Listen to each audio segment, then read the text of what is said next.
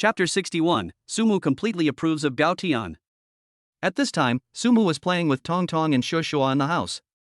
Tong Tong and Shushua laughed happily from time to time, and Sumu was also very happy. Su Xingwei was very surprised to see the people in the house after opening the door. The two little ones saw their mother come back and immediately ran towards her. Su Xingwei was first surprised, then nervous, because Gao Tian knew that her mother was here, which meant that they had already met. Su Xingwei didn't know if her mother would make things difficult for Gao Tian, so she looked at her mother and then at Gao Tian behind her. At the same time, Su's mother noticed that Su Xingwei was standing there, her eyes constantly scanning the room. Su's mother smiled slightly, and she immediately understood why Su Xingwei was so nervous and what she was looking for. "It's fine, don't look. Your father has gone on a business trip and hasn't returned yet," Su's mother said with a smile to her daughter. "Oh, he's gone on a business trip," Su Xingwei said with a sigh of relief.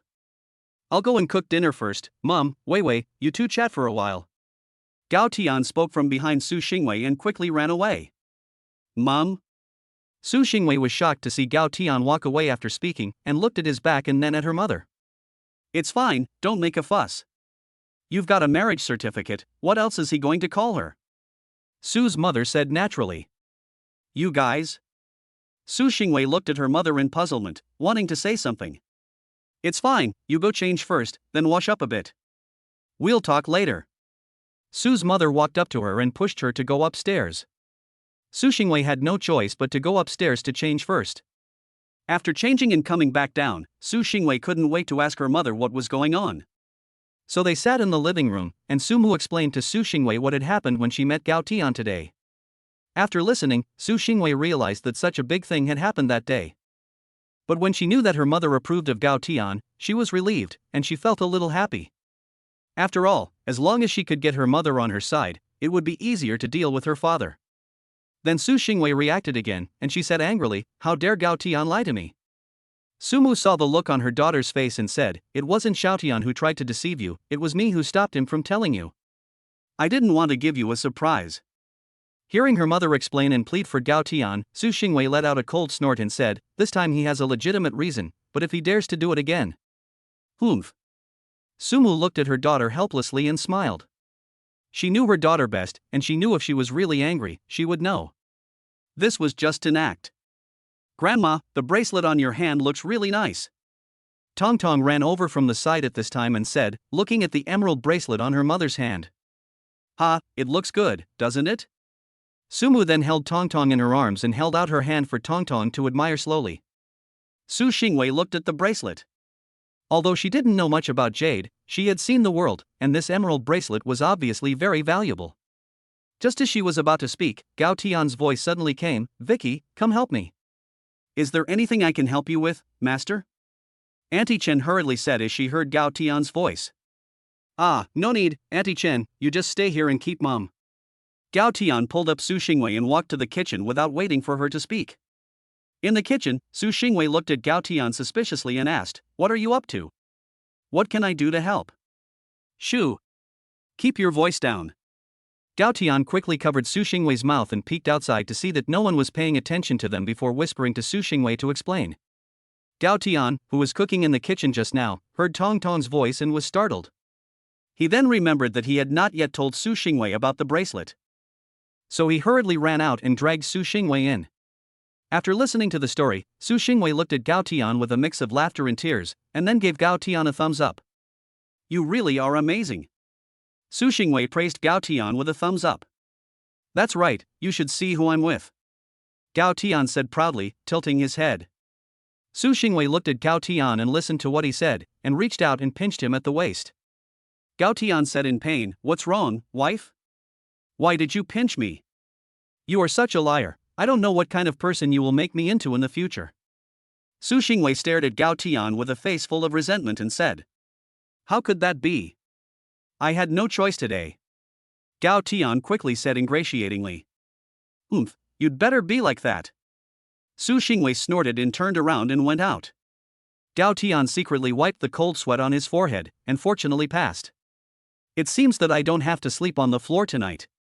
Soon Gao Tian had prepared a large table of dishes, including some that Su's mother liked, some that Su Xingwei liked, and some that Tong Tong and Shushua liked.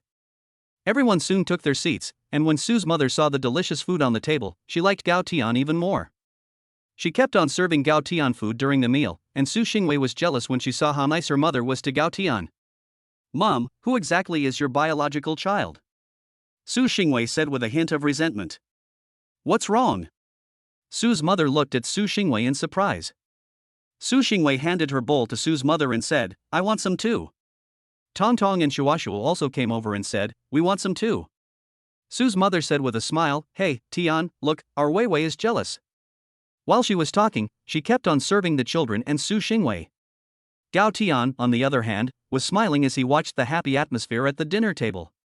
Soon after dinner, the family had a little fun in the living room before Gao Tian suggested, "It's the weekend tomorrow, so why don't we take mom and the kids out for a bit?" The two little ones were overjoyed at the prospect of going out, and Su Xingwei and Su's mother also said that it was fine.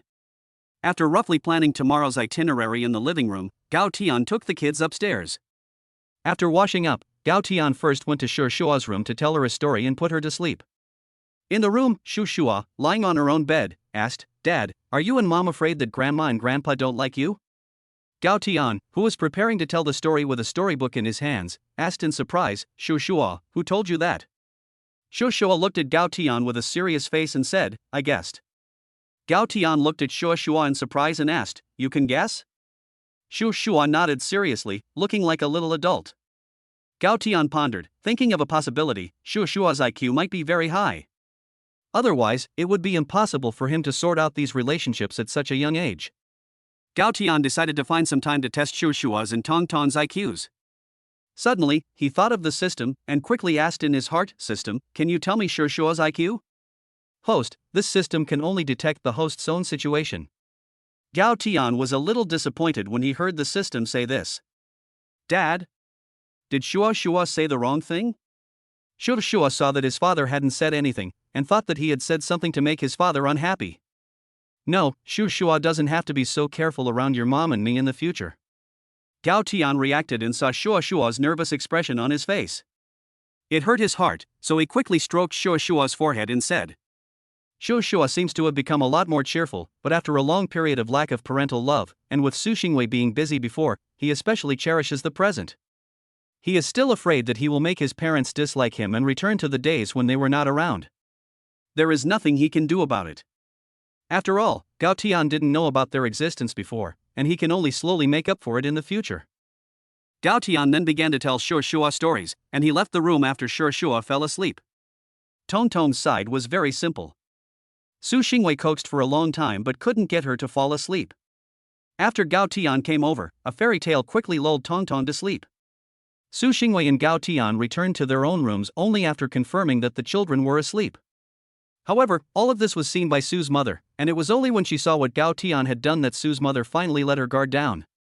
Chapter 62 for Su Xingwei, her mother had a surprise in store.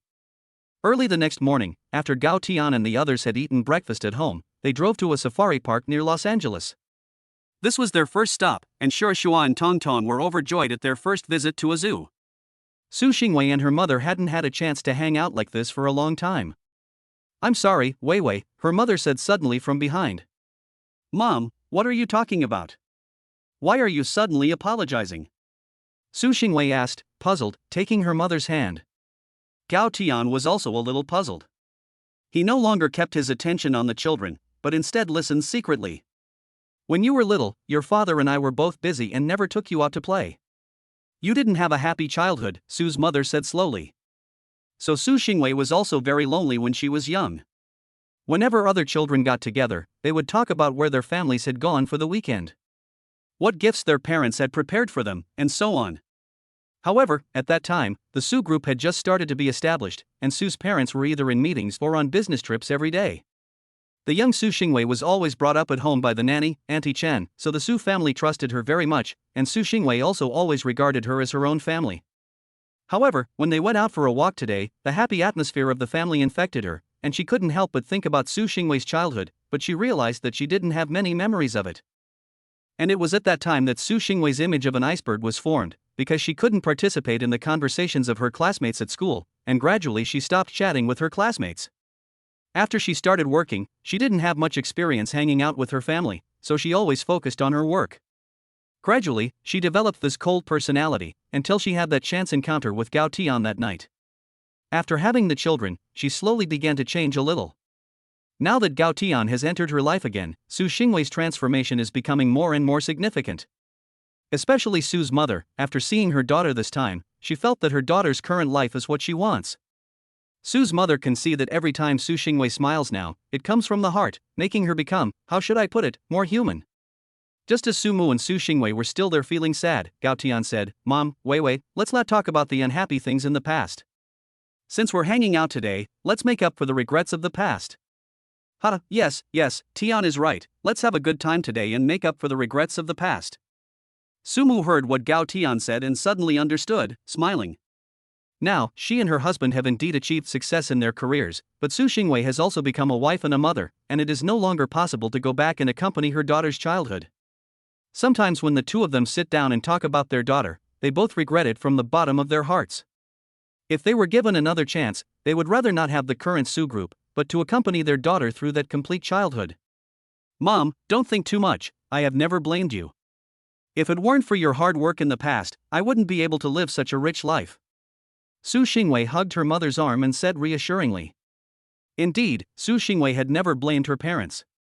After all, although she did not have her parents by her side all the time like other people, her life was also the envy of countless people.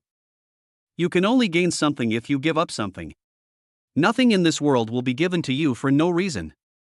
Only by giving up something can you possibly have something. In the process of striving, people may lose something and have some regrets, but the result of their efforts is what they wanted in the first place. Gao Tian saw this situation and immediately had an idea. He quietly walked over to the side. Tong Tong and Shushua didn't know what was going on, and they didn't know why their grandmother and mother suddenly looked so unhappy, but the two little ones knew better than to ask, until Gao Tian waved at them from the side. The two little ones ran over to Gao Tian. Gao Tian squatted on the ground and looked at the two little ones and said, "Did your mom and dad come with you today to have fun together?" Tong Tong and Shushua immediately nodded happily to show their happiness. Do you know what? Mom has never played with her grandparents before. Gao Tian said again. Ah. Then Mom was very unlucky when she was little. Tong Tong immediately looked less happy when she heard this and pouted. Dad, just tell us. What do we have to do to make Mom happy? Shushua said after thinking for a moment. Gao Tian didn't expect Shushua to understand what he wanted to do at once, and looked at Shushua in surprise. Shushua is really smart, let's do it this way later. Gao Tian whispered something in Shushua's and Tong Tong's ears. At this time, Su Xingwei and Su Mu also discovered that the three guys over here were plotting something. Gao Tian, what are you guys talking about? Su Xingwei walked over to them suspiciously and asked. Ah, no, we were just asking if they were thirsty. Gao Tian quickly said. There is a place to rest up ahead, if you are tired, let's go rest for a while, okay? Su Xingwei hurriedly crouched down and asked Tong Tong and Shushua. Gao Tian quickly gave them a wink, and Tong Tong and Shushua immediately understood when they saw Gao Tian's wink. The family rested under a pavilion in the zoo, while Gao Tian ran to buy some water. After Gao Tian left, he took out his phone and called Qin Ming, and also notified Wang Xaner. At this time, Su Xingwei and her mother did not know that Gao Tian was already preparing a surprise for them. After a while, a man in his 50s came up to Gao Tian, who was buying water at the zoo shop. Hello, Mr. Gao, I am the person in charge of this zoo. Assistant Qin has told us about your needs. Is there anything else you need help with? The man asked, quickly approaching Gao Tian after seeing him. The man was the zoo's general manager surnamed Wang. Gao Tian recognized him as he had received Qin Ming's information. Mr. Wang, you don't need to be so polite, just prepare as I have requested. For the time being, there is nothing else. Gao Tian politely shook hands with Mr. Wang and the two walked outside. While the two men were talking, a family of 5 next to them was preparing to take a photo. Hello, uncle, we want to take a family photo here, can you please move aside a little? Thanks, a 10-year-old girl standing next to Gao Tian asked. Okay, sorry. Hearing what the little girl said to him, Gao Tian looked up and saw that there were 2 elderly people next to them, and a couple in their 30s smiling politely at him. After Gao Tian and President Wang walked aside, President Wang said, if there is nothing else, I will go back to work first. Wait a minute, President Wang, I have actually thought of something that I need your help with. Gao Tian suddenly said, looking at a large family taking photos in the distance. President Wang, who was about to leave, asked suspiciously, "What do you mean?" "I will try my best to arrange it for you. It's not too difficult. I need a few photographers." Then Gao Tian told Wang Zong about his plan. "No problem, that's easy. Our zoo has a team of photographers dedicated to taking pictures of visitors. I guarantee I can arrange that for you," Wang Zong said with a pat on his chest after hearing this. After saying goodbye to Wang Zong, Gao Tian returned to the gazebo with the water he had bought. Su Xingwei asked after seeing Gao Tian return, "What took you so long? What happened?" Gao Tian hurriedly explained, "It's nothing, I went to the bathroom, there were too many people and I had to wait in line for a while."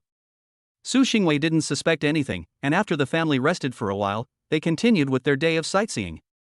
The entire zoo was filled with the laughter of Tong Tong, Su Xingwei, and Su's mother. What Su Xingwei didn't know was that a group of people were hiding in the crowd, using long and short cameras to capture the family. Chapter 63 Gao Tian's surprise plan has encountered an unexpected problem. The family is happily enjoying the day out, and soon it will be dark. Su Xingwei and her mother were originally planning to go home. Gao Tian does feel that the children are still having a good time, so they will stay a little longer.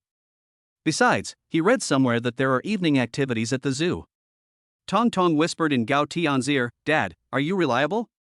"Yes, Dad hasn't made a sound," Shua said doubtfully.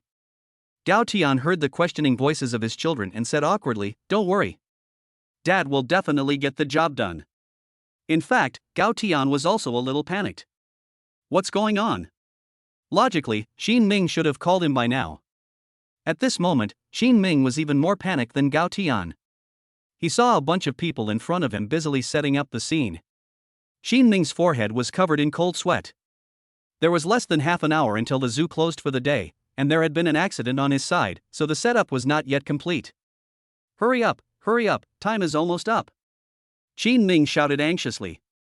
The person in charge of the zoo, Mr. Wang, also hurriedly came over and asked, "How is Assistant Xin doing?" "Mr. Wang, can you hold things up for a while on your side? I still need a little more time here."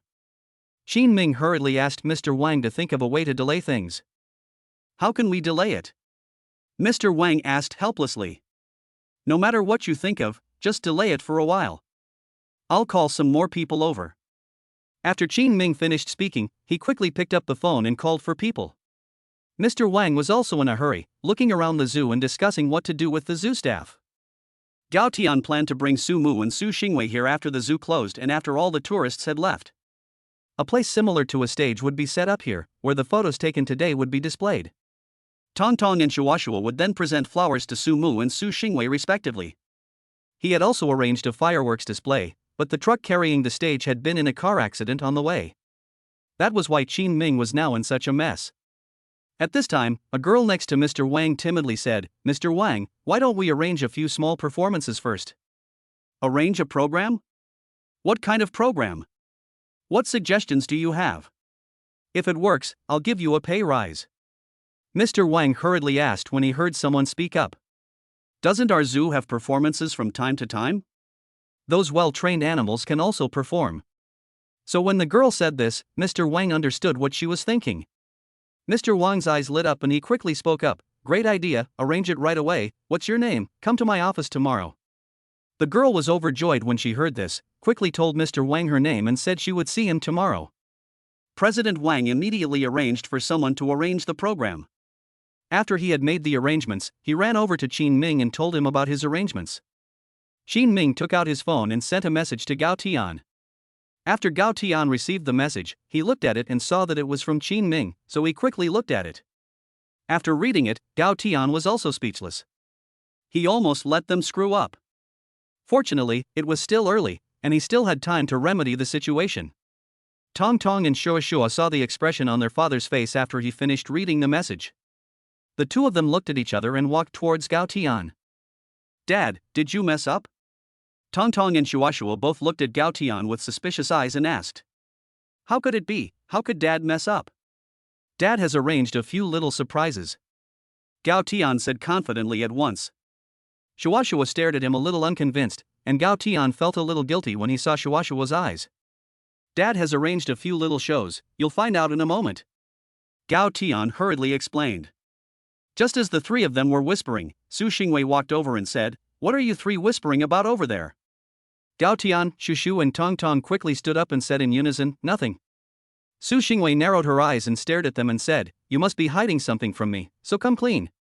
"Oh, Mom, really, there's nothing. Don't you believe your cute little princess?" Tong Tong immediately ran up to Su Xingwei and cuddled up to her. "You are the most untrustworthy of all the mischievous kids."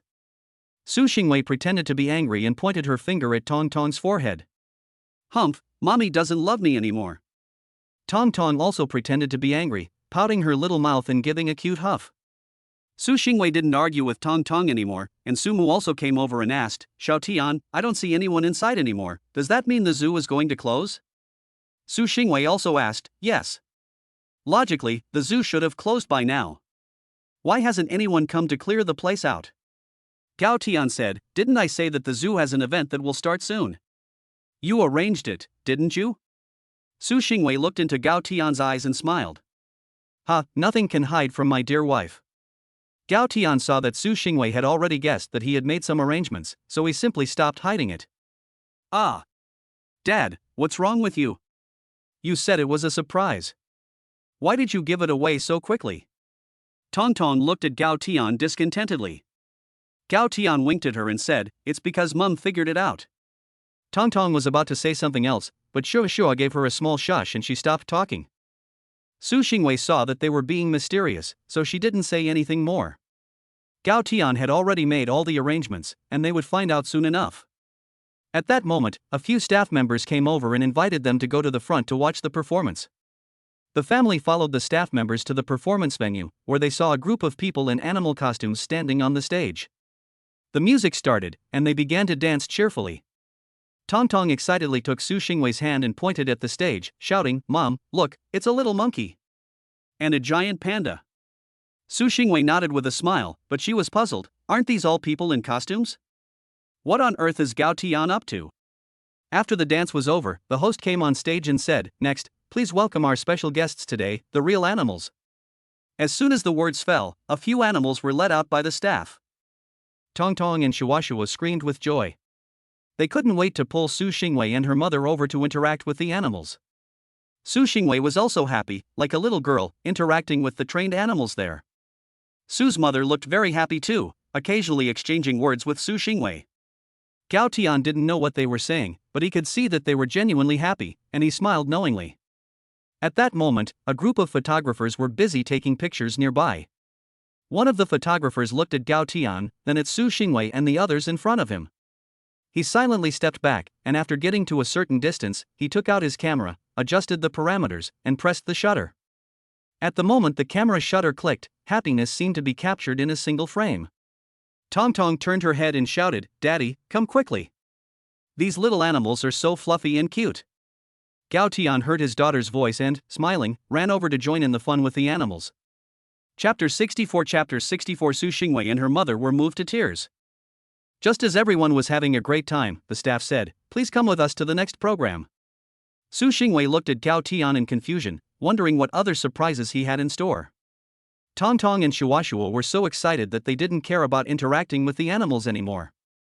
They immediately took their grandmother and mother and followed the staff's instructions. After following the staff for a while, Su Xingwei and the others saw an open area with a built-in stage. The stage was not used for performances, and there were many curtains of different sizes hanging above it. The most conspicuous one was the curtain hanging in the middle of the stage in midair. There was no projection on the curtain yet, and Su Xingwei had no idea what it was for. Then the staff invited them to go up on stage, and standing on the stage felt like being inside a curtain. While Su Xingwei and the others were confused, Tong Tong and Shua had quietly retreated and walked over to Gao Tian. Then the lights on the stage came on, no, to be precise, projections were cast on the curtains. The projections were photos, and the subjects of the photos were Su Mu and Su Xingwei, as well as some photos of Tong Tong and Shuashua. There were even all the photos of Su Xingwei from childhood to the present, as well as photos of Tong Tong and Shuashua as children. Of course, these photos were all sent to Gao Tian by Aunt Chen, as well as the photos taken by the photographer arranged by Gao Tian today to record the family's day of fun. Su Xingwei and her mother looked at each photo and their eyes slowly began to fill with tears. Su Xingwei's mother stared at every photo of her growing up, carefully examining each one. These were all taken by Auntie Chen. Su Xingwei, on the other hand, had carefully looked at every photo, some of which she didn't even remember. However, she knew that her mother must have seen all of these photos, because she knew that Auntie Chen had taken photos of her growing up and sent them to Su Xingwei's mother. After reading through the photos of Su Xingwei from childhood to adulthood, Gao Tian stared intently at the photos of Tong Tong and Shishua as a child. Since he got these photos from Su Xingwei and Aunt Chen, he had no idea how many times he had looked at them every day. But those few years of mistakes could never be returned, and Gao Tian vowed secretly to accompany Su Xingwei and the children well in the future. At that moment, Tong Tong and Shuashuo each held a large bouquet of flowers and presented them to the two mothers. Su Xingwei and Su Mu were already in tears, and the large screen in the middle lit up the moment the two of them received the flowers. The photo was taken when they were just interacting with the animals. The photo shows the family happily interacting with the animals, while only one figure stands silently behind everyone, not far away, with a smile on the corner of his mouth. Everyone looked at this photo, and Gao Tian also looked over. The artistic conception of this photo was indeed the best among all the photos taken. This photographer must be given a bonus. After everyone had finished looking at the photo, they all turned back to look at Gao Tian together, and Gao Tian felt a little embarrassed that everyone was looking at him. At this moment, Gao Tian was in the same situation as in the photo, looking at everyone on the stage while he stood below it, smiling and looking at everyone. Su Xingwei quickly ran off the stage and threw herself into Gao Tian's arms. Her heart was complex at this moment. She was both sad and happy. She was sad because she had no parents to accompany her during her childhood, and her children also had no father to accompany them.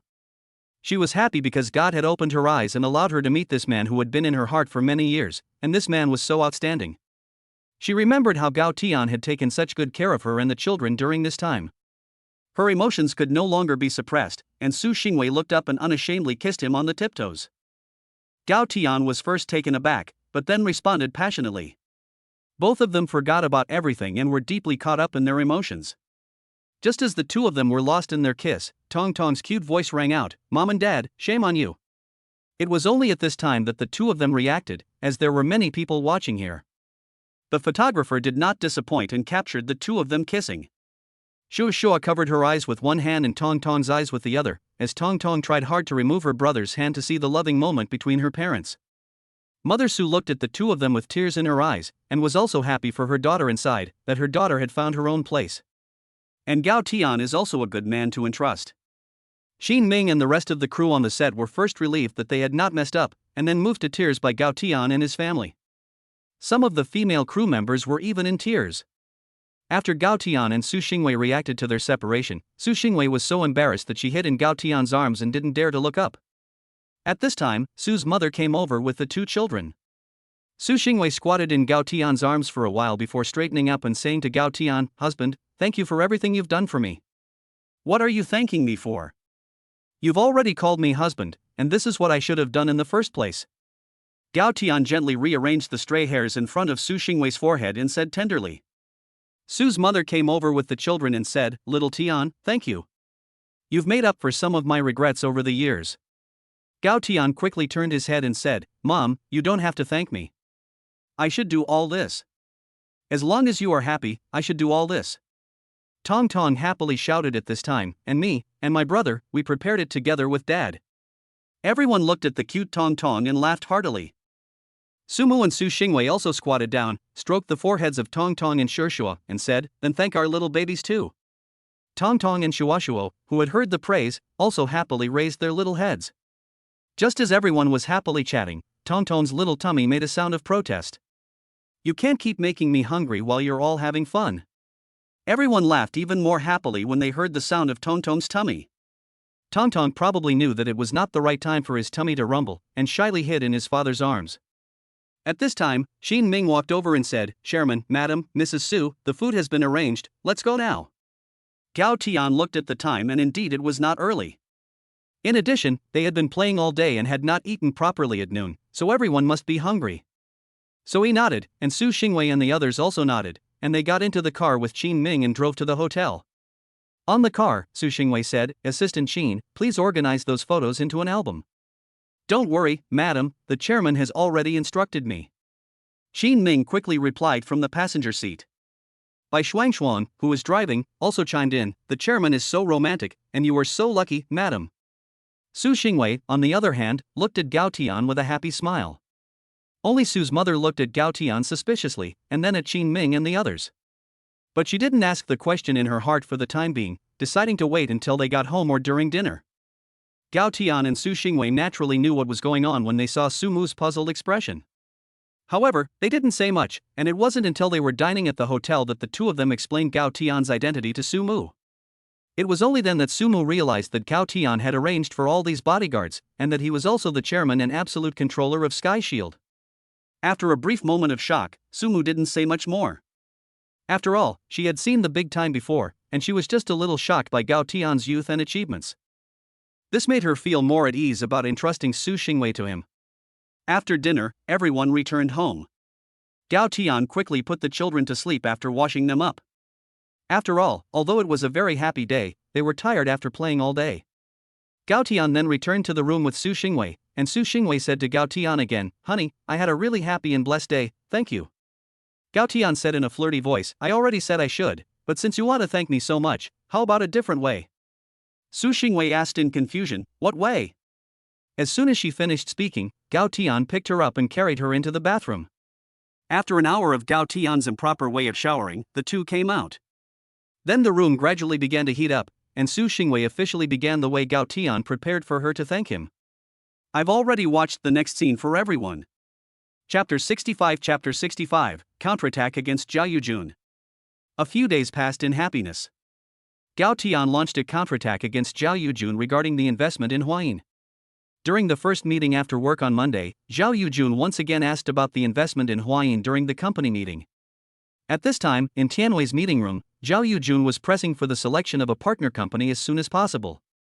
Su Xingwei and everyone in the investment department were furious, and Zhao Yujun's intentions were clear. In contrast, Gao Tian sat there calmly, as if he were a monk in meditation. "Whoever, Xiao Gao.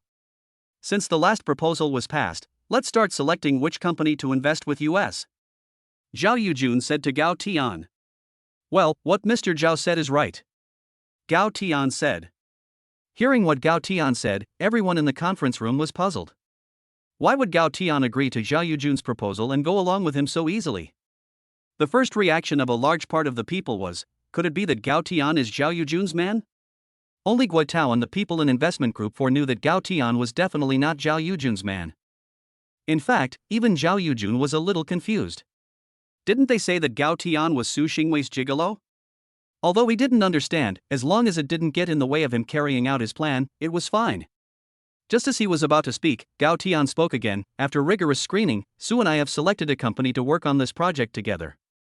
Zhao Yujun, who was about to speak, heard Gao Tian's words and instantly became agitated. "What did you say?" Zhao Yujun said, a little flustered. Gao Tian knew exactly why Zhao Yujun was flustered, because he knew that Zhao Yujun was going to let Kaibua enter. However, now Gao Tian told him that he had already chosen a company, so it was only natural that he would be in a hurry. However, soon Zhao Yujun stabilized his mind. He didn't believe that there was a rival in the entire Los Angeles that could match Kaibua. Then why not let team leader Gao introduce which company it is? Zhao Yujun said confidently after he figured it out. "Of course there is no problem." Gao Tian looked at Zhao Yujun and smiled, saying. Then Gao Tian stood up, looked around at the group, and took out 2 documents, one on Kaibua Ventures and the other on Tianshan Security. After seeing Gao Tian's actions, Su Xingwei nodded to Wang Xiner, who then began to distribute the 2 documents to everyone present. The 2 documents Wang Xiner handed out were the same as the ones Gao Tian was holding, and Gao Tian had asked Su Xingwei to prepare them in advance. Although Gao Tian did not tell her what to do, Su Xingwei unconditionally supported and trusted Gao Tian. After everyone had received the information, Gao Tian continued, "These are the profiles of the 2 companies we have prepared, and they are currently the most capable of following up on this project." After Gao Tian spoke, everyone began to read them carefully. In particular, Guo Tao and the people in Gao Tian's team knew that Gao Tian was going to start fighting back when they saw him stand up and start speaking. However, they soon realized that something was wrong. First of all, the strength of these 2 companies was indeed the strongest in Los Angeles. But one is Kaibua and the other is Tianshan, one's main business is investment and the other's main business is security, so it must be Kaibua that is most suitable. If there is a selection, wouldn't Kaibua win? This happened to be exactly what Zhao Yujun wanted. Zhao Yujun was a little uneasy when he saw the information, but then he let go of his worries because he was thinking the same thing as everyone else. Unless Gao Tian was the chairman of SkyShield, where SkyShield was also a company under the Su family's group. However, what they didn't know was that Gao Tian was indeed the chairman of SkyShield. Only Su Xingwei understood Gao Tian's thinking after seeing the SkyShield security information. No one else knew, but she did, that Gao Tian was indeed the chairman of SkyShield and the actual controlling shareholder. Even the investment plan was personally formulated by the chairman of SkyShield, so what could Kaibo win? Just as everyone was intently looking at the data and guessing, Gao Tian continued, Su and I have chosen Tiandun Security. What do you all think?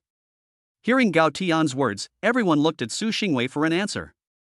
Yes, Su and I have discussed it and feel that Tiandun Security is the most suitable. Su Xingwei saw everyone looking over, so she spoke up to give everyone a definite answer.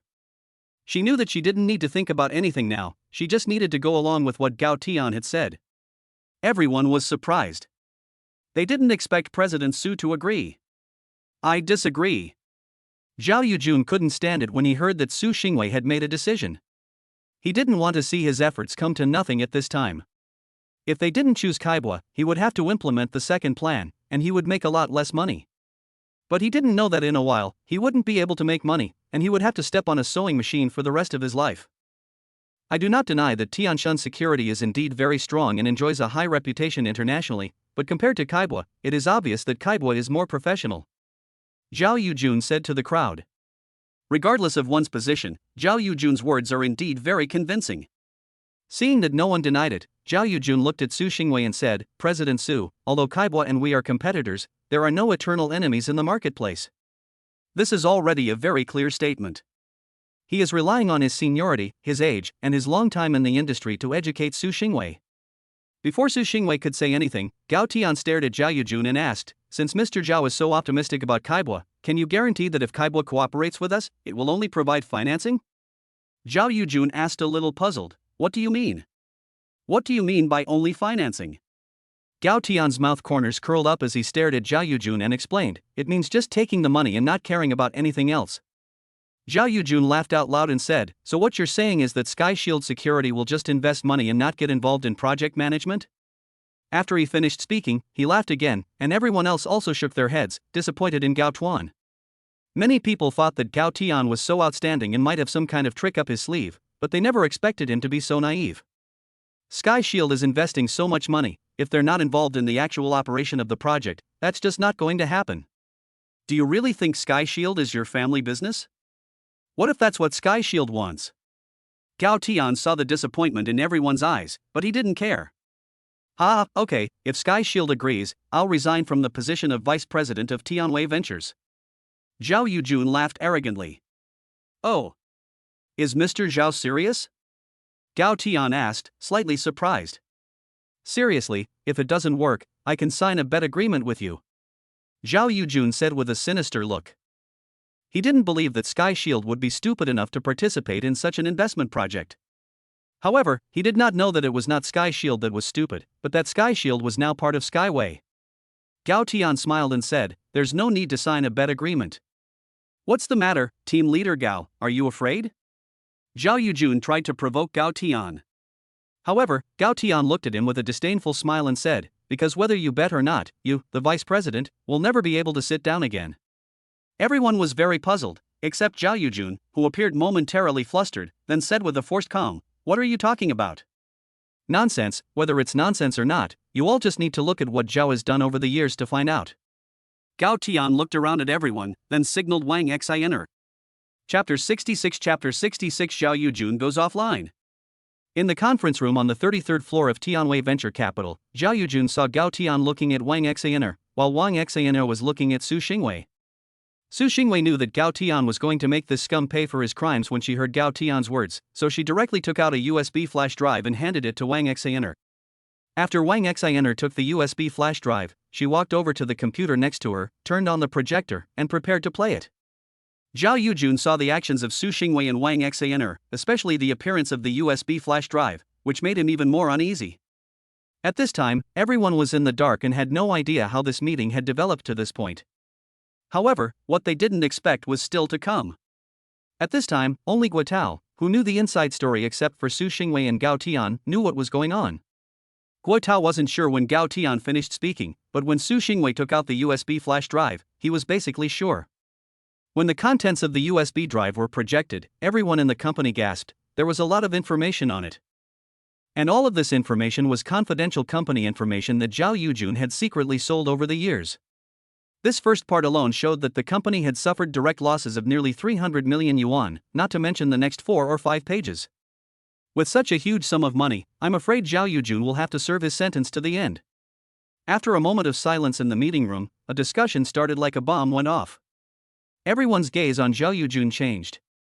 Zhao Yujun's face paled after seeing the information and he immediately became agitated. He stood up, pounded on the table, and shouted, "It's all fake.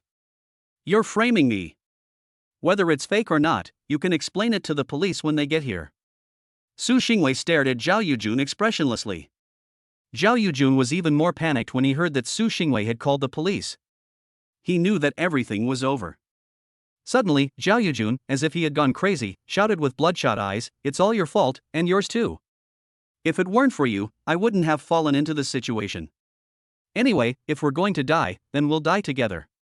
After Zhao Yujun finished speaking, he pulled out a switchblade from nowhere and charged at Su Xingwei with it in his hand. Everyone in the meeting room was startled, and the timid women screamed in fear. The bold ones shouted, "General Su, be careful." However, just as everyone was worried about Su Xingwei, a graceful figure blocked in front of her, grabbed Zhao Yujun's wrist with the knife, and gently twisted it, and the sound of a bone breaking rang out. Zhao Yujun let out a heart-wrenching scream and was pushed to the ground. Everyone looked at the graceful figure that had defeated Zhao Yujun in one move and brought him to the ground, and it was by Xuangshuang. While everyone else was in a daze, Gao Tian shouted, "What are you all doing? Hurry up and restrain him." It was only at this time that everyone reacted.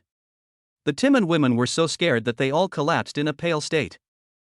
Some of Gao Tian's colleagues helped restrain Zhao Yujun, while others helped the colleagues who had collapsed in fear to get up. Gao Tian walked over to Su Xingwei and asked with concern, "Are you okay?" "I'm fine, don't worry. Thanks to Frost this time," Su Xingwei said without looking shocked. The rest of the company thought to themselves, "She is the iceberg female CEO, unflappable in the face of trouble." In no time, the company's security personnel came up and took Zhao Yujun into control. Gao Tian looked around and saw that everyone had already recovered from the shock, so he said, "Since this matter is over, let's continue with the meeting." Everyone else looked at Gao Tian in surprise. After such a big incident, they were still having a meeting. And President Su has not yet spoken. How dare you, a small team leader, preside over the meeting? Just then, Su Xingwei also spoke up, "Everyone tidy up a little and calm down a bit, and the meeting will continue." Everyone in the meeting room looked at Su Xingwei and then at Gao Tian. They always felt that there was some kind of secret between these two. Zhu Kai whispered in Guo Tao's ear, "Brother Tao, don't you think Brother Tian and the CEO look like a husband and wife?" Guo Tao glanced at Zhu Kai and then looked at Gao Tian and Su Xingwei and said, "Even you've noticed it, which means my guess is true." Zhu Kai asked in puzzlement, "What guess?" Guo Tao gave a mysterious smile and said, "You'll find out later." He was thinking to himself that the two really looked like a husband and wife standing together. After the group helped the knocked-over stool back up, they all sat up straight and adjusted their emotions a little. Su Xingwei glanced at the group and said, "As you can see, Zhao Yujun's various actions have caused the company to lose so much money year after year. The company will not let such a parasite go." Everyone bowed their heads and didn't dare to speak. Su Xingwei's aura was too strong at this time, and no one dared to make eye contact with her. Looking at everyone's performance, Su Xingwei gave a satisfied expression, nodded, and continued, "But those who have contributed to the company will never let you down." Gao Tian knew that this was the perfect time for Su Xingwei to establish her authority. It could be said that from now on, Su Xingwei had finally taken complete control of the company. Everyone let out a sigh of relief after hearing Su Xingwei's words. It wasn't until Su Xingwei had calmed her aura that the others dared to look up at her.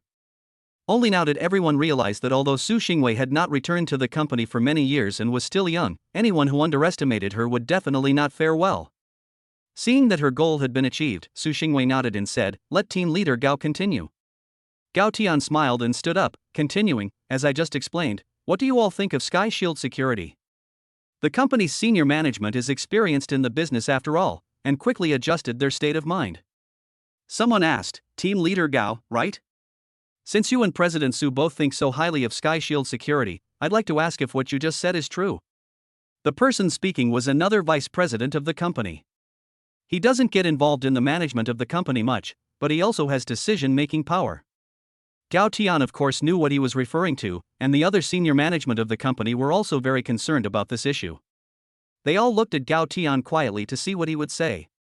Gao Tian smiled slightly and said, "Of course, I can guarantee that what I say today is absolutely true." Su Xingwei also spoke up at this time, saying, "I know about this matter, and I can vouch for him as well." After hearing this, the group discussed it among themselves and agreed to the participation of Sky Shield security. After all, the better the company's performance, the better their benefits will be. Everyone is definitely hoping for the company to develop in a positive direction when their own interests are involved. So in the last moments of this meeting, Gao Tian gave a detailed introduction to the specific details of the cooperation with Sky Shield Security, and everyone else in the company unanimously approved. When the meeting broke up, Bai Shuangshuang followed behind Su Xingwei, and everyone else looked at her with a hint of awe. After all, they had personally seen this woman Bai Shuangshuang twist Zhao Yujun's wrist with one move and subdue him without any effort. Next, Gao Tian was going to implement the second step of the plan, and Wang Hao would soon be in trouble. Gao Tian had not forgotten this spoiled rich kid who wanted to marry above his station. Wang Hao would soon have his nightmare. Chapter 67 The miserable Gao Tian, Wang Hao, who was on his mind. Tianwei Venture Capital. Su Xingwei was walking in front, Gao Tian followed behind, Wang Xianer went to the president's office to get busy, and Bai Shuangshuang guarded the door. After entering the office, Gao Tian turned his head and locked the door.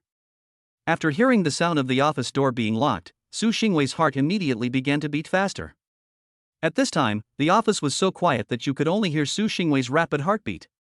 After locking the door, Gao Tian quietly came up behind Su Xingwei and stopped. Su Xingwei stood there without moving, not even turning around, and kept thinking, what should I do? If he does something bad in the office, should I agree? She herself felt a little weak in the knees as she thought, and just as Su Xingwei was torn between what to do, Gao Tian took Su Xingwei in his arms. At this point, Su Xingwei no longer had the strength to resist, so she simply closed her eyes and let Gao Tian do whatever he wanted. But after waiting for a long time, apart from Gao Tian pulling her into his arms, she didn't see him make any other movements.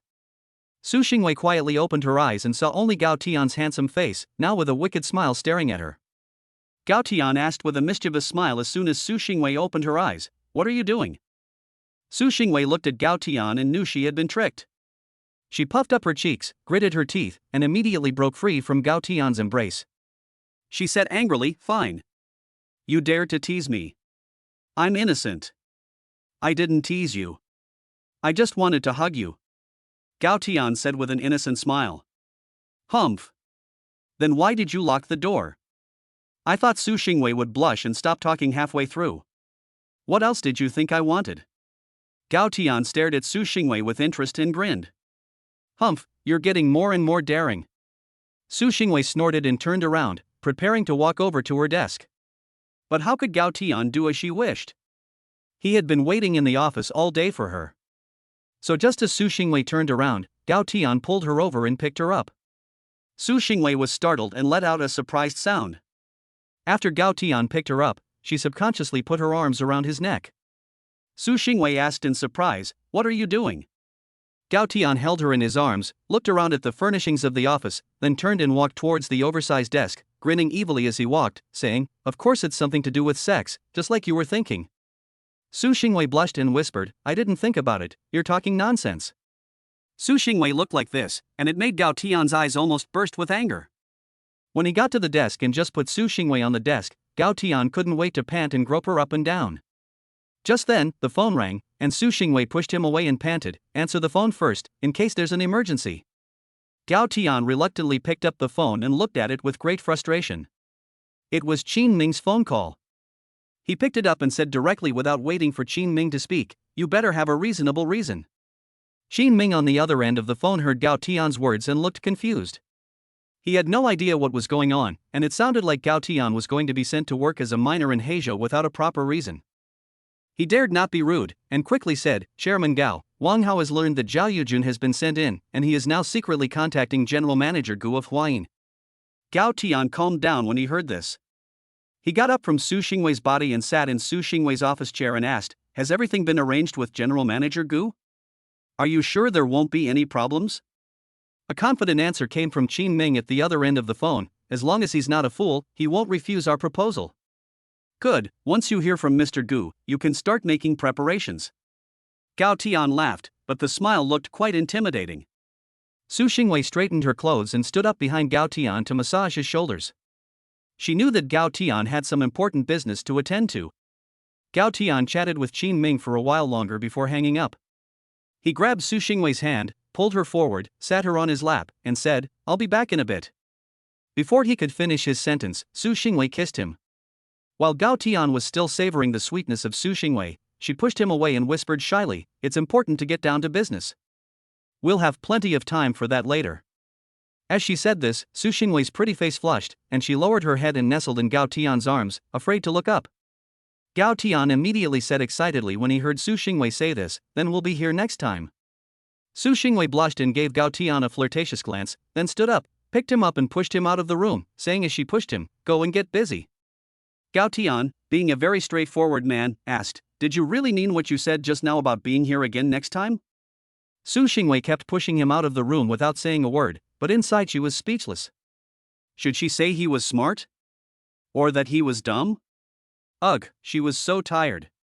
After Gao Tian came out, Bai Shuangshuang was standing guard 1 meter away from the door. She immediately retreated a little further away and stayed there when Gao Tian went in and locked the door behind him.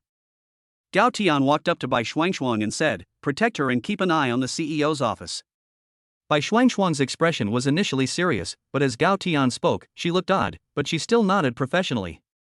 Seeing her look like she wanted to say something but couldn't, Gao Tian was a little strange. Just as he was about to ask, Wang Xian'er walked over and also looked odd when she saw Gao Tian. So Gao Tian asked, "What's wrong? Why are you all looking at me like that?" Wang Xian'er held back her laughter and handed him a small makeup mirror and said, "Take a look for yourself." Gao Tian picked it up and looked at it. It turned out that Su Xingwei had just sucked 2 little strawberries on his neck, and there were also lip prints. His mouth also looked a bit. Gao Tian looked at it and quickly went to the bathroom to deal with it a little. Fortunately, no one saw it. There were basically no other traces, just the 2 strawberry prints. There was nothing he could do in the short term, so he could only try to cover it up a little. Then he blamed it all on Wang Hao. If it weren't for this kid's dishonesty, Gao Tian would already be enjoying office passion. So Gao Tian decided that this time, if he didn't give Wang Hao a good scolding, Zhu Kai wouldn't be surnamed Zhu. Don't ask why it wasn't him who wasn't surnamed Gao. Of course, there are exceptions to everything, and in case of any accidents, it would be difficult. However, at this time, the smug and complacent Wang Hao didn't know that he had already been targeted by a wolf. And this wolf is definitely going to tear off a big piece of meat from him. Originally, Gao Tian wanted to teach Wang Hao a lesson, but now he's changed his mind. The more Gao Tian thought about it, the angrier he became. He picked up the phone and dialed Qin Ming. After the call connected, Gao Tian spoke without waiting for Qin Ming to say anything. "I've changed my mind. Teach Wang Hao the son of a bitch a good lesson." Gao Tian hung up the phone after saying that, while Qin Ming was at a loss for what to do after Gao Tian's phone call. Gao Tian's tone of voice sounded very angry, even angrier than before. This kid Wang Hao obviously hasn't bothered him in the past few days, except for this Huayin matter. Qin Ming would never have guessed, even if he racked his brains, that it was actually this kid Wang Hao's bad luck to pick this time period to meet with General Manager Gu. Otherwise, if Qin Ming had just called to say something else that wasn't important, then it would have been him who would have been in trouble. If you really want to talk about it, it can be said that this kid Wang Hao took the blame for him. Chapter 68 The Hard Hit Zhu Kai. Tianwei Venture Capital Investment Department. Gao Tian had just returned to his team office. As soon as Gao Tian came in, he heard Zhu Kai's strange tone say, Yo, isn't this our elusive team leader?" Gao Tian thought about it for a moment, and decided not to take it personally, seeing as he had sworn an oath in his name. "What's up?" "I'm here, aren't I?" "Go ahead, what's up?" Gao Tian said. "We thought after the meeting, our team leader Gao would disappear again," Zhu Kai said. Zhenju and Su Lily looked at Zhu Kai teasing Gao Tian there and secretly laughed. They are only interns, they dare not joke with Gao Tian recklessly. Gao Tian looked at the two of them and said, "If you want to laugh, laugh, but be careful not to hurt your body." Zhu Kai was actually doing it on purpose. He had also discovered a small problem in the past few days, and he had already told Gao Tian about it. That is, these two interns are more or less unable to blend into the atmosphere of their team. Gao Tian was not the type of person with an official air, and Zhu Kai was also not fussy, but the two of them were too careful. They always feel that they dare not say what they think, and they just follow orders. This is not a good sign, and it will hinder their development. Zhu Kai heard Gao Tian teasing Chenju and Su Lily, and he knew that this was an opportunity. So he said in response to Gao Tian's words, "Just laugh if you want to. There is nothing wrong with being rigorous at work, but there is no need to be so cautious." Gao Tian also spoke up and said, "Yes, don't feel any psychological pressure. We are originally a team, so just treat each other as friends." Zhu Kai continued, "Sometimes Tian and I can't think of everything either. Just feel free to speak your mind at work. You've been working together for so long, you should know what kind of people we are." Shinjo and Su Lily were very touched to hear the team leader and senior colleagues say such kind things. They had heard that interns assigned to other teams had no say in their departments, could only do menial tasks, and would not be taught by their seniors. However, they are lucky to have come to Team 4.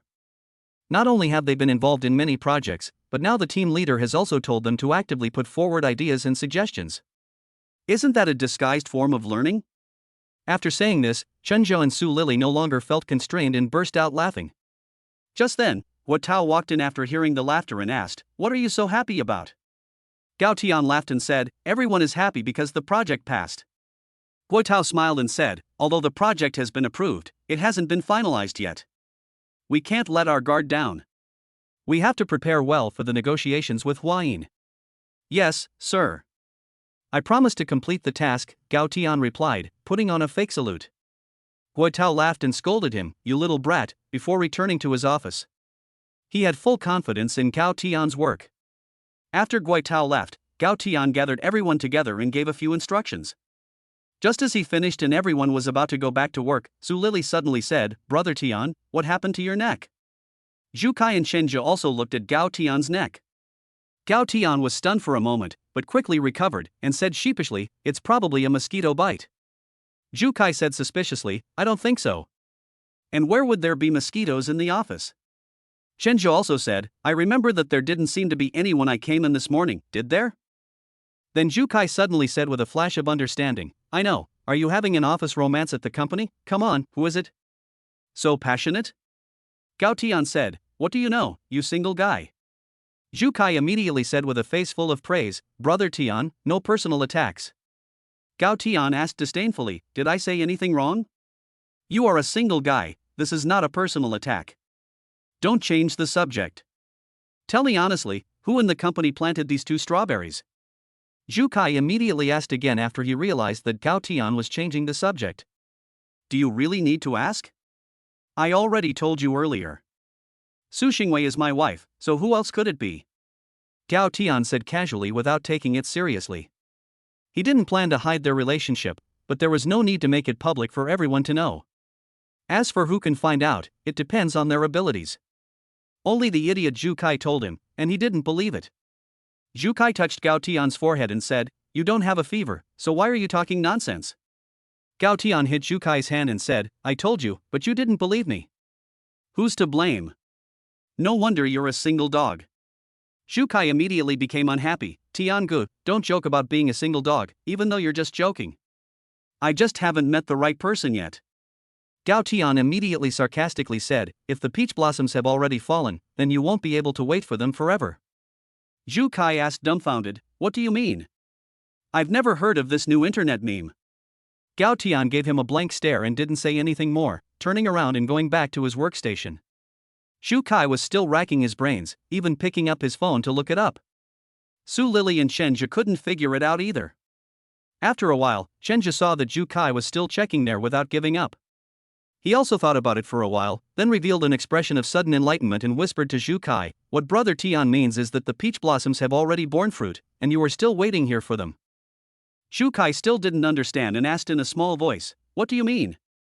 I still don't understand." Chenja suppressed a laugh and said, "It means that other people's women have already given birth, and you are still waiting for a woman. When will you ever be able to wait?" Zhu Kai now understood. It means that everyone else has gotten married and had children, but he still hasn't found a girlfriend. It's a veiled way of ridiculing him. Su Lily also heard it and was laughing there, covering her mouth. Zhu Kai glared at the two of them and said, "Why are you two single guys laughing at me?" The two of them glanced at each other and said, "Brother Kai, we just graduated and are still young." Zhu Kai immediately said with a face full of disbelief, "What do you mean, am I old?" Gao Tian also heard their movements and asked, "What are you talking about?" Zhu Kai grabbed Gao Tian and asked, "Am I old?" "Brother Tian, I'm calling you brother, do you think I'm old?" Gao Tian said embarrassedly, "To be honest, in their eyes, we are indeed old." Zhu Kai pouted and slumped over the desk, feeling dejected. Gao Tian and the other two burst out laughing. Indeed, in today's society, people at Gao Tian's age are already married with children. Gao Tian is actually considered to have married and had children. It's just that he hasn't made it public. Gao Tian is also quite anxious for Zhu Kai sometimes. The day passed quickly. In the evening, Su Xingwei and Gao Tian both worked a little overtime. The children were picked up by Wu Qianshan, accompanied by Su's mother. When Gao Tian and Su Xingwei returned home, Auntie Chen had already prepared the meal and was waiting for them. After dinner, as usual, the only difference was that Su's mother said she had to go back the next day. Su Xingwei was still reluctant, but there was no way around it. Someone had to be in charge at the headquarters, and her father would be returning to China the next afternoon. So that night, Tong Tong, Shuashu and Su Xingwei slept with Su's mother, and Gao Tian was left alone in the empty room. Chapter 69, saying goodbye to Su's mother. Early the next morning, Gao Tian's figure could be seen bustling around in the kitchen. Su's mother had said yesterday that if she left early in the morning, Su's father would be back in the afternoon, so she hurried back in the middle of the day. So he got up especially early in the morning and made breakfast early so as not to delay Su's mother's schedule. Just as Gao Tian was about to finish making breakfast, Su's mother and Su Xingwei got up. Su Xingwei went back to her room to wash up, and when she saw that Gao Tian was not in her room, she went downstairs to check. When she saw the busy figure in the kitchen, she smiled sweetly. After entering, she hugged Gao Tian from behind and said sweetly, "Honey, you worked hard." Gao Tian stopped what he was doing, turned around and said with a smile, "Get up, why didn't you sleep more?" "Today, Mom is leaving, I got up early to see her off, so how could I stay in bed?" Su Xingwei pouted, her nose wrinkled, and said. Gao Tian looked at her and wanted to kiss her, but Su Xingwei quickly covered her mouth and ran away, saying, "I haven't washed up yet." "I'll go wash up." Gao Tian, who had not succeeded, shrugged helplessly and turned around to continue his busy work. At this time, Aunt Chen also got up and came out. Seeing that Gao Tian was already busy in the kitchen, she began to clean up the house. After all, she knew Gao Tian's cooking skills, and she couldn't help if she went in. Soon, Gao Tian placed the finished breakfast on the table, and Sumu and Su Xingwei finished packing and started to go downstairs. Sumu smiled and said to Gao Tian when she saw the sumptuous breakfast on the table, "Tian, you didn't have to get up specially to make breakfast, you could have just bought some on the way." "That won't do, what's sold outside is not as good as what we make ourselves," Gao Tian said while serving Sumu and Su Xingwei with kanji. "Yes, Mom, and what's more, what's cooked outside isn't as tasty as what Gao Tian cooks," Su Xingwei added. "Okay, I'll try Xiao Tian's breakfast cooking." Since Gao Tian had already finished cooking, Sumu said nothing more. Soon after breakfast was finished, it was just beginning to dawn outside. At the table, Sumu kept praising Gao Tian's cooking skills and told Su Xingwei to learn from him in the future. Gao Tian and Su Xingwei accompanied Sumu to the front door of the villa, where the driver had already arrived with the car waiting. Gao Tian opened the back door, and Sumu got in and rolled down the window. Su Xingwei stood nearby and said goodbye to her. Gao Tian walked to the front, holding a small bag in his hand, which contained a few buns. Gao Tian gave the bag to the driver and said, "Have these buns for the road, you can't drive on an empty stomach." The driver hurriedly took the buns and thanked him repeatedly. He never imagined that Gao Tian, a mere driver, would prepare breakfast for him. He was very grateful to Gao Tian. Then Gao Tian walked over to Su Xingwei and said to Sumu in the car, "Mom, be careful on the road. After I finish up here, I'll go to the provincial capital and pay you an official visit." "Ah, okay, your father and I are waiting for you to come home. Don't feel too much pressure. Your father has known you for a long time. If he hasn't found fault with you, it means he still approves of you." Su's mother was very pleased with what Gao Tian had just done, and after hearing his words, she smiled and gave him a reassurance. Indeed, with Su's father's strength, it is impossible that he does not know about Gao Tian's appearance. Since Su's father did not step forward to stop him, it means that Su's father still recognizes Gao Tian. Besides, there is nothing to do even if he does not recognize him, the child is already so big, and his daughter has already broken up with him. Gao Tian heard what Su's mother said and was slightly relieved. Auntie Chen, in the future, you have to take more care of Wei Wei and the others. Su's mother said to Auntie Chen, who was looking at everyone's backs. Don't worry, madam, I will take good care of the young ladies. Auntie Chen assured her, after hearing her mother-in-law's words of caution. You have been in the Su family for so many years, thank you, Auntie Chen. Su's mother-in-law said to her again. It's no trouble, I haven't done any heavy work in the Su family for so many years, and everyone still treats me like family, I should be thanking you. Auntie Chen quickly waved her hands and spoke up. Alright, it's getting late, I won't say much more. You all take care of yourselves, and I'll be waiting for you to come to the provincial capital. Gao Tian said, take it easy on the road, I'll come over as soon as I can to pay a formal visit. Su Xingwei said with reluctance, Mom, you and Dad should take care of your health at home. Yes, we will. You should also take care of your health, and don't work too hard. Su's mother also said with concern, reluctant to let go. Don't worry, I'll take care of Wei Wei. Gao Tian reached out and put his arm around Su Xingwei's shoulders, reassuring Su's mother. Well, then I'll leave Wei Wei in your hands. You must take good care of her. After Su's mother finished giving Gao Tian her instructions, she signaled the driver to drive off. Then the Maybach in which Su's mother was riding slowly started to pull ahead. Gao Tian put Su Xingwei in his arms and said to Su's mother, who was getting ready to leave, I will. The three of them then stood there watching the car gradually drive away. Gao Tian said to Su Xingwei in his arms, do you want to go back and sleep for a while? Su Xingwei straightened up and said, forget it, it's already dawn. I'm going to get ready and get the Huayin project off the ground today. What do you need to prepare over there? Gao Tian smiled and said, I don't need to. Qin Ming has already prepared everything.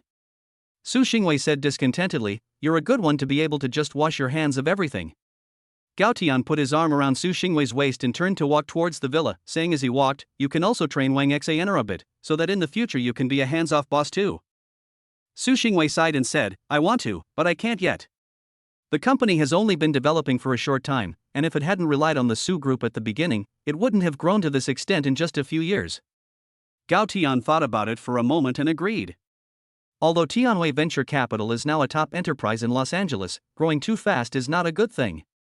The company's current foundation is unstable, and without a lot of trustworthy people, it is difficult to delegate power. Tiandun Security is roughly the same size and market value as the entire Su group, and the system rewards have been in operation for many years before Gao Tian was given them. In addition, the company has official partnerships and many veterans within, plus Qin Ming is a capable assistant, which is why Gao Tian is so relaxed. The two didn't talk much about this topic. Su Xingwei went upstairs to change clothes. It was already dawn, and it was time to wake the children up for breakfast. Gao Tian woke up Tong Tong and Shuashuo, and the two little ones were unhappy when they realized that their grandmother had already left. Fortunately, Shuashuo was fine, but Tong Tong took a while for Gao Tian to pacify. After getting the two of them ready, the food downstairs had already cooled down, so Gao Tian asked Aunt Chen to heat it up. After everyone had eaten, Gao Tian drove to drop off the two little ones at school. Su Xingwei was driven directly to the company by Shuangshuang. Chapter 70, Using Huayin to set up a trap for Wang Hao. After Gao Tian dropped off the kids, he was ready to rush to Tianwei, and just as he was about to leave, his phone rang. When he picked it up, he saw that the caller was Qin Ming, so Gao Tian picked up the phone. Good morning, Chairman, Mr. Gu contacted us. The Prince of Kaibua Venture Capital seems very eager. The voice of Qin Ming came over the phone. Oh, it seems he's offering quite a lot. Gao Tian heard Qin Ming's words and remembered the scene in the office. He couldn't help but fly into a rage, and even his tone of voice became ice cold. Gao Tian had waited for so long, and finally found an opportunity to get right to the point with Su Xingwei in the office, but this idiot ruined it. Could he not be angry? Qin Ming also heard the change in Gao Tian's tone, and quickly spoke again. This time he is going to make a big mistake, and the conditions he has offered are even more generous than we expected. Oh, so Wang Hao, a second-generation heir, has that much power?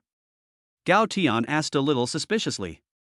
According to the information we have gathered, Wang Hao copied all of your analysis reports on Huayin and market research and gave them to his father.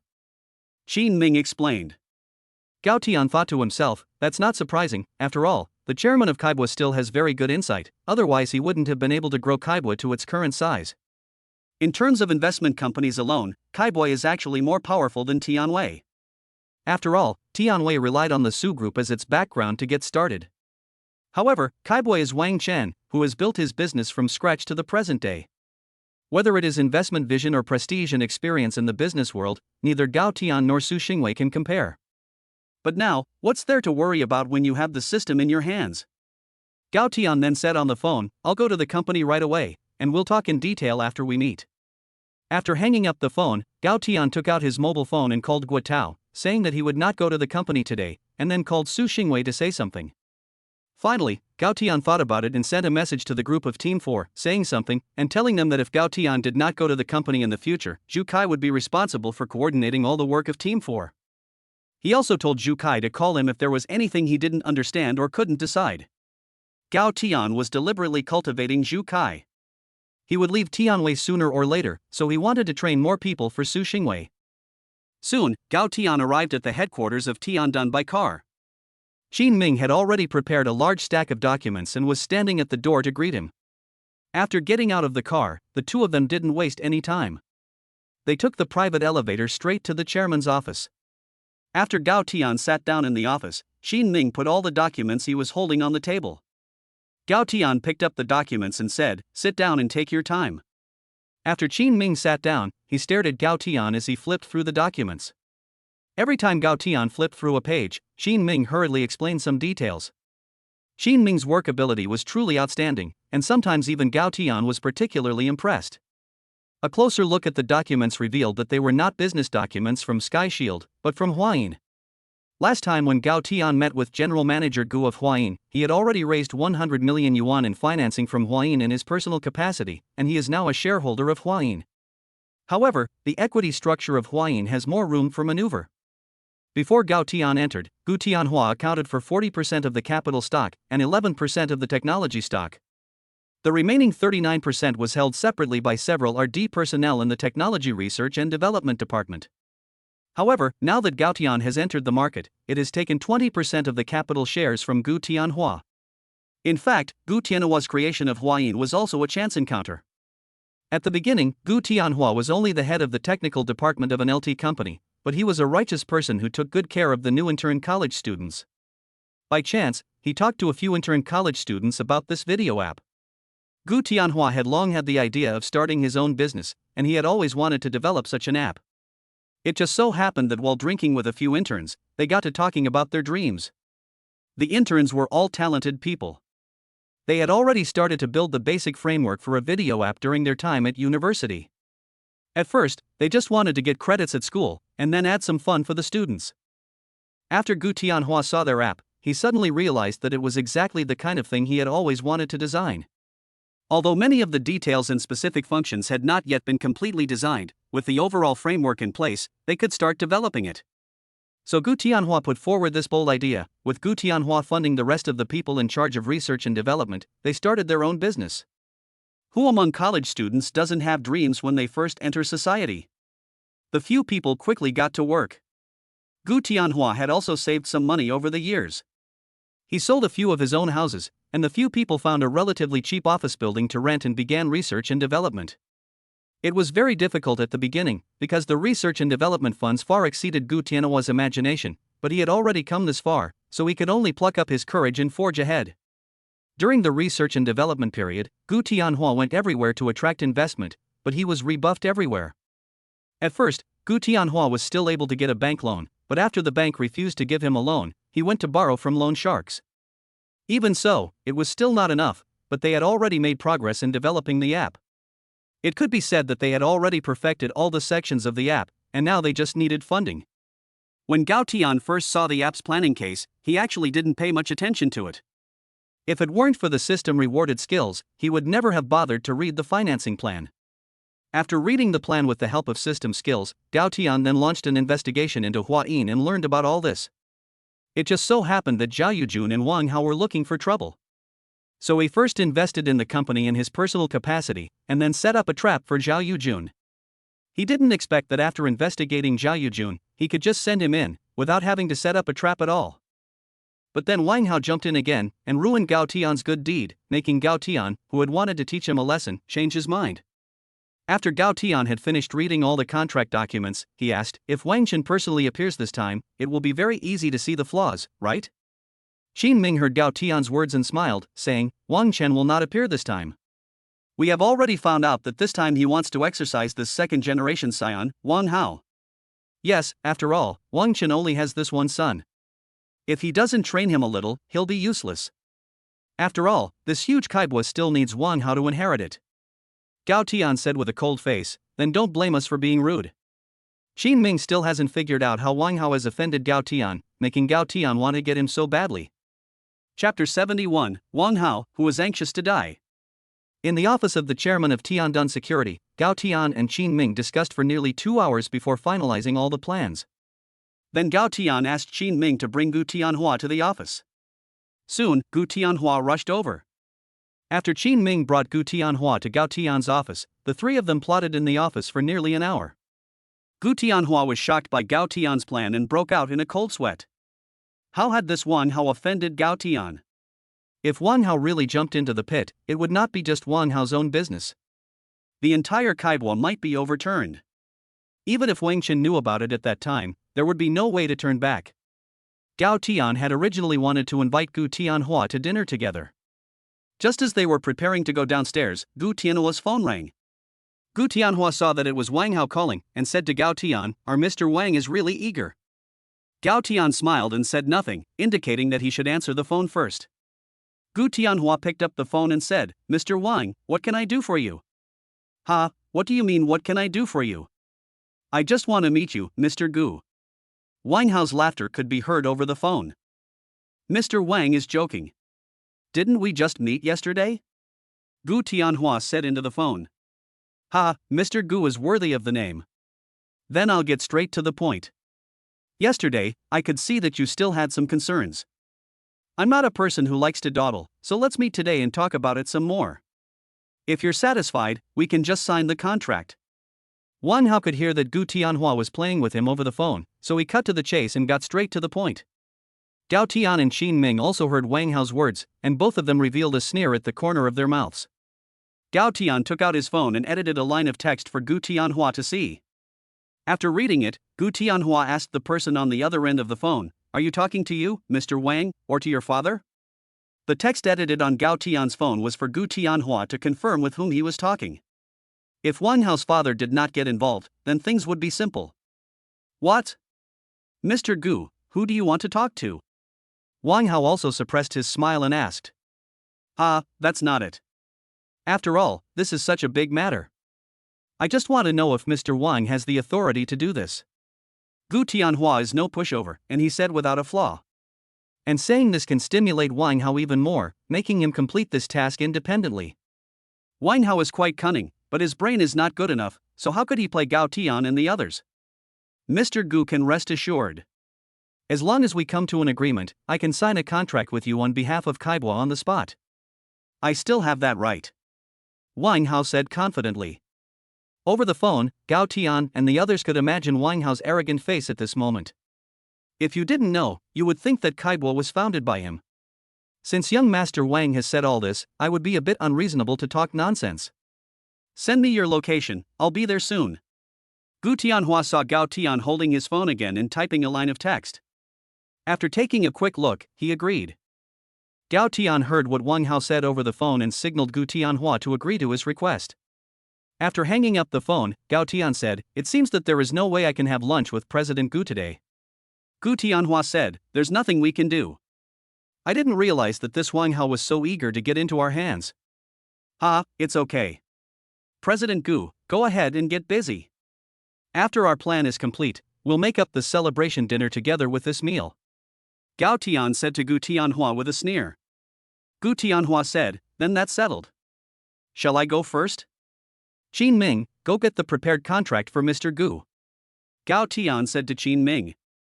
Qin Ming immediately turned around and went back to the office, took out the contract that Gao Tian had spent 2 hours reviewing that morning, and gave it to Gu Tianhua. Gu Tianhua quickly flipped through the contract after receiving it, and after reading it, he looked up in surprise and said, this contract is simply perfect. I can't see any problems at all. That's natural.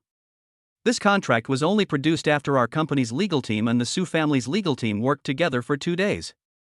Xin Ming explained to Gu Tianhua. Gu Tianhua was very surprised when he heard Xin Ming's explanation and said, Chairman Gao is really cautious. Gao Tian smiled and said, even if Wang Chen personally came to look at this contract, it would be very difficult to find a flaw in it, and it would be more than enough to deal with Wang Hao.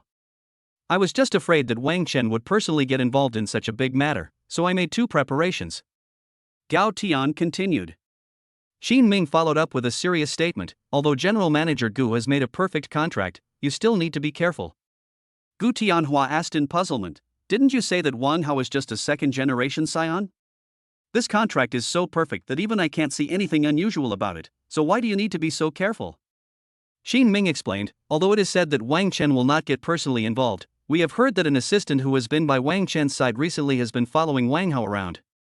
So, it turns out that Wang Chen, the chairman of Kaibua, has indeed delegated power to Wang Hao, but he can't completely let go of such a big project, so he has sent his assistant to follow Wang Hao just in case. After all, such a big project is not a small amount of money. And Wang Chen has also carefully read the research report that Wang Hao got from Zhao Yujun, and it does have a lot of investment value. In the future, when the project grows up, the benefits will be immeasurable. Gu Tianhua knew what was going on when he heard Xin Ming's explanation. He nodded and said seriously, I will be careful when the time comes. I'll head out then. After saying that, he said goodbye to Gao Tian and Xin Ming and left. Gao Tian and Xin Ming didn't go out for dinner again, so they simply ate in the company cafeteria of Tiandun. It has to be said that the company cafeteria at Tiandun is still very good. Gao Tian was thinking about bringing Su Xingwei, Shuashua, and Tongtong there to try it when he has time. One has to admire Gao Tian, the 6th child, for thinking of bringing his wife and children to the company cafeteria when everyone else is thinking of taking them to eat delicious food. After eating, Gao Tian asked Xin Ming to prepare the financing contract and the cooperation contract with Tianwei. After Xin Ming delivered the contracts, Gao Tian took them to Tianwei Ventures. Upon arrival, Gao Tian took the contracts to the investment department. When he arrived at the office area of Team 4, he saw Qinzhou and Su Lili busy at work, but he couldn't see Zhu Kai anywhere. Then Gao Tian asked, where's Zhu Kai? Qinzhou and Su Lili heard Gao Tian's voice and realized that he was here. They both got up and asked, Brother Tian, didn't you say you weren't coming today? Oh, I finished early, so I came over first. Gao Tian said casually. Su Lili and Qinzhou heard Gao Tian's words and didn't ask any more questions. Su Lili answered Gao Tian's question again. Brother Kai has been a bit strange since this morning. At first, he stared at his phone and giggled. After a while, I don't know what happened, he just looked listless. Now I don't know where he went. Qinzhou also followed up, I noticed that too, and he also had dark circles under his eyes, as if he didn't sleep well last night. Gao Tian was puzzled. Could it be that something had happened to Zhu Kai? Right, I think he looks a bit like he's fallen out of love. Su Lili suddenly added. Falling out of love? Gao Tian was a little surprised. Could it be that this kid had fallen in love? With his IQ? Chapter 72, Why doesn't anyone believe me when I tell the truth? Gao Tian didn't immediately go to find Zhu Kai. He took out the 2 contracts and said, go over the contracts quickly and file them. After the 2 took the contract, Su Lili said in surprise, Brother Tian, how did you do it? Qinzhou also asked, yes. You got through to Tian Shield in just one morning, and they really only financed without participating in management and operations? Su Lili quickly came over and said in admiration, Brother Tian, tell us. How did you do it? Qinzhou also chimed in, yes, Brother Tian, tell us, how did you do it? Gao Tian smiled and said, it's very simple. You just need to have an absolute controlling interest in Skydom to make it happen. After Gao Tian finished speaking, he gave them an order to hurry up and sign the contract. However, the 2 of them looked at each other blankly, then smiled at each other. Neither of them took Gao Tian's words seriously. How could they? It was so unrealistic. But the reality is that what you don't believe is often the truth. Gao Tian took a look around the investment department, but he couldn't find Zhu Kai's figure. After thinking for a moment, he walked out. Gao Tian had driven directly to the underground garage when he arrived, so as soon as he walked out, he saw Zhu Kai in the small garden, sitting on the bench where he sat every day and hugging the 2 kittens. After Gao Tian slowly got busy behind him, he explained to Zhu Kai that he had to come every day to feed the stray cats. Zhu Kai also came every day. Zhu Kai was sitting there with an empty expression in his eyes, looking depressed and not knowing what he was thinking. Gao Tian crept up quietly, but Zhu Kai didn't react at all.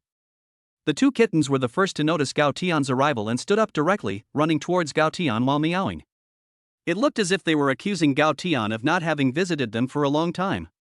In fact, Gao Tian had not thought about taking the two kittens back home, but at the beginning, he was living in Su Xingwei's villa, and at that time, he was too busy to think about them. It was already good enough to get Zhu Kai to help take care of them. As he gradually became busier, he forgot all about it. He crouched down and picked up the two cats, thinking that he would discuss with Su Xingwei in the evening whether he could take the two kittens back home. Zhu Kai also noticed the movement behind him at this time. He turned his head and saw Gao Tian for a moment, but quickly covered it up. Zhu Kai stood up and asked in surprise, "Brother Tian, didn't you say you weren't coming to the company today?" Gao Tian, of course, noticed his momentary panic, but did not expose him. He laughed and said, "If I didn't come, how could I catch you daydreaming?" Zhu Kai quickly joked, "I'm not daydreaming, I'm here to do the things the leader told me to do." "Good, now you're teasing me, too. What's up? Trying to usurp the throne?" Gao Tian teased back, unwilling to be outdone. "Great, when are you going to be promoted, and then I'll take over your position?" Zhu Kai immediately said excitedly. "Good boy, I haven't been in the position of team leader for a few days, and you're already thinking about usurping the throne." Gao Tian laughed. "That's not because you're so good, Gao Tian. A promotion is not inevitable. Your recent performance is enough for you to be promoted." Zhu Kai laughed. Gao Tian smiled and didn't talk much about the topic. He asked, "What's wrong? You looked listless just now. Did something happen?" Zhu Kai said sheepishly, "No, what could happen to me?" Gao Tian saw that Zhu Kai didn't want to talk about it, so he didn't ask anymore. He said, "Okay, I've already got the two contracts for Skydome. You should go back and hurry up and sign them too." "Holy shit! What did you say? What did you get done?" Zhu Kai said in disbelief. Gao Tian shrugged and said calmly, "The two contracts for Sky Shield. What's so surprising about that? I told you about it at the meeting." Zhu Kai said, "At the time, I thought you were bluffing, but who knew you actually managed to get it done?" Gao Tian smiled confidently and said, "Brother, I never bluff. Hurry up, tell me how you managed to get it done." Zhu Kai asked as he and Gao Tian walked back after putting down the cat. "It's very simple. I'm the chairman of Sky Shield, so I just signed the agreement." Gao Tian said matter-of-factly, without any emotion in his tone. Zhu Kai was stunned for a moment, then burst out laughing. He said, "If you're the chairman of Sky Shield, I'm the president of Kaibua." What Zhu Kai didn't know was that what he said today would really come true in the future. Gao Tian looked at Zhu Kai speechlessly, turned his head and walked away. What's going on? Why does no one believe him when he tells the truth? At this time, a negotiation was taking place in a luxurious hotel room. The negotiators were of course Wang Hao and Gu Tianhua. After Gu Tianhua arrived at the restaurant, he didn't rush to negotiate terms with Wang Hao and sign a contract, but instead started eating first. This made Wang Hao very anxious, thinking that nothing should go wrong. Regardless of the potential of Huayin Company itself, what he wanted most was to give Su Xingwei and Gao Tian a good scare. But since entering the door, Gu Tianhua has been avoiding the important issues and just laughing it off, so how could Wang Hao not be anxious? Gu Tianhua has indeed been in the workplace for many years, and with his entrepreneurial experience over the past few years, he is indeed cunning. Knowing that Wang Hao, a young second-generation rich man, is not mentally stable, a little trickery was enough to make him fall for the trap. But he still had to be careful, and he couldn't let the assistant next to Wang Hao see anything. It can be said that Gu Tianhua easily took care of Wang Hao. The main person he now needed to deal with was Wang Chen's assistant. "President Gu, we've eaten and drunk. Shouldn't we get down to business?" Wang Hao said to Gu Tianhua, not looking very happy. Gu Tianhua knew that the time was right, so he said, "To be honest, I didn't want to sell the company, it's my life's work, but the loan sharks outside forced me to." Hearing this, Wang Hao quickly said, "I understand, Mr. Gu, don't worry, after we, Kaibua, take over the company, you won't lose out. And the people who started the business with you will all have a good home." Wang Chen had also investigated Gu Tianhua and of course knew about his past. This was something he had taught his son: in negotiations, you must seize the other party's weak points. Gu Tianhua heard Wang Hao's words and deliberately showed a look of interest, opened his mouth and tried to say something, but in the end he didn't say it. One had to say that Gu Tianhua's acting skills were completely up to the standard of an actor, and it was easier for him than starting a business. Chapter 73, Successfully Signing the Contract, the Surprise Wang Hao Gave. As soon as Wang Hao saw Gu Tianhua's expression, he felt that there was a chance. He glanced at the assistant next to him, and the assistant shook his head slightly to indicate that he didn't see any flaws. Then Wang Hao took advantage of the opportunity to say, "Mr. Gu, we also came with sincerity. We, Kaibwa, are willing to acquire all the shares in your hands for 3 billion, and promise to invest no less than 1 billion in research and development funds each year for subsequent app development." After Wang Hao finished speaking, he glanced at Gu Tianhua, who was a bit torn between his emotions and was about to say something. Wang Hao continued without waiting for him to speak, "Of course, if the people who started the business with you are willing, we can also buy their shares at the same price. After selling their shares, Kaibwa will continue to employ them at high salaries to continue developing the app." At this time, Wang Hao's assistant next to him also spoke. "Naturally, if they don't want to sell their shares, they can continue to hold them." Wang Hao glanced at the assistant a little unhappily. After all, he had stolen the limelight from him, and Wang Hao did not want any shares to remain in other people's hands. Wang Chen's assistant was more insightful. After all, as long as they bought Gu Tianhua's shares, the remaining shares would soon be in their hands with Wang Chen's methods. After listening, Gu Tianhua lowered his head and considered with a troubled expression. Wang Hao was about to say something, but the person next to him shook his head after pulling him. The box fell into a long silence for a while. After about 5 minutes, Gu Tianhua looked up, gritted his teeth, and said, "Okay, I agree, but are you sure you can make the decision?" Wang Hao, who had been a little nervous, instantly relaxed after hearing Gu Tianhua's words, and said with a smile, "Of course I can make the decision. If President Gu is not at ease, I can bring the company's official seal and affix it on the spot." Gu Tianhua's original intention was to ask Wang Hao to sign a separate agreement just in case, but he didn't expect Wang Hao to give him a helping hand. Once they didn't discover the trap in this contract and affix the official seal of Kaibwa, not only would Wang Hao fall into this abyss, but it would even bring Kaibwa to a point of no return. Gu Tianhua suppressed his excitement and hesitantly took out the contract and handed it to Wang Hao. Wang Hao took the contract and glanced at it briefly, and there were no problems. However, Wang Chen's assistant was not so perfunctory when he took over the contract. He carefully checked every item in the contract. Gu Tianhua couldn't help but feel nervous when he saw this. After all, if you check carefully, you can still see the clues. Gu Tianhua pretended to look a little regretful and said, "In fact, the price Tianwei gave me was also quite good. They even called me in the morning to inform me that the financing amount could be renegotiated." Hearing Gu Tianhua's words, and seeing his somewhat regretful expression, Wang Hao immediately took the contract from his assistant and signed it, then took out the official seal and stamped it. The assistant didn't even have time to stop him, and Wang Hao had already signed the contract in one go. Seeing that it was already signed, the assistant was helpless. Wang Hao had dared to sign such a big contract without double-checking it carefully, so he could only report to the chairman. Gu Tianhua saw this and a flash of excitement momentarily flashed in his eyes, which was quickly suppressed. "President Gu, now that the contract has been signed, no one can go back on their word." Wang Hao proudly waved the contract in his hand. Gu Tianhua laughed heartily, "That's natural. Since it's been signed, I naturally won't be hung up on it anymore. Don't worry, whoever regrets it will be the dog." Gu Tianhua's sudden laughter made the assistant feel a little bad. He quickly got up to say goodbye and report this matter to the chairman. However, Wang Hao thought that Gu Tianhua had changed his attitude because he saw that there was no room for regret after the contract was signed. Soon after the two men said goodbye, Gu Tianhua told Gao Tian about it. Wang Hao, on the other hand, drove proudly to Tianwei Venture Capital. At this moment, Zhu Kai and Gao Tian returned to Team 4 and started to get busy. While Gao Tian was organizing the information, the phone rang. Gao Tian picked up the phone and, after listening to Gu Tianhua's report, couldn't help but raise the corner of his mouth. He didn't expect Wang Hao to really give him a big surprise. 10 minutes later, Gao Tian's phone rang again. Wang Xinr called to inform him that Wang Hao was here and was now in President Su's office. He specifically asked for you to come up. Gao Tian's mouth unconsciously curled up after hearing this. Of course he knew why Wang Hao had come over. He had just received a message from Gu Tianhua that Wang Hao had already signed the contract.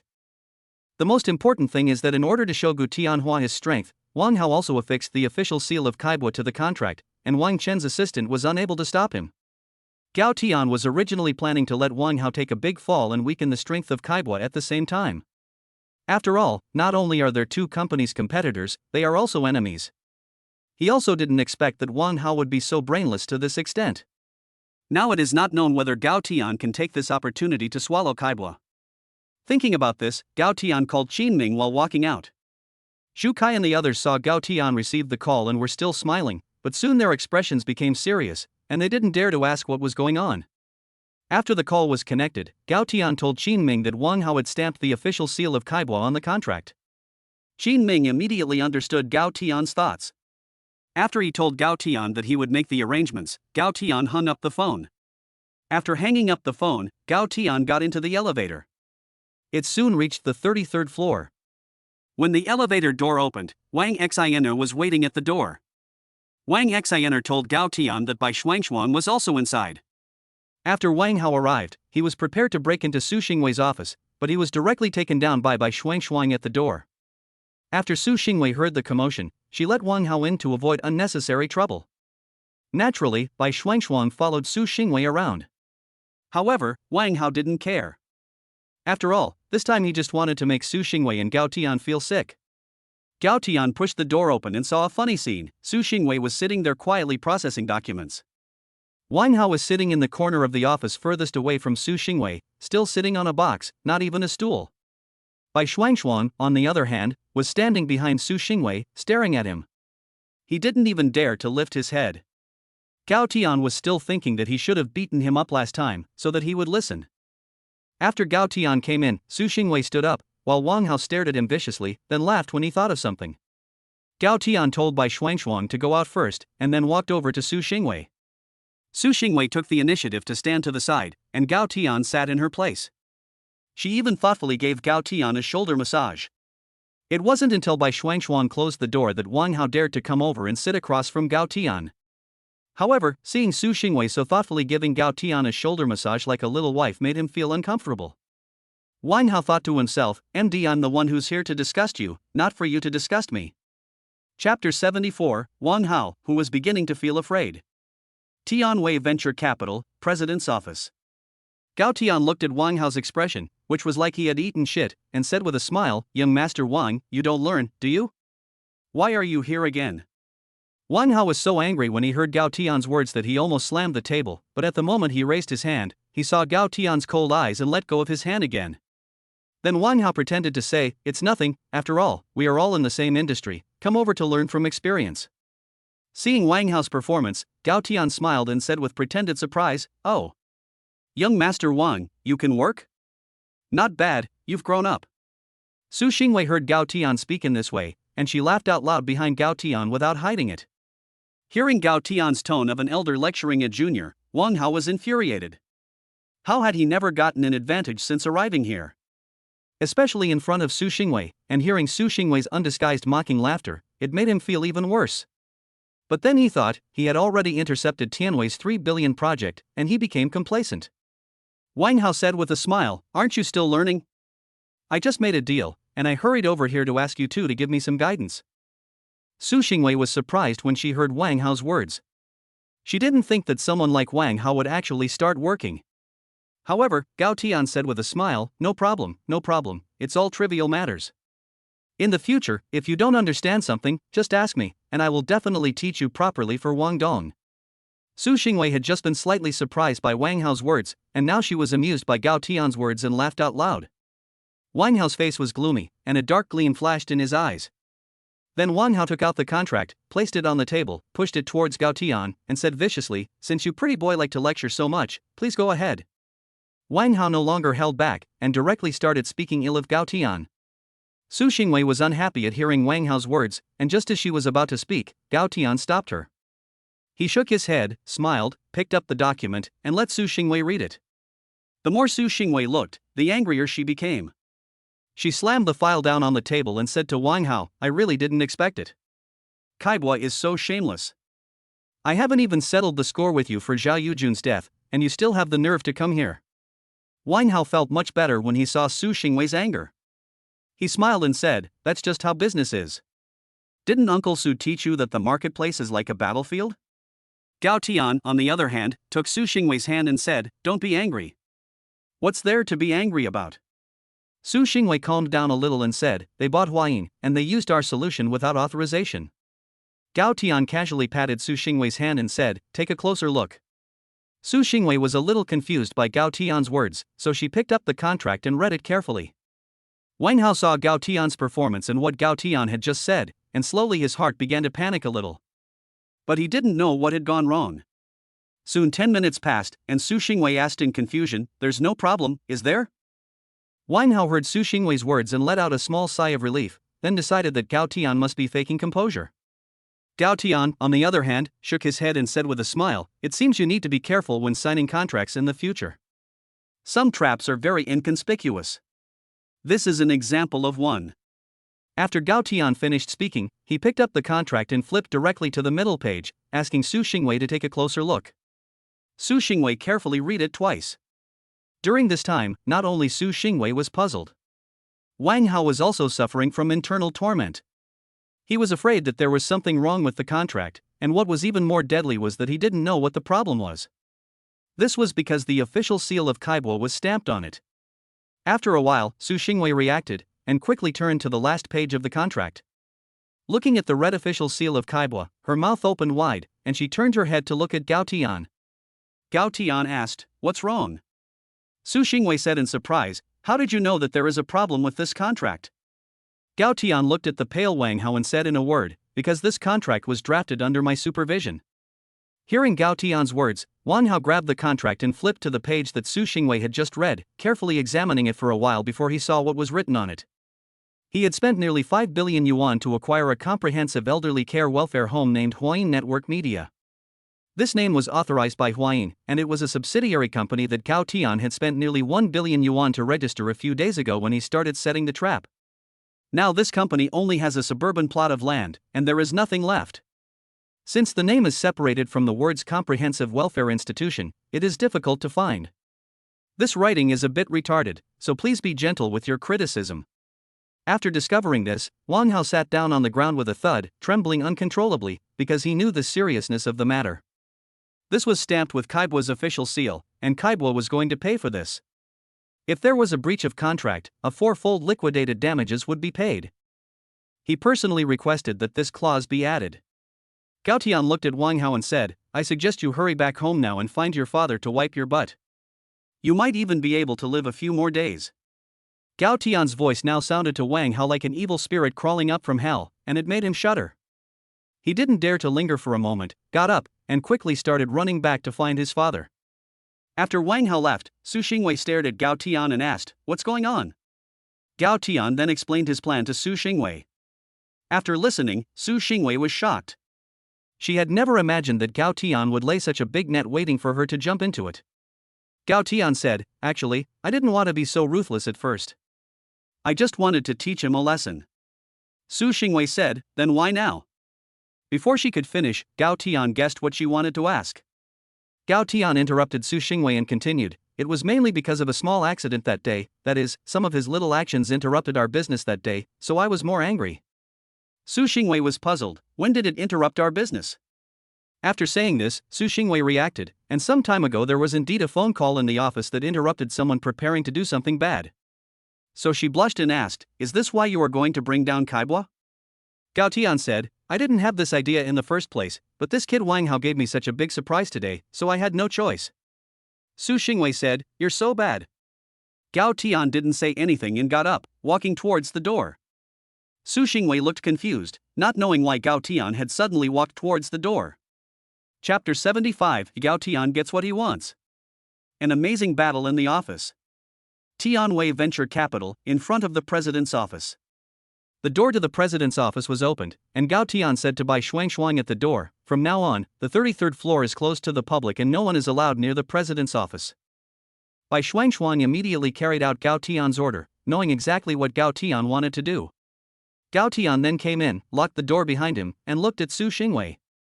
She was standing in the spacious office, dressed in a suit with a well-tailored fit, black stockings covering her slender legs, and high heels on her feet adding a touch of sexiness and charm.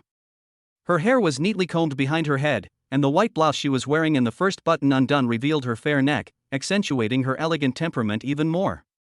The fullness of her chest, which was about to burst open the buttons of her blouse, made Gao Tian's mouth dry. Su Xingwei's breathing quickened as she was looked at by Gao Tian, and her pretty face turned red. She knew what Gao Tian wanted to do, and the sound of their heavy breathing was the only sound in the office at this time. The air became gradually more and more amorous, and the office was left with nothing but the scent of hormones. Gao Tian walked over, picked Su Xingwei up and placed her on the desk, then leaned down and lightly rubbed his lips against her earlobe. Su Xingwei felt Gao Tian's hot breath and the strange sensation in her earlobe, and her eyes began to gradually become unfocused. Gao Tian whispered in Su Xingwei's ear, "I can do even worse."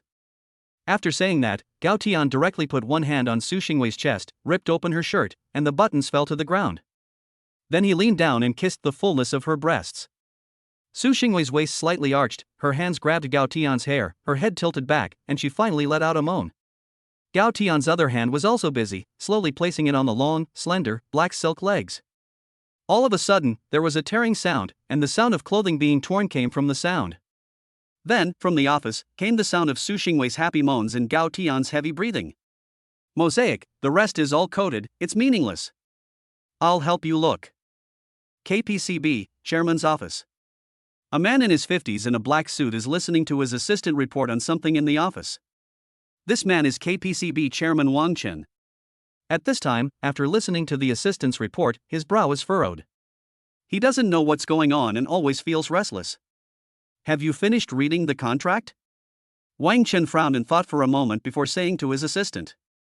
I've basically finished reading it and haven't found any problems, but I haven't had time to check it carefully.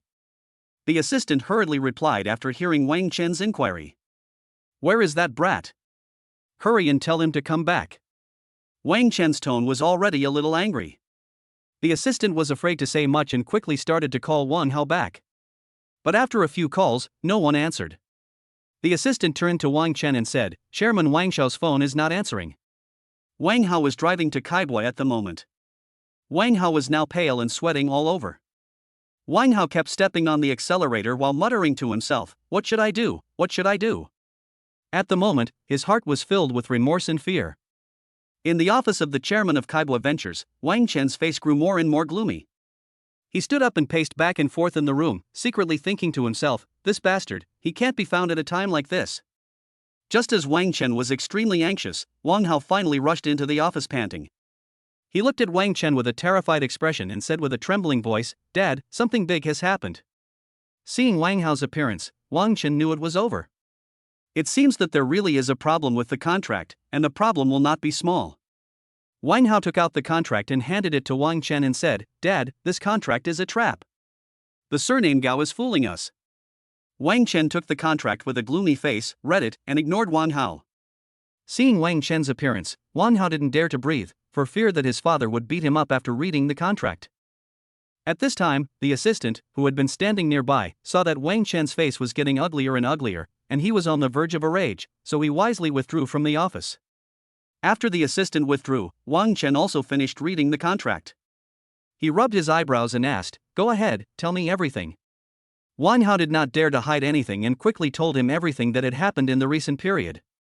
Wang Chen was a veteran, and after listening to Wang Hao's description, he knew that this was a trap set by someone just waiting for his son to fall into it.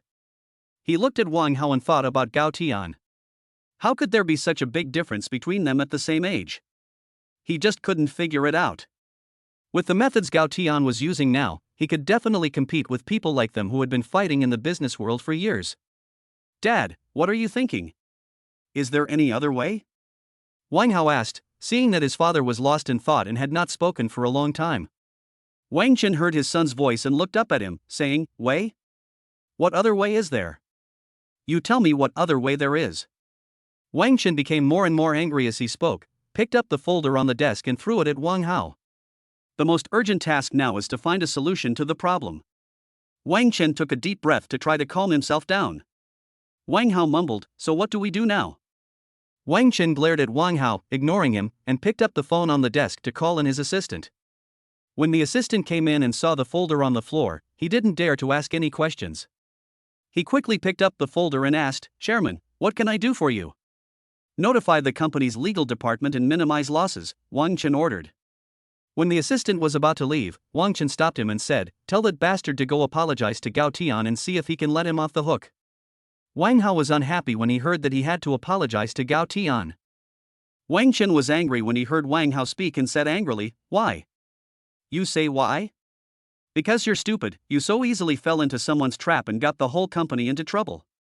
The assistant looked at Wang Hao and wondered how such a capable father could have such a useless son. Wang Chen looked at Wang Hao, and the more he looked at him, the angrier he became. He said, "Get out and think about how to apologize to Gao Tian." Wang Hao hurriedly went out, not daring to say anything more nonsense. The assistant saw that Wang Chen had nothing to say, so he also went out to notify the legal department. Wang Chen leaned back in his chair, secretly annoyed. He never imagined that his son could be so stupid, and the loss this time also made him feel a lot of pressure. Although these billions of dollars are nothing compared to the market value of the entire company, this time it is a one-time loss of 5 billion in cash. Not to mention whether it can be taken out. Even if it is really taken out, what about the company's daily expenses in the future? Chapter 76: Su Jianhua's murderous intent. Provincial capital. Su family villa. How is it? Have you, future son-in-law, gone to see it? A man in his 50s wearing a tang suit asked the beautiful woman sitting next to him as he flipped through the photo album. The beautiful woman said perfunctorily, "Very good, very good." Then she continued to flip through the photo album without looking back, with a faint smile on the corner of her mouth. These two people were Su Xingwei's parents, Su Jianhua and Su Chunyan. At this time, Su's mother was happily looking at the photo album and had no time to pay any attention to Su's father's questions. Su's father was not giving up and kept asking all sorts of questions. Finally, Su's mother impatiently said, "If you want to see it, go yourself. What are you asking me for?" Su's father immediately said seriously, "Who wants to go?" "I don't want to go." Then Su's father glanced at Su's mother again and continued in an unnatural whisper, "Besides, even if he wants to go, it should be him coming to see me. How can a son-in-law expect his father-in-law to come to him?" Su's mother gave him a look and said, "Doesn't he have to work? Besides, Xiaotian didn't say he wouldn't come. He said he would come in a few days after taking care of some things." "Humph. All excuses. What's so important?" "I don't know about that," said Su's father, unconvinced. Just as he finished speaking, Su's father's phone rang. Su's father picked up the phone, puzzled, wondering who could be calling at this hour. When he saw the caller ID, he frowned. It said Wang Chen. Some time ago, he had tried to match his daughter with Wang Chen's son, but then Gao Tian came along. Su's mother saw Su's father's somewhat depressed expression when he picked up the phone and was very puzzled. She asked, "Who is it? Could it be that little vixen from outside? Should I excuse myself?" Su's father quickly said, "How could it be? I definitely don't have anyone outside. I swear." With that, Su's father raised 3 fingers in preparation to swear. "Fine, the phone has been ringing for a long time. Are you going to answer it or not?" Su's mother gave him a dirty look and said. Su's mother naturally knew his character and was just joking. "Hey, who else could it be? Wang Chen, the old boy. I don't know if he's here to lecture me." Su's father shook his head helplessly. "What lecture? Everyone knows what his son is like. It's the kid's own business. Wei Wei didn't fancy his son, so what can we do about it?" Su's mother said impatiently. "Hey, let me answer it first and see what he wants," Su's father said, and then picked up the phone. As soon as the call was connected, Wang Chen's full of energy voice could be heard. "Hey, brother. What are you doing? Why did it take you so long to answer?" Su's father laughed and said back, "Brother Wang, you're joking. What can I do? I'm just listening to your sister-in-law's teachings." Then Su's father didn't beat around the bush and said directly, "Oh brother, I'm really sorry. I didn't know that after Wei Wei went back, she found the children's biological father, and the two of them got together. I only found out about it then." Su's father said, "No matter what you want, I just found out about this news." Wang Chen, on the other end of the phone, was stunned at first, but then he realized that Su Jianhua thought he had come to lecture him. But that was good, because it proved that Su Jianhua had no knowledge of the arrangements made in Los Angeles. Thinking about this, Wang Chen said, "Hey, brother, what are you talking about? It's not like I'm not proud of my own family's brat, it's just that he's not good enough for Wei Wei. To be honest, I don't think our family's brat is good enough for Wei Wei either." Su Jianhua didn't know how to respond to Wang Chen's words. He was ready to have a big fight with you, but in the end, this is what you have to say, Wang Chen? You're even blowing smoke up my butt? But Su Jianhua quickly recovered and said, Xiaohao is a very good kid, and you don't need to be overly humble, brother. Su Jianhua also started to trade business blows with him. After a while of chatting about unproductive topics, Wang Chen broke the calm first. Brother Su, you have to save me. I can't handle this anymore. Wang Chen started to sell Su Jianhua a sob story. What's wrong? Who else can bully you in the Los Angeles area? Su Jianhua asked incredulously. Hey, brother, you don't know my stupid son. He can't help with anything, and now he's gotten me into such a big trouble. Wang Chen said miserably. Su Jianhua was stunned. How did it get back to Wang Hao? What's going on? Subsequently, Wang Chen told Su Jianhua the whole story. He didn't add any embellishments or take sides. After all, with Su Jianhua's abilities, he would know everything just by casually investigating these matters. After listening to it, Su Jianhua was silent. Su's mother looked at Su Jianhua suspiciously, ready to argue in the manner she had before answering the phone. After answering, they started laughing and praising each other, but now they were silent again. After listening for a while, Su Jianhua said, Brother Wang, I really don't know about this. I'll call and ask later. I'll do my best. Okay? Wang Chen on the other end of the phone felt slightly relieved. As long as Su Jianhua wasn't angry, it meant there was still room for negotiation. After all, they had been friends for so many years, and he wouldn't go to such lengths as to kill him. The two men then chatted for a while, with Wang Chen mainly complaining about how useless his son was. Su Jianhua didn't even want to listen anymore. What did it matter if his son was useless? He wasn't even his biological son. After hanging up the phone, Su's mother asked, What's wrong? It doesn't sound like you've come to lecture me. Su's father told Su's mother what Wang Chen had told him. Su's mother was surprised at first, but then she burst out laughing. Su's father asked in puzzlement, What are you laughing at? What's so funny? Su's mother stopped laughing and said, Of course I'm laughing happily. Xiaotian is truly worthy of being my son-in-law. He's amazing, and he even managed to tame the old fox Wang Chen, who has been in the business world for a long time. Su Jianhua thought, Wang Chen may not have built a business as impressive as Su's, but he is definitely no ordinary person. I never thought my son-in-law would be so outstanding. Ha, yes, what a good son-in-law. He is worthy of being my son-in-law. Su's father laughed heartily when he thought about it. Su's mother next to him said unhappily, Who is your son-in-law? He is my son-in-law, but you haven't even acknowledged him yet. Father Su said a little embarrassed, Hey, let the kids work things out for themselves.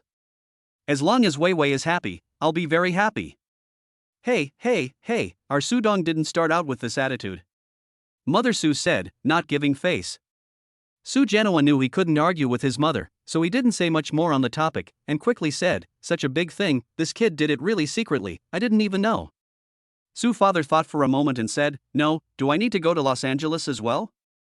Su's mother said from the side, No need, the kids are busy with their work right now, what's the point of you going? Su's mother quickly stopped him and then said, I'm telling you, I don't care how long you've known Wang Chen, but if my son-in-law suffers, you can sleep in the study from now on. Don't get into my bed. Su's father heard that and said, How can that be? How will I live in the future? He quickly promised, Don't worry, I definitely won't get involved. I'll wait until I've investigated. Su's father then went to the study and started making phone calls one after the other. An hour later, information from all sides was sent to Su's father's phone. After reading it, his face grew colder and colder. Su's father was now very angry. That was his precious daughter, and someone at the Los Angeles subsidiary actually dared to bully her like that, and Wang Hao was the mastermind. Su Jianhua then muttered with murderous intent, Good, Wang Chen, you have a good son. I definitely will try my best. At this time, Wang Chen still didn't know that his son had really screwed him over this time. He still thought that if he asked Su Jianhua to intercede, the matter would quickly pass. Chapter 77, Prepare to leave Tianwei's Gaotian. Los Angeles, Tianwei Venture Capital. At this time, Gao Tian and Su Xingwei still did not know that Su Jianhua had received Wang Chen's phone call. Gao Tian and Su Xingwei, who had just finished the battle not long ago, were lying on the bed in the lounge of the president's office. Gao Tian looked at the ceiling, reminiscing about the madness just now, while Su Xingwei quietly leaned on his shoulder, enjoying the moment of tranquility. What are you going to do next? Su Xingwei broke the silence. Gao Tian took a deep breath and said with narrowed eyes, for now, we'll just wait and see what happens. The follow-up plan is being arranged, and we now have the initiative in our hands. I won't let Wang Hao spit out all the years of food he's eaten. I won't let him go. Su Xingwei didn't know why Gao Tian was so angry with Wang Hao. If she knew the reason, Gao Tian would probably have a blue and purple belt around his waist. According to Gao Tian's idea, he wanted to completely acquire Kaibwa Ventures. For the time being, there was no way to realize this idea, so he had to see what moves Wang Chen and his son would make. Moreover, he had to solve this problem as soon as possible, because it was almost time to propose to Su Xingwei. Yesterday, he had already received the information about the proposal planning. Everything was ready, and he just had to pick a time to go over it and see what needed to be changed. Since he had nothing to do at the moment, Gao Tian thought for a moment, got up, dressed, and then thoughtfully helped Su Xingwei find a change of clothes in the restroom. After dressing, Gao Tian said to Su Xingwei, I have to go out for a while, so you take a rest. He then gave Su Xingwei a gentle kiss on the forehead. Su Xingwei obediently nodded and said, be careful, and call if anything happens. Gao Tian promised and then opened the door and went out. After he left, Bai Shuangshuang was still guarding the door. Gao Tian saw her and said, protect her well, especially be careful with the Wang family, so that they don't jump the gun in desperation. Bai Shuangshuang said, don't worry, boss. I will definitely protect madam. Gao Tian nodded and left the top floor. After arriving at the investment department, he first found Zhu Kai and the others and asked them to come over for a meeting. After everyone had arrived, Zhu Kai asked, Brother Tian, is something wrong? Chen Jia and Su Lily also looked at Gao Tian with confusion. Usually Gao Tian rarely called a meeting for them unless something important happened. Every time a meeting was called, something big happened. Gao Tian looked at their nervous expressions and smiled, saying, don't worry, it's not a big deal, but it is a big deal, and it's a happy big deal. The three of them, Zhu Kai, Chen Jia, and Su Lily, looked at each other, not understanding the exact meaning of Gao Tian's words. Okay, Tian Gu, don't keep us in suspense, just tell us, Zhu Kai said. Yes, Brother Tian, what good thing is it? Hurry up and tell us so we can be happy. Chen Jia and Su Lily echoed. Gao Tian no longer held back and said directly, it is like this, in view of the recent performance of Chen Jia and Su Lily, I am going to report to the higher-ups to let you two be promoted earlier. After Gao Tian finished speaking, the group fell into a short period of silence. Zhu Kai was the first to react and said, this is indeed good news, you two have to treat us. The two of them then reacted, looking at Gao Tian and Zhu Kai happily and saying, thank you, Tiangu, and thank you, Kaigu, for your help and care over this period of time. What's there to thank you for? Just remember to treat us to dinner, Zhu Kai said cheerfully. You're welcome. You deserve it. After all, you are considered to be relatively outstanding compared to your fellow graduates, and most importantly, you have obtained all this through your own hard work, Gao Tian said. Although Gao Tian said so, Zhu Kai and Su Lily knew that without Gao Tian, they would never have been able to get promoted so quickly. After all, Gao Tian had given them all their achievements, and Zhu Kai had also taught them everything he knew. While Zhu Kai was happy for the two, Gao Tian continued, well, that's one thing, there's another good thing. After Gao Tian finished speaking, the three of them were stunned. Another good thing? Could it be a pay rise? Or a bonus? Zhu Kai not only thought about it, but also asked. Gao Tian looked at Zhu Kai speechlessly and said, can you be a little more ambitious? These are all good things, but not great things. Zhu Kai quickly asked, what is a great thing, Tiango? Hurry up and say it. Gao Tian didn't beat around the bush and said directly, that is, in the future, you, Zhu Kai, will be the leader of Group 4. After Gao Tian finished speaking this time, Zhu Kai didn't say anything again. Su Lily and Chen Jia also fell silent. Gao Tian looked at them in puzzlement and asked, why aren't you talking? Isn't this a good thing? Zhu Kai spoke up first and said, Tian, it is indeed a good thing, but I can't quite accept it, and I don't think they can either. Gao Tian said in puzzlement, what's there not to accept? Can't you accept a promotion? Zhu Kai said, it's not that I can't accept it, but if I become the leader of Group 4, what will you do? Su Lily and Chen Jia also looked at Gao Tian and nodded seriously. Now Gao Tian understood why they were not very happy. Gao Tian said, I may not be at Tianwei much in the future. I have a lot of things to do, and I definitely can't take care of this side. Yes, this is what Gao Tian and Su Xingwei just discussed. Although Gao Tian doesn't go to Tiandun very often, he can't keep not going. He still has to go to Tiandun to handle work. Although Qin Ming can handle many things, many documents require Gao Tian's personal signature. This cannot continue forever. After a period of time, the backlog will accumulate and he will have to deal with it once. This will greatly reduce the company's work efficiency. After listening, Zhu Kai asked in puzzlement, "What do you mean? Do you have any other businesses?" The other two also looked at him in puzzlement. Gao Tian smiled and said, "It should be considered the main business." Upon hearing this, the three of them asked incredulously, "So what you are doing now is considered a side business? Then what is your main business?" The three of them were very puzzled and shocked. "You will find out about my main business later. Although I have left Group 4, I will still come to the company often," Gao Tian said. "You will still come to the company often? You're not going to go out on your own and then come to the company to poach business, are you? Or are you going to start your own business and come to the company to get investment?" Zhu Kai asked, very surprised. "What are you thinking?" "Of course I come here often because my wife works here," Gao Tian said to them, speechless. Zhu Kai was even more surprised this time and asked, "No way, is your girlfriend really from our company?" Gao Tian said helplessly, "Yes, I told you guys a long time ago, but you didn't believe me." The three of them looked at each other, then asked with a puzzled expression, "Who is your girlfriend? Do we know her?" "She's from that department." Gao Tian said, "You'll find out soon, because I'll need your help in a few days." "What help?" The three of them asked curiously. "I'm going to propose to her, and I'll let you know when it happens," Gao Tian said mysteriously. Then he added, "Remember to keep it a secret, and don't let anyone in the company know. There are a lot of people in the company, and if they find out, they'll start talking about it, and my wife will find out, and then my surprise will be gone." The three of them nodded affirmatively, their expressions as if to say, "Don't worry, our mouths are very tight." Gao Tian then gave them a few more instructions before going to find Guo Tao. Chapter 78, Promotion. Tianwei Venture Capital. Investment Department.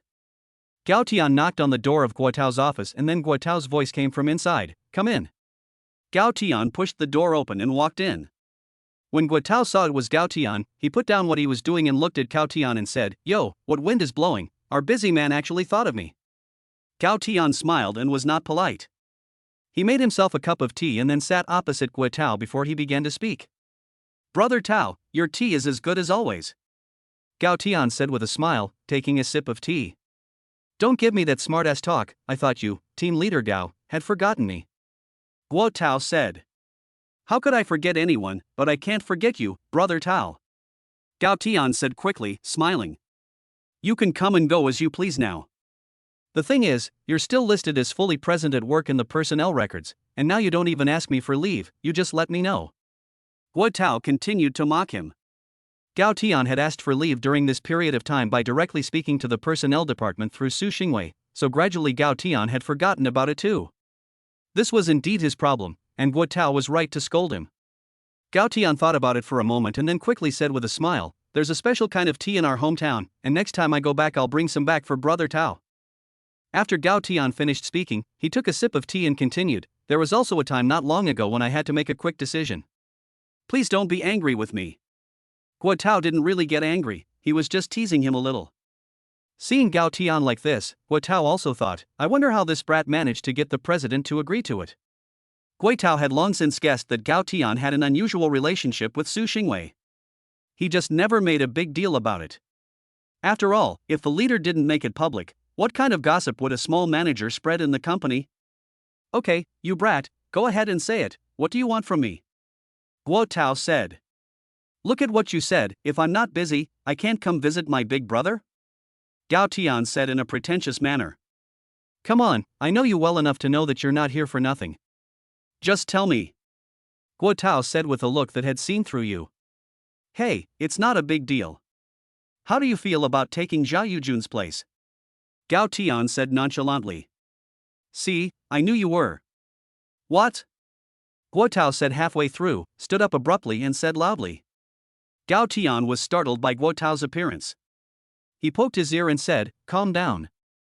I was just asking how you feel about being made vice president. Xiao Tian, I know you're in a relationship with the president, but the company is the company.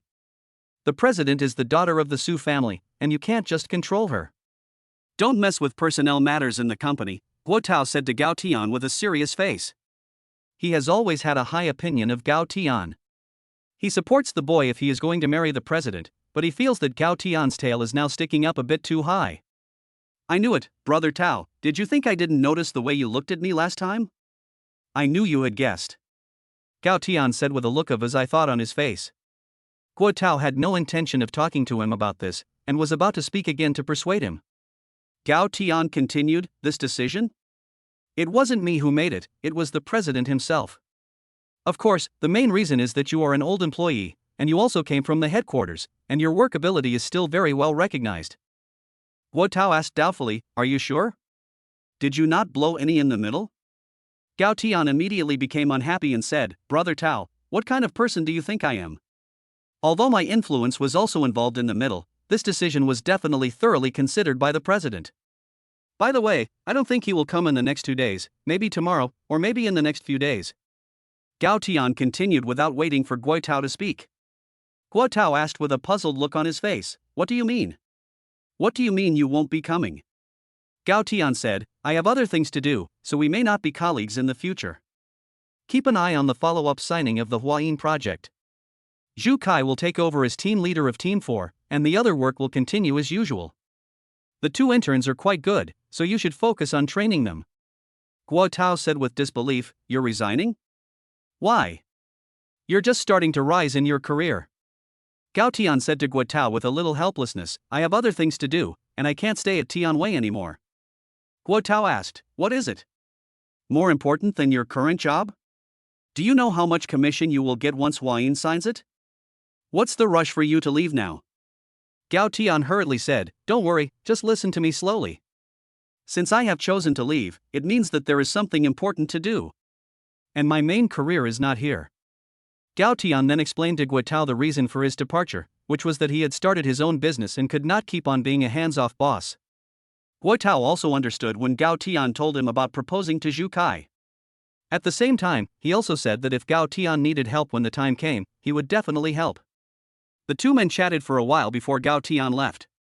Tianwei drove to Tiandun to discuss the next plan with Qin Ming.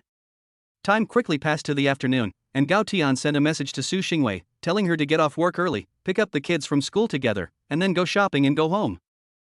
After Su Xingwei left the office, she gave Wang Xianer a briefing and then got into the elevator with Bai Shuangshuang.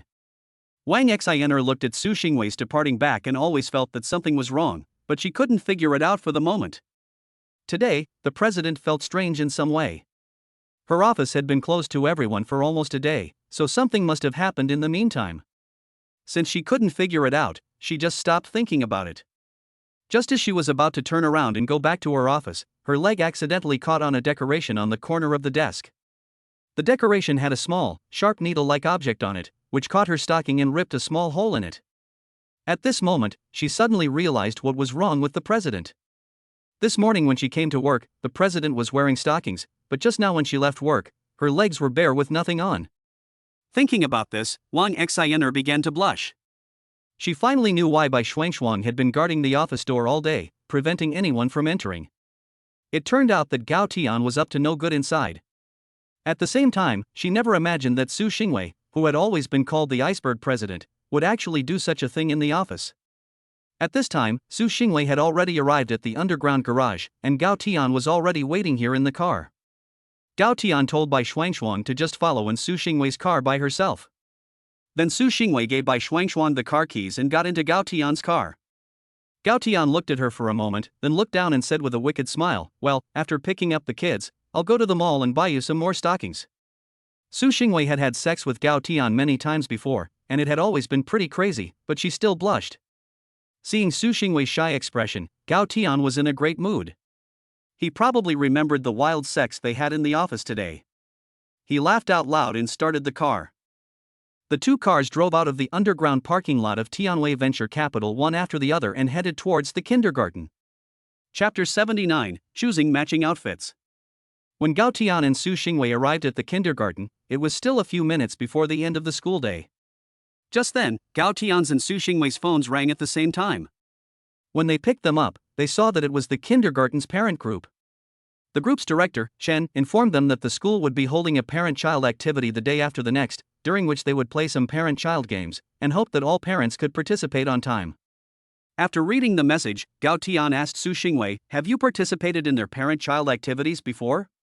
Su Xingwei had also seen the message, but in the past, Su Xingwei had been busy, so she had always asked the teacher for leave and not participated. After hearing Gao Tian's inquiry, she didn't know how to answer. Gao Tian understood from the look on her face that it seemed that Su Xingwei had also not participated. In that case, they needed to prepare well. Then Gao Tian picked up his phone and searched online for notes and suggestions for the kindergarten's parent-child activities. Su Xingwei saw Gao Tian holding his phone looking at something, so she also leaned over and took a curious look. Seeing what Gao Tian was looking at, Su Xingwei asked curiously, "Isn't it just playing games?" "You don't understand, parent-child activities are not just about playing games." Gao Tian said with a serious face, "It can enhance the relationship between us and our children, and also allow children to better understand us." Su Xingwei nodded thoughtfully after hearing this. Gao Tian continued, "Moreover, by participating in parent-child activities, we can also observe how our children behave in groups and understand their personalities and interests. This is very helpful for us when we educate our children in the future." Su Xingwei looked at Gao Tian and a flash of admiration appeared in her eyes. "I didn't realize you were so knowledgeable about parent-child activities." "Hey, it's all written here, isn't it?" Gao Tian laughed. Su Xingwei said, "I thought you had studied it a long time ago, but it turns out you are learning as you go along." While they were talking, the school bell rang. The children flew into their parents' arms like little birds. Gao Tian and Su Xingwei also went up to them and picked up their children. Back in the car, Gao Tian asked, "Tong Tong, Shuashuo, how did you behave at school today?" "We drew pictures today," Tong Tong said excitedly. "Shuashuo drew really well." Shuashuo puffed up with pride. "Really? What did you draw?" Su Xingwei asked curiously. "I drew mommy and daddy," Tong Tong answered quickly. "I drew our family of 4. Shuashuo added. Gao Tian and Su Xingwei smiled at each other, their hearts filled with warmth. "What do you think of the parent-child activity?" Gao Tian asked. Su Xingwei said on the side, "You ask the 2 children what they know." Gao Tian replied, "They definitely know, I just asked, and many children will share toys and goodies with their best friends during parent-child activities." Su Xingwei asked, "Is there another item? Isn't it just over after playing games?" "Mom, no. The teacher said we need to bring our own lunch, and we can also bring our favorite toys, delicious snacks, and exchange them with other children. Yes, and we also have competitions. At that time, Mom and Dad will also have to show their talents." Shuo added. "Ah. There are so many kinds of parent-child activities?" Su Xingwei said in shock. She really didn't know that there were no parent-child activities at all when she was in kindergarten. Gao Tian said with a smile, "How is it? I told you, you need to make a plan in advance, right? Then we need to get ready." Su Xingwei frowned. "It's fine, we're just going to the mall, so we can get some things ready," Gao Tian said as he drove. Su Xingwei asked, "What are you going to get ready?" Gao Tian said, "You'll see when we get there." Then the whole way there, Su Xingwei and Gao Tian kept listening to Tong Tong and Shuo tell them about what happened at school that day, and the family was very happy together. After the car arrived at the mall, Tong Tong and Shuo held hands, and Gao Tian and Su Xingwei held their little hands on either side, as the family of 4 walked towards the mall. After entering the mall, the stares that fell on the family of 4 never stopped, mainly because the man was handsome and the woman was beautiful, and even the 2 little ones were very cute. However, these stares did not have any effect on them. After all, this was not the first time anything like this had happened. Gao Tian led them straight to the clothing area, ignoring the stares from the surrounding people, and asked the staff at the mall, "Hello, where can I find parent-child clothing?" The staff member Gao Tian asked was first surprised by the appearance of this family, and then reacted by showing them the way. Gao Tian led Su Xingwei and the children to the place she pointed to. The staff member even took out his phone and secretly took a picture of their backs, which looked so warm from behind. Su Xingwei asked, "Do you still want to buy clothes?" Tong Tong also looked up and asked, "Yes, Dad, do you want to buy clothes?"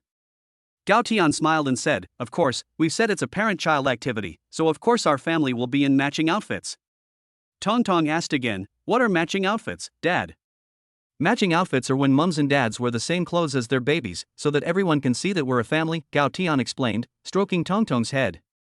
Soon, they arrived at the section selling parent-child outfits. Gao Tian picked out a few parent-child outfits in different styles and asked Su Xingwei and the children to try them on. After the family of four changed into the parent-child outfits, they became even more eye-catching. Tongtong and Shuashua were overjoyed to be wearing the same clothes as their parents. "Wow, we look so cool," Tongtong said, smiling as she took her brother's hand. However, Gao Tian was never quite satisfied. He always felt that they looked a bit too ordinary. After trying on several outfits, Gao Tian was still not satisfied. Finally, Su Xingwei couldn't stand it anymore and asked, "What's wrong?" "I feel that these clothes are quite nice." Shu Shua nodded in agreement and said, "I also think they look good." Tongtong also quickly said, "Dad, I think they look good too." "Don't you like them?" Gao Tian said, "They are quite nice, but I always feel like there's something missing." Gao Tian then lowered his head, frowned, and muttered under his breath, "What is it that's missing?" Tongtong said, "I think they're okay. If we wear these clothes to kindergarten, our family will be the coolest one there." After saying this, Tongtong spun around in front of the mirror. Gao Tian heard Tongtong's words and his eyes lit up. He said, "Yes, I know what's missing. It's too ordinary." Su Xingwei asked doubtfully, "What do you mean by too ordinary?" Gao Tian said, "The clothes are too ordinary. Let me ask if they can be customized." Gao Tian then called over the waiter and told him what he wanted. The waiter told them to go to the lounge and wait for a while, and she would go and get the store manager. Chapter 80, Customize Matching Outfits. System Mission. The shop assistant led Gao Tian and his family into the lounge, and then asked someone to pour them tea before she went to get the manager. While they were waiting in the lounge, Gao Tian heard the system's prompt in his head. Ding, system issuing mission. Please make the children the most envied objects during the parent-child activity. Reward skill god level singing after mission completion. After hearing the system's prompt, Gao Tian began to feel troubled. How could he make the children the envy of everyone? What could he do? Just as Gao Tian was racking his brains, the store manager pushed the door open.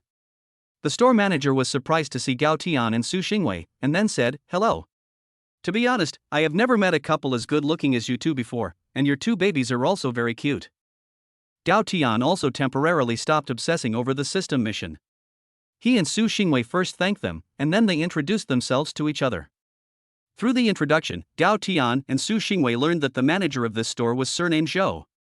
After the introductions were over, Manager Zhou asked, "I heard that you want to order custom parent-child clothing?" Gao Tian said, "Yes, but we have to participate in a parent-child activity at the children's kindergarten the day after tomorrow. I'm not sure if we'll have enough time." Manager Zhou frowned when he heard Gao Tian's words and said, "If it's the day after tomorrow, it might be a bit difficult." Gao Tian also knew that it was a bit difficult to design and produce it in one day.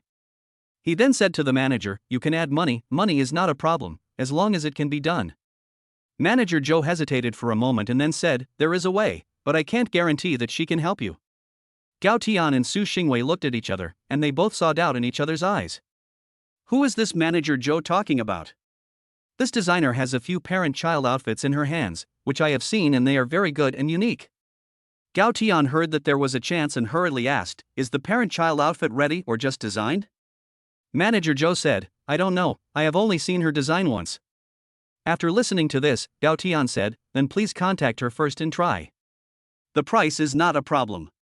Manager Zhou knew that Gao Tian and the others were not people who lacked money, so she began to call the mysterious designer. The call was quickly connected, and Gao Tian and Su Xingwei could only vaguely hear that there was a young woman on the other end of the line.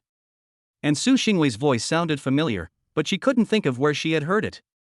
Manager Zhou said to the other end of the line, "Hello, Mr. Lin, I have an urgent order here. The other party needs to participate in a parent-child activity the day after tomorrow, but they are not satisfied with the current styles of parent-child wear in our store."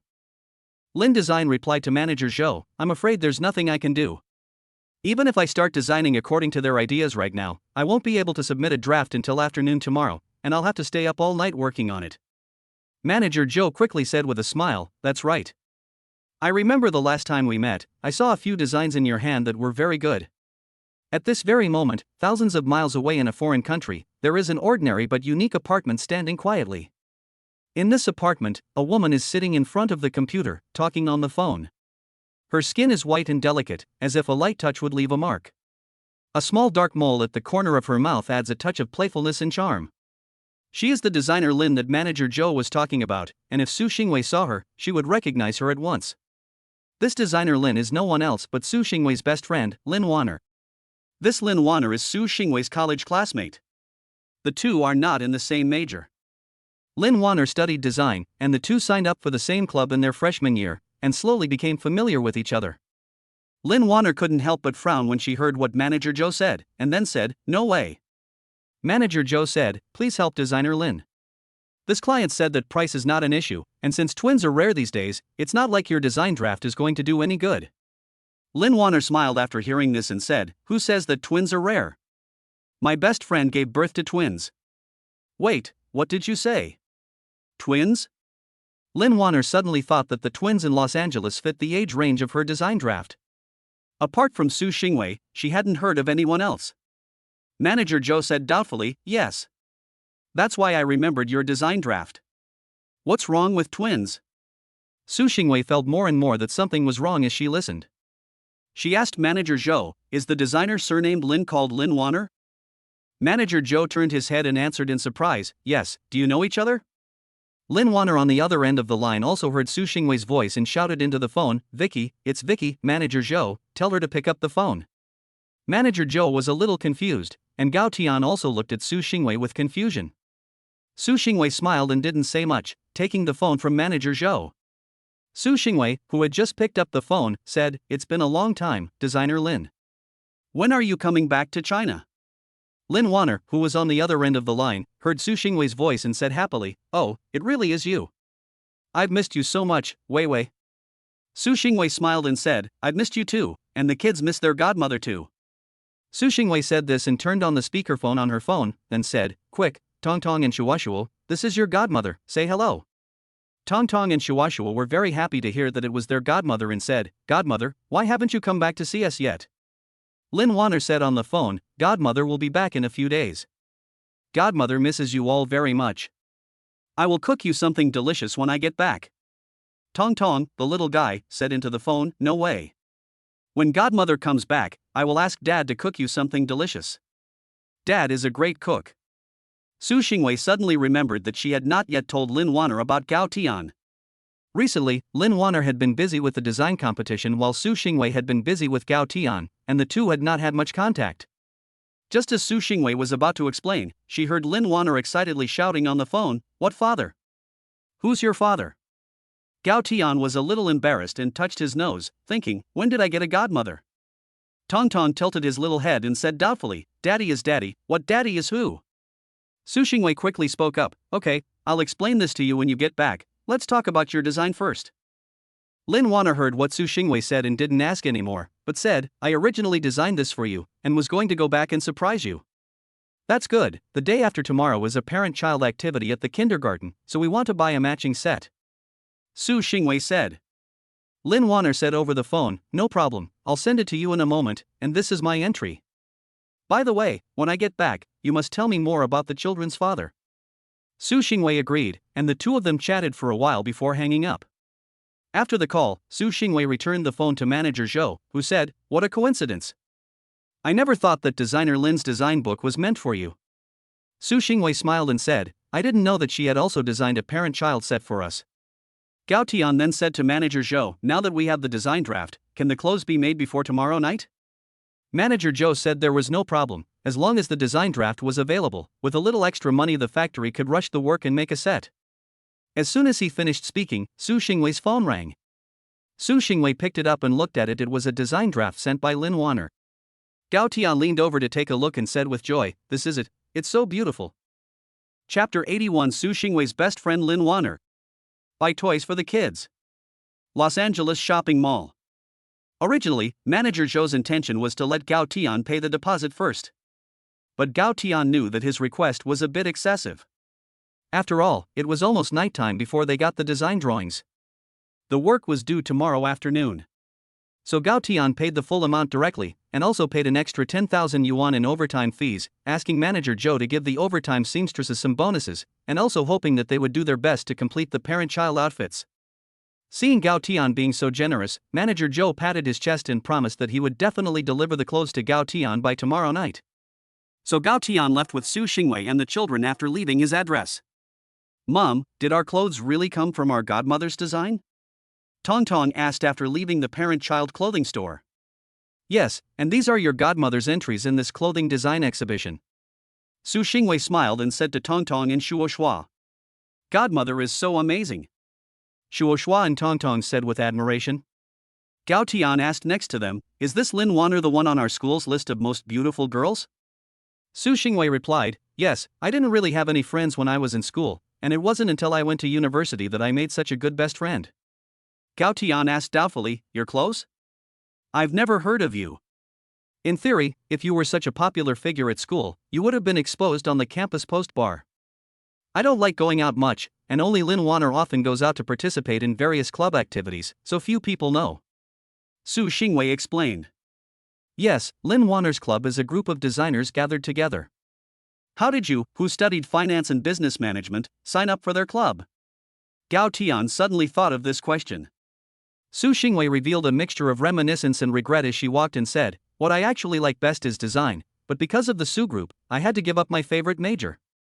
My biggest dream at the time was to design a set of my own manner." Gao Tian looked at Su Xingwei's yearning expression when she talked about design, and the light in her eyes when she talked about her idea of designing a manor. He suddenly had an idea. Gao Tian then said, "It will come true, believe me." Su Xingwei turned her head and looked at the way Gao Tian spoke, stunned for a moment. In that moment, she truly believed that Gao Tian would help her realize her wish. But she knew for herself that it was impossible, because she still had the huge Su group to manage in the future, and she could not indulge in the ocean of design. Su Xingwei didn't take it to heart either. After all, who hasn't had dreams in their youth, but how many can actually come true? Gao Tian gave a mysterious smile and didn't say much. Su Xingwei would find out when the time came. Gao Tian already had it in his heart, and had already planned part of it. Soon Gao Tian took them to the toy store in the mall. Su Xingwei asked after seeing it, "They already have a lot of toys, do they need to buy more?" Tong Tong and Shuashua stared at Gao Tian expectantly. Gao Tian asked doubtfully, "A lot? Their toy room is still empty." Su Xingwei suddenly felt that Gao Tian was a bit of a Versailles, and gave him a dirty look and said, "Your villa is so big, and the basement floor is dedicated to their toy room, which in an ordinary family would be the size of a normal house." Gao Tian said with hindsight, "Yes." But seeing the little eyes of Tong Tong and Shuashuo, Gao Tian continued, "As long as the babies like it, then fill it up. Besides, our family doesn't lack that kind of money." Gao Tian thought that the room was originally meant to be a toy room for Tong Tong and Shushua, a place to put toys, and with so many display cabinets designed to hold toys, it would be a waste not to fill it up. Su Xingwei was speechless. At that moment, she even felt that Gao Tian was a bit of a spendthrift. Tong Tong was overjoyed to hear her father's words and jumped up happily. She ran to Gao Tian, hugged his thighs and shouted happily, "Yay! Long live Daddy! Tong Tong loves Daddy the most." Muayan gave Gao Tian a flying kiss. Although Shushua didn't go quite as far as that, she was also very happy and said to Gao Tian, "Thank you, Daddy. I love Daddy the most too, and so does Mum." Shushua glanced at Su Xingwei and thought that Mum was also very nice, so she added her to the list. Su Xingwei pretended to look sad and said, "Good, Tong Tong, you little ungrateful brat, you love your father the most when he buys you toys." "Humph, it's still our Shushua who is good." Tong Tong heard her mother's voice and knew she had made a mistake. She had been so excited that she had forgotten her mother was there. So she quickly changed her words with a twirl of her little eyes, "Mum has always been the one I love the most." "Dad, didn't you say you were the favorite?" After saying this, she quickly ran back to Su Xingwei and hugged her thighs again. Gao Tian looked at Tong Tong and laughed heartily. Tong Tong was really cute. After a while of joking around, the group entered the toy store under Gao Tian's leadership. Gao Tian waved his hand and said with a smile, "Pick whatever you like, there's no limit, just pick whatever you like." "Wow! Really?" Dad Tong Tong asked excitedly. "Of course it's true, Shushua, don't just pick one or two, pick whatever you like, take whatever you like." Gao Tian said to Tong Tong and Shushua with a smile. Then Gao Tian called over two shop assistants and told them to follow the children and let them pick whatever they liked. The children happily began to pick toys in the toy store. Gao Tian and Su Xingwei watched the scene with a smile, their hands tightly clasped together. The manager of the toy store couldn't stop smiling either. This was a big customer. He was prepared to go up to them and hand over his business card, to make a good impression on such a wealthy person. But when he saw how Gao Tian and Su Xingwei were getting on, he tactfully didn't go up to them and interrupt. If he ruined the atmosphere between the two, he would lose this sale and it would be more than he had gained. Soon Tong Tong and Shuashuo returned with their shopping. Su Xingwei looked at the two full shopping carts of toys and asked, "You bought so much, have you thought about how to carry it back?" Tong Tong and Shuashuo thought Su Xingwei was angry and lowered their heads, afraid to speak. Tong Tong's eyes even began to redden. Gao Tian was heartbroken when he saw this situation and quickly said, "It's okay, let the people in the store help us take them to the underground garage first, and then let Bai Xuanshuang take them back first." Su Xingwei also realized that her tone was a bit heavy, and before buying them Gao Tian had promised that they could buy whatever they liked. Su Xingwei looked at the way Tong Tong and Shuashuo were lowering their heads, and she also felt a pang of heartache for no reason. She quickly spoke again, "Mommy is not angry, but I'm afraid there's no way I can carry all this home." Tong Tong looked up at Su Xingwei and said with a little choked voice, "Mom, are you really not angry with Tong Tong and my brother?" Shuashuo also quickly said, "If we buy too much, my sister and I can pick a few and it's okay, Mom." Tong Tong nodded. Seeing their understanding, Gao Tian felt even more distressed, and Su Xingwei also felt bad. Her children always seemed to be more mature than other children their age. At this time, Gao Tian said, "It's okay, my darlings, Mommy's not angry. I just feel that there are too many things, and we can't carry them all. It's not your fault." At this time, the manager of the toy store, who had been watching, came over and said, "Dear guests, we can provide home delivery." Su Xingwei heard that they could deliver the goods to the door, and since she wasn't really angry anymore, she really felt that there was no way to carry so much. After all, they still had to go shopping for groceries later. Gao Tian and Su Xingwei then coaxed Tong Tong and Shuashuo for a while, until Tong Tong started to smile again. Gao Tian then called Bai Xuanshuang to come up, and paid the money. Bai Xuanshuang was told to lead the way and take the things back first. Chapter 82, Buying Su Xingwei Stockings. After leaving the toy store, it was obvious that Tong Tong and Shuashuo's mood had not been as high as it had been at the beginning. Su Xingwei, on the other hand, kept blaming herself in her heart. She was clearly happy, so why did she have to mention them? Gao Tian was going to go straight to the grocery store, but then he happened to notice a dessert shop nearby. He thought to himself, "They say eating sweets can improve your mood. I don't know if it'll work, but I'm going to give it a try." Gao Tian suddenly changed direction, leading the three of them along with him. Su Xingwei saw Gao Tian leading them straight to the dessert shop and understood what he wanted to do. She felt a sense of happiness in her heart. When they arrived at the dessert shop, Gao Tian asked, "What do you like to eat?" Tong Tong saw something delicious, and a happy smile finally appeared on her doll-like face. She stared at the various kinds of cupcakes in the counter with shining eyes, her mouth watering. Shuashuo didn't like sweet food very much, but seeing her sister's face made her appetite seem to come back. She looked at the cupcakes inside and was suddenly a little bit hungry. Su Xingwei saw that the children were in a better mood, and she was finally relieved. Gao Tian smiled and said to Su Xingwei, "Today you are allowed to have an ice cream." Su Xingwei was also happy like a little child when she heard Gao Tian say this, and quickly walked over to the nearby freezer to pick an ice cream. She hadn't had ice cream for a long time since Gao Tian started living with them. Gao Tian looked at their happy faces and said with a smile, "You can only have one ice cream, and you two little ones, you can't buy too big a cake, so pick a smaller one and eat it first. I'll make something delicious when I go back tonight." Upon hearing this, Tong Tong and Shuashuo each picked a smaller cupcake. Although Su Xingwei heard that she could only have one, she was also very happy. It felt so good to be spoiled and taken care of by Gao Tian. The family of four sat down in the rest area of the mall. Gao Tian looked at the three of them happily eating their own food, and he felt very happy and blessed. Tong Tong saw that his father didn't have a small cake to eat, and his mother and brother both had something to eat. So Tong Tong held up the small cake and pretended not to care as he pushed it in front of his father and said, "I don't want it anymore, give it to Dad."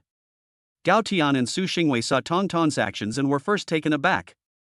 Then Gao Tian reacted first, smiling and saying, "Okay, I won't be rude then." He then took the cupcake, used the fork to take a small piece, took a bite, and with a look of ecstasy said, "It's delicious." At the same time, he glanced at Tong Tong out of the corner of his eye. Su Xingwei, who had just seen Gao Tian take Tong Tong's cupcake without hesitation, was originally very surprised. She thought to herself, why did Gao Tian really take it? But then she saw Gao Tian's current expression and understood. Gao Tian was teasing Tong Tong.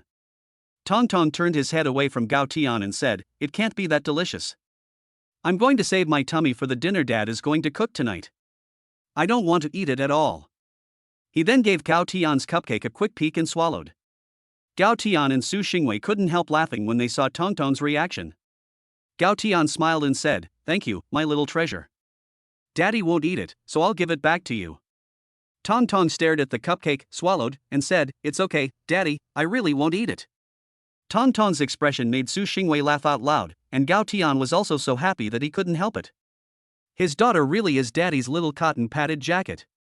Shushua said, "I'll eat it with my sister. We can't eat much, and we still have to eat the dinner Daddy makes tonight." Tong Tong quickly said, yes, I'll eat it with my brother," and couldn't wait to take the cake from Shuashua's hands. Gao Tian was really moved by the way the children looked at him, and at the same time, Tong Tong's actions made him want to laugh. Gao Tian didn't try to avoid it, and after eating a few bites, he let the children eat. After this little incident, the atmosphere began to liven up again. Everyone's mood wasn't as low as it had been. After a burst of joyful laughter, the family finished eating and continued with their shopping for the day.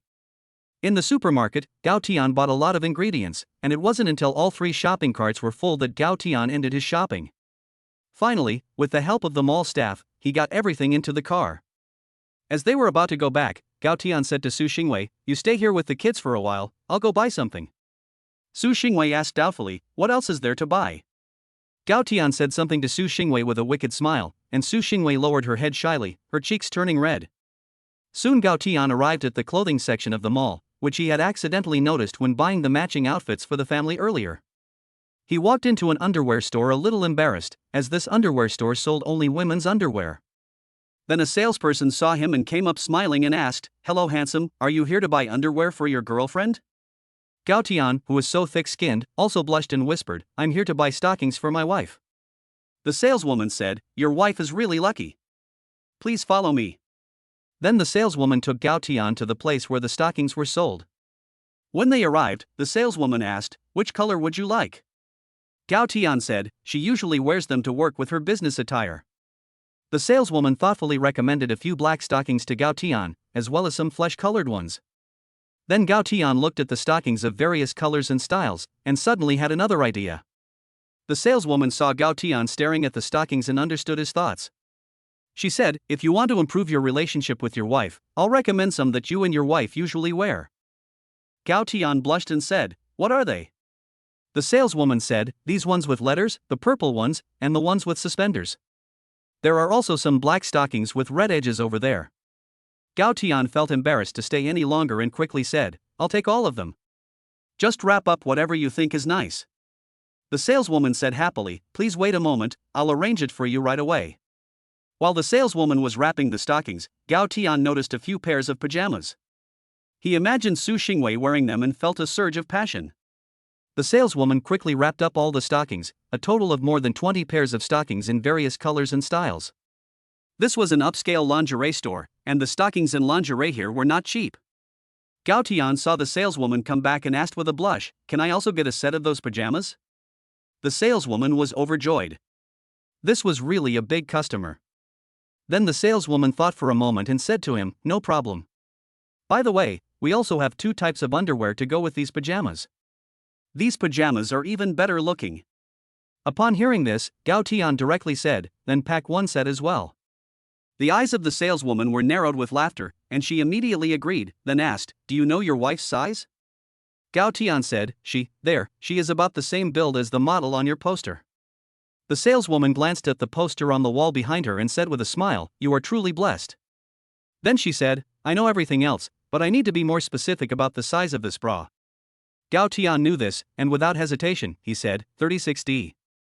The salesperson quickly packed everything for Gao Tian, and Gao Tian left with a large pile of things. Back in the car, Su Xingwei was stunned and asked, "You bought so much?" Gao Tian smiled wickedly and said, "You'll find out tonight." Then he started the car and began driving home. Chapter 83, Is Mommy Going to Get Another Injection? By Yoon Mingju. The domineering Black Range Rover quickly arrived at the door. Gao Tian then called Shen's aunt and the others to help carry the things. Shen's aunt was shocked when she saw the things Gao Tian had bought and asked, "Master Gao, there's no way you can fit all this in the refrigerator." Gao Tian smiled and said, "It's okay, Auntie Chen.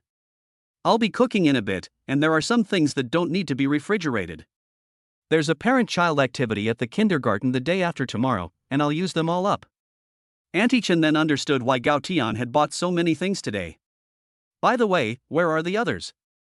Gao Tian asked, puzzled, as it seemed that the only people helping were Auntie Chen and a female bodyguard.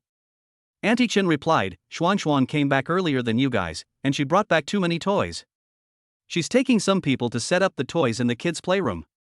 Gao Tian remembered Chen's words and remembered that they had bought a lot of toys. Soon Gao Tian started bustling around in the kitchen, and Chen helped him out. Tong Tong and Shuo were in the toy room, looking at the dazzling array of toys and having a great time. Su Xingwei got out of the car and secretly carried the clothes Gao Tian had bought her, carefully making her way upstairs. In the room, Su Xingwei opened all the packaging bags and looked at the various kinds of stockings, gradually blushing. Suddenly she saw 2 bags. She opened them curiously and, on seeing the contents, her face flushed directly up to her neck. Su Xingwei first picked up the black lace nightdress, carefully held it up to her body and compared it, then lifted her hand to look more closely. Su Xingwei could even faintly see the back of the nightdress through the nightdress. Su Xingwei thought shyly, "Oh my god. This nightdress is semi-transparent and so embarrassing, how can I wear it?" Then she looked at the other set of underwear lying on the bed. Su Xingwei picked it up curiously and looked at it. She had never seen underwear of this style before, and it felt so shameful to wear it.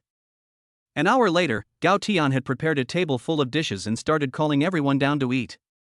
Su Xingwei kept looking at Gao Tian with very strange eyes at the table, occasionally blushing a little, which was inexplicable to Gao Tian. He thought that Su Xingwei would go up to wash up and wouldn't look at the clothes he bought, but he never expected that Su Xingwei had already looked through the sexy lingerie, pajamas, and stockings he bought. During dinner, Tong Tong asked, "Dad, can I and my brother bring more toys to kindergarten the day after tomorrow?" "Of course you can. I bought you toys today so that you can share them with your friends at kindergarten," Gao Tian said with a smile. Tong Tong, who had a piece of sweet and sour pork in his mouth, mumbled, "Yes. Daddy is the best." Su Xingwei said unhappily, "So Daddy is the best and Mummy isn't?" Tong Tong quickly stuck out his tongue and said sweetly, "Mummy is also the best mummy in the world. Tong Tong loves Mummy the most. Daddy comes second to Mummy." Gao Tian also said helplessly, "This little cotton-padded jacket really lets the wind in." Tong Tong winked cutely at Gao Tian, as if to say, "Daddy, don't mind, in fact, Tong Tong still loves you the most." Shu Shua asked, "Daddy, when we go, do we need to bring a lot of food?" Gao Tian smiled and said, "Of course, the ingredients I bought today are for the parent-child activity, so that I can cook something delicious for you to take with you." After dinner, Gao Tian and Su Xingwei spent some time playing with the children in the toy room. They only began to feel sleepy after a while, and Gao Tian carried them back to their room. Shu Shua fell asleep quickly, but when Gao Tian arrived in Tong Tong's room, he found that the little cutie was awake again. He had been so sleepy when he was carried in, so how could he have woken up so soon? Gao Tian asked, "What's wrong, Tong Tong? Why aren't you sleeping?"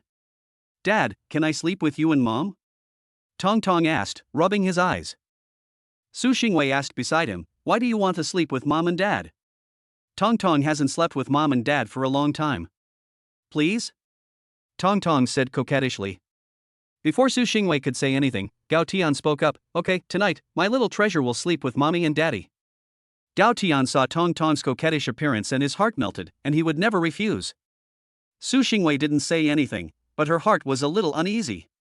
She thought, Gao Tian bought so many strange clothes today, he definitely won't let her off tonight. Now Tong Tong is sleeping with them, what should she do? Gao Tian, unaware of Su Xingwei's thoughts, carried Tong Tong towards their master bedroom.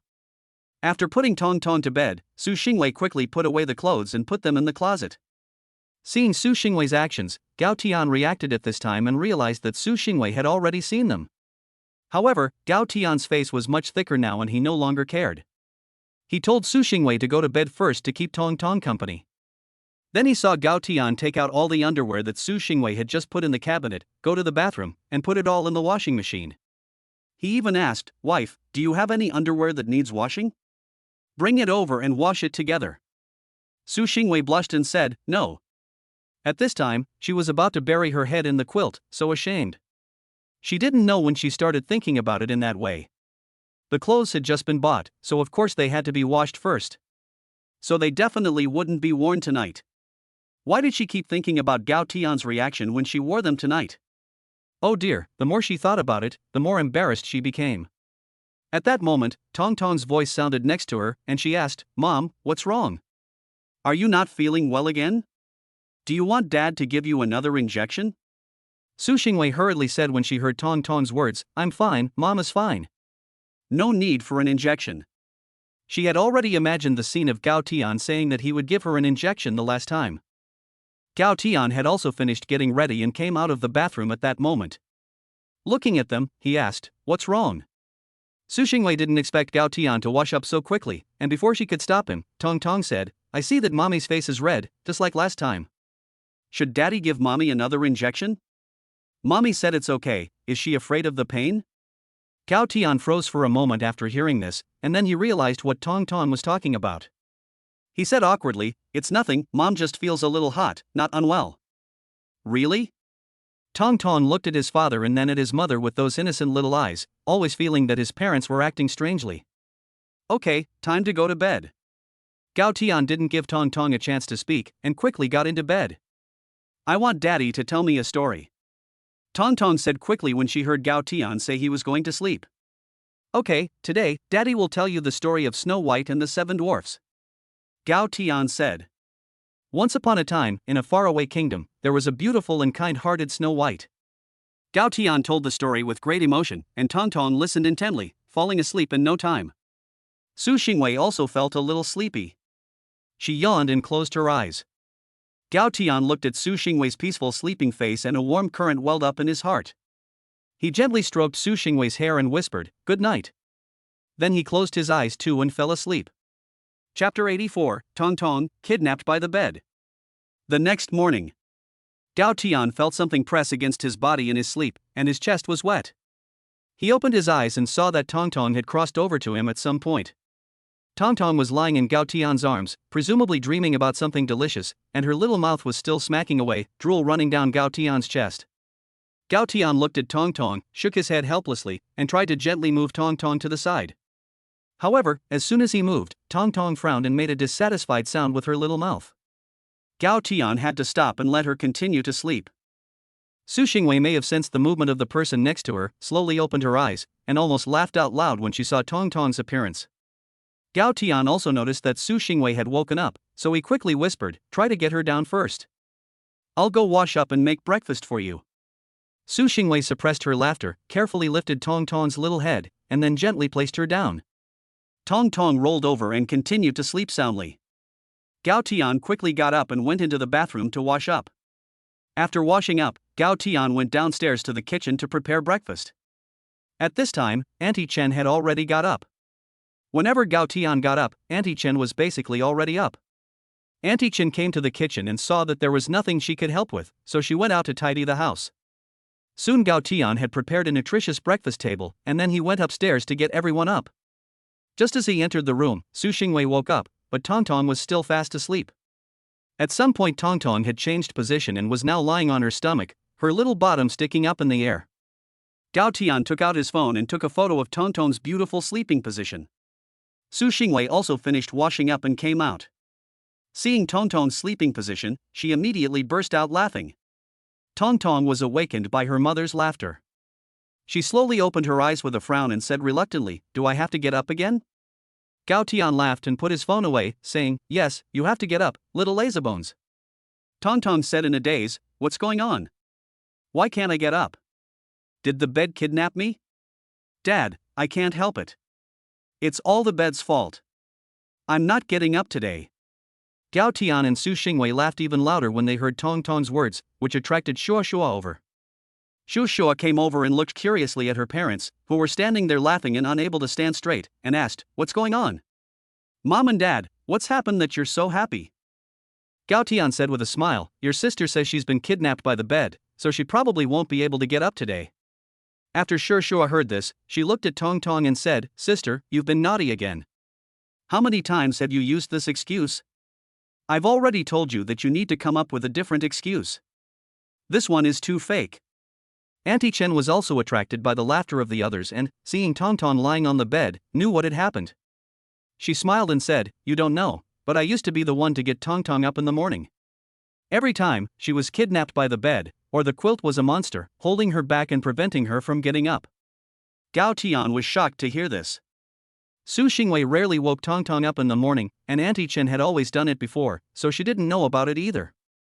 After a long while of coaxing, they finally managed to get Tong Tong out of bed. After Su Xingwei washed Tong Tong up, the family sat down at the table to enjoy their delicious breakfast. Tong Tong was a little upset until she took a bite of the crystal shrimp buns Gao Tian had made, and she was instantly healed by the delicious food. After breakfast, Gao Tian drove Tong Tong and Shuashua to school, and then stopped by the school to find out about the schedule and some specific details of tomorrow's parent-child activity. Although the school teacher had already posted the specific details of the activity in the group, this was Gao Tian's first time participating, so he still felt the need to ask to avoid any mistakes. Gao Tian took down all the details in a notebook at the kindergarten, and then drove to Tiandun Security. Starting today, Gao Tian was going to handle company matters at Tiandun. When Gao Tian arrived at Tiandun, Qin Ming was already waiting downstairs. After all, today was considered the official inauguration of the chairman, and all the company's top management were waiting at the door. When Gao Tian arrived, Qin Ming went up to open the car door for him. Gao Tian got out of the car and saw that all the company's top management were present. He smiled and greeted them. After all, they would all be working together in the future. Although everyone saw Gao Tian smiling and greeting them, and he was young, no one dared to underestimate him. After all, it would not be easy for someone to hold 64% of the shares of Tiandun Security. Also, they all knew about the last time Gao Tian got a family of 3 people to an overseas company. Gao Tian then walked at the front, followed by a group of Tianxiu leaders, walking towards the company. After entering the company, everyone went to the largest conference room on the top floor and began to formally introduce and report to Gao Tian on all the company's business. While the meeting was in full swing on Gao Tian's side, in Tianwei's meeting room, Su Xingwei also held a company meeting. The main content of this meeting was Gao Tian's resignation, Woitao's promotion to Deputy General Manager of Tianwei, and Xu Kai's appointment as the leader of Group 4. As for Guotao's original position, Woitao himself would go back later and let the people in the investment department vote on it. After the Tianwei Venture Capital meeting. The President's Office. Wang Xianer looked at Su Xingwei, who was working, and a hint of confusion appeared in her eyes. Su Xingwei also noticed that Wang Xianer had been staring at her, and she asked, "What's wrong? Do I have flowers on my face? You've been staring at me?" Wang Xianer said with some uncertainty, "Not really, it's just that lately, the president seems a little different." Then she looked at Bai Shuangshuang and asked, "Have you noticed that there is something different about him?" Bai Shuangshuang looked at Su Xingwei and pondered for a while, then said, "Yes, there is something different. It seems that there is a difference in temperament. I can't put it into words." Wang Xianer nodded and said, yes, it's in the temperament." Su Xingwei asked doubtfully, "Really? How come I haven't noticed it?" Wang Xianer said, "It seems more feminine, and it seems to be more mature." After listening to this, Su Xingwei thought about it for a while and then said a little shyly to Wang Xianer, "When you get married, you will become the same." Wang Xianer said in surprise, "Really? It's so amazing that getting married can also change a person's temperament." Bai Shuangshuang had been in society for a long time and had experienced a lot, so when she heard what Su Xingwei said, she knew what Su Xingwei meant. So she leaned close to Wang Xianer's ear and whispered a few words, and Wang Xianer instantly blushed and didn't dare to ask anymore. Su Xingwei watched the two of them as they made small talk, just smiling without saying much, and then lowered her head to continue working. Chapter 85, Announcement of Relationship. Tian Shield Security. Gao Tian, who had just finished the meeting, was now in the office dealing with the piles of documents that had accumulated over the past few days. Qin Ming was assisting him, and just as Gao Tian was working diligently, Su Xingwei's phone rang. Gao Tian answered the phone and asked, "What's up? Miss me?" Su Xingwei said, "Shouldn't you come back and take over the work?" Gao Tian thought for a moment and said, "Okay, it's almost noon, I'll bring some food over. We'll eat together." "Okay, I'll wait for you at the office." Su Xingwei's sweet voice came through the phone slightly excited. Gao Tian was still wondering why Su Xingwei seemed so excited. Meanwhile, Su Xingwei hurriedly told Wang Xaner, go pick up Shuashuo and Tong Tong, and we'll eat at the company cafeteria today at noon. Wang Xaner smiled and asked, Su, are you going to announce your relationship at the company? Su Xingwei smiled and said, I've been thinking about it for a long time. Wang Xaner and Bai Shuangshuang glanced at each other and both smiled without saying a word. Wang Xaner turned around and went downstairs to pick up the two little ones, and Su Xingwei called the kindergarten to take leave for the two little ones. Gao Tian only had to process the last two documents on his side, and then he could finish. He told Qin Ming a few dishes and asked Qin Ming to get ready. Then he asked Qin Ming to order a bouquet of flowers. He had the same idea as Su Xingwei. Since he had already left Tianwei, he was also prepared to make their relationship public. Qin Ming was very capable and immediately got to work. Soon it was noon, and Gao Tian also finished processing the last of the documents. Then he took the food that Qin Ming had prepared and the roses, and drove towards Tianwei. Su Xingwei looked at the time and thought it was about time. Shuashua and Tong Tong had already been picked up by Wang Xiner. She took the children downstairs, and many people in the company saw her. Everyone was talking about how the CEO had picked up the children today. It was no secret that Su Xingwei had children, and almost everyone knew about it. After getting off the elevator, in the lobby on the first floor, Su Xingwei called Gao Tian. Gao Tian, who was on his way to Tianwei, picked up the phone and heard Su Xingwei's tone of expectation on the other end of the line. Are you here yet? Su Xingwei's voice came through the phone. I'll be there in 2 minutes, Gao Tian said with a smile. Okay, I'll be waiting for you on the first floor, Su Xingwei said with a smile. The employees at Tianwei were shocked to see Su Xingwei standing on the first floor of the company, smiling and talking on the phone with someone. In their impression, Su Xingwei was the kind of iceberg goddess who never smiled, so when had they seen her smile so sweetly? However, Su Xingwei, with the children in tow, completely ignored the stares around her, her eyes fixed on the door. Shuashua and Tong Tong were both puzzled, wondering why their mother had picked them up today. Shuashua asked, Mom, are we waiting for someone? Tong Tong also asked, Are we waiting for Dad, Mom? Su Xingwei smiled and looked down at the two little ones and said, Yes, Dad will be here in a while, and we'll have lunch together today. Tong Tong said happily, Yes. I like eating with Mom and Dad the best. The employees of Tianwei around heard Tong Tong's words and were all in a series of amazement. Could it be that Su Xingwei's mysterious husband was coming today? Of course, there was also Zhu Kai in the crowd. Zhu Kai quickly picked up the phone and dialed Gao Tian. Gao Tian, who had already driven his car to the front of the company, picked up the phone in confusion and asked, What's wrong? Did something go wrong with the project? Zhu Kai's surprised voice came through the phone, No, Tianga, guess what I saw? Gao Tian parked the car a little suspiciously. This time, he didn't park in the underground garage, but directly in the parking lot in front of the company building. The security guard at the entrance was also very surprised when he saw Gao Tian get out of the car. Gao Tian stood next to the car holding the phone and asked, What? Zhu Kai said excitedly on the phone, I saw President Su waiting in the lobby with her child to greet her husband. Gao Tian heard that Su Xingwei was still with the child, and first froze for a moment, then smiled, and then said to Zhu Kai on the phone, I know. Zhu Kai was still very excited and said, If I see it in a while. Hey, that's not right, you know? How did you know? Gao Tian said, They're waiting for me, how would I not know? Zhu Kai said helplessly, It's time to wake up, brother Tian, Su's husband is coming, and you're still daydreaming here. Gao Tian shook his head a little speechless, and hung up the phone without saying much. Zhu Kai looked at the hung-up phone on his side and muttered, Brother Tian is really pitiful. Guo Tao also looked at him next to him and said, You are the one who is really pitiful. Zhu Kai asked, Huh? Me? What do you mean, brother Tao? Guo Tao glanced at him and said, You'll find out in a moment. Just as Zhu Kai was about to ask, a person came in through the company gate. Tong Tong, who had been by Su Xingwei's side, ran over happily, calling out Daddy as she ran. The others were only a little surprised when they saw the person coming, but after hearing Tong Tong shout, they were all astonished. Zhu Kai's mouth fell open even wider, his eyes wide as he stared at Gao Tian, unable to say a word. Guo Tao looked at Zhu Kai with pity in his eyes, patted him on the shoulder and dragged him away. He couldn't let this kid run over and become the third wheel. Su Xingwei smiled and said, Let's go, we'll eat at the company cafeteria. Gao Tian held up the flowers in his hands and said, They're for you.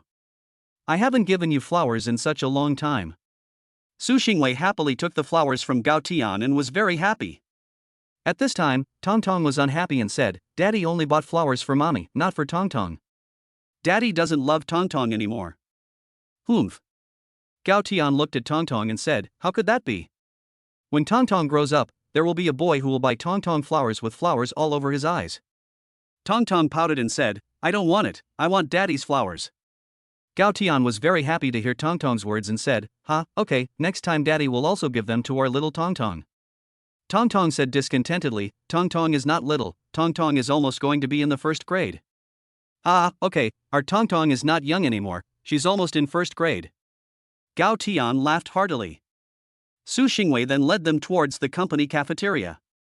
Gao Tian had brought food with him, but since he didn't know that Tong Tong and Shushua were also coming, he had prepared 2 servings. Fortunately, Su Xingwei had also prepared food, otherwise Tong Tong would probably have been unhappy again.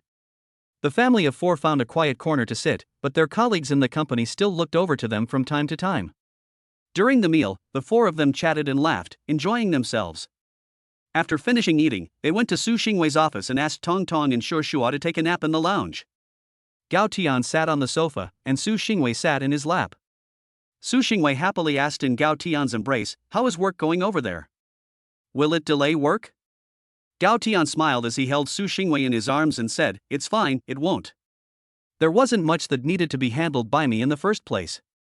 After hearing Gao Tian's reply, Su Xingwei didn't say anything else, quietly nestling in Gao Tian's arms, her heart filled with an indescribable sense of peace.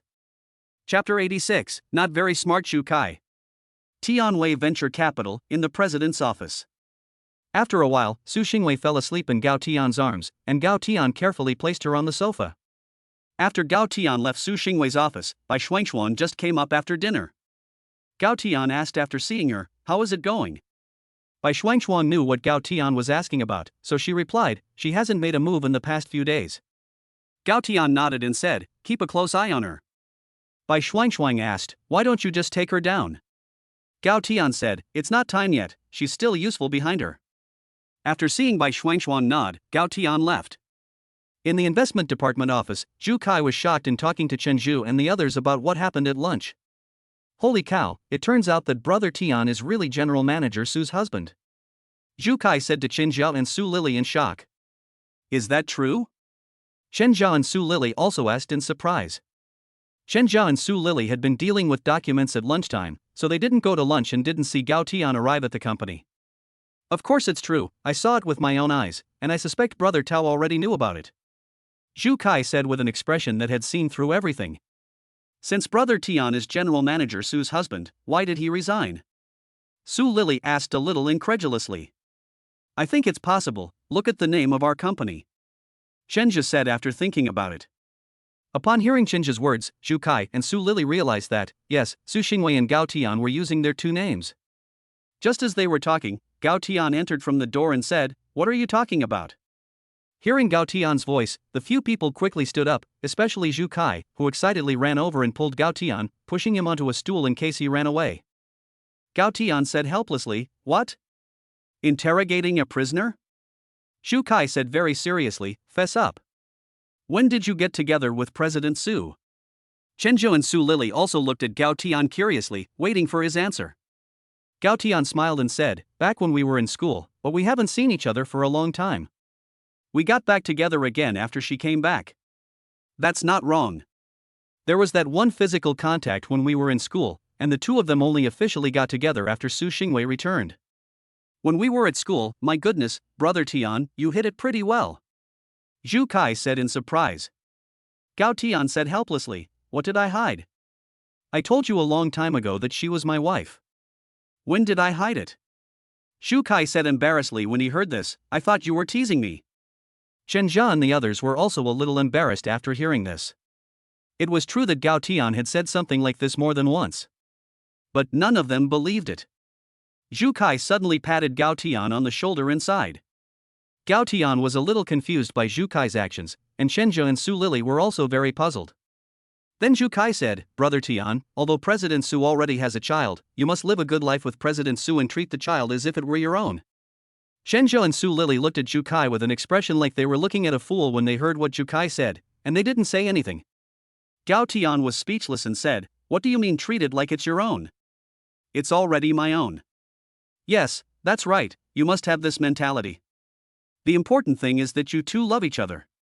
Zhu Kai said with great relief. Gao Tian really didn't know what to say. Shenji couldn't bear to watch anymore and said, Brother Kai, is it possible that Tian is the biological son? Su Lily nodded in agreement. Zhu Kai said, yes, is it possible that, what? How is that possible? Zhu Kai said halfway through, and then suddenly reacted with surprise. Shenji and Su Lily glanced at Zhu Kai, both shaking their heads and not saying anything more. Gao Tian looked at Zhu Kai with concern, wondering if he had made the right decision by letting Zhu Kai take the position of team leader. Zhu Kai was usually very smart at work, but he was a bit slow when it came to interpersonal relationships, otherwise he would not still be single. While other people were single because they didn't want to find a partner, he was in a hurry to find one but just couldn't. Gao Tian felt at this time that it was possible that Zhu Kai was not unable to find someone, but that he had found someone before, but he just didn't know it himself. Time passed unnoticed as the several people joked and laughed, and more than half an hour had passed. Su Xingwei also woke up, and after noticing that there was no one around her, she sat up. At this time, there was also movement in the restroom, and Su Xingwei hurriedly went in. Tong Tong and Sugar Shuo had also woken up. Tong Tong rubbed her eyes and asked, Mom, where's Dad? Su Xingwei heard Tong Tong's words and felt a little jealous.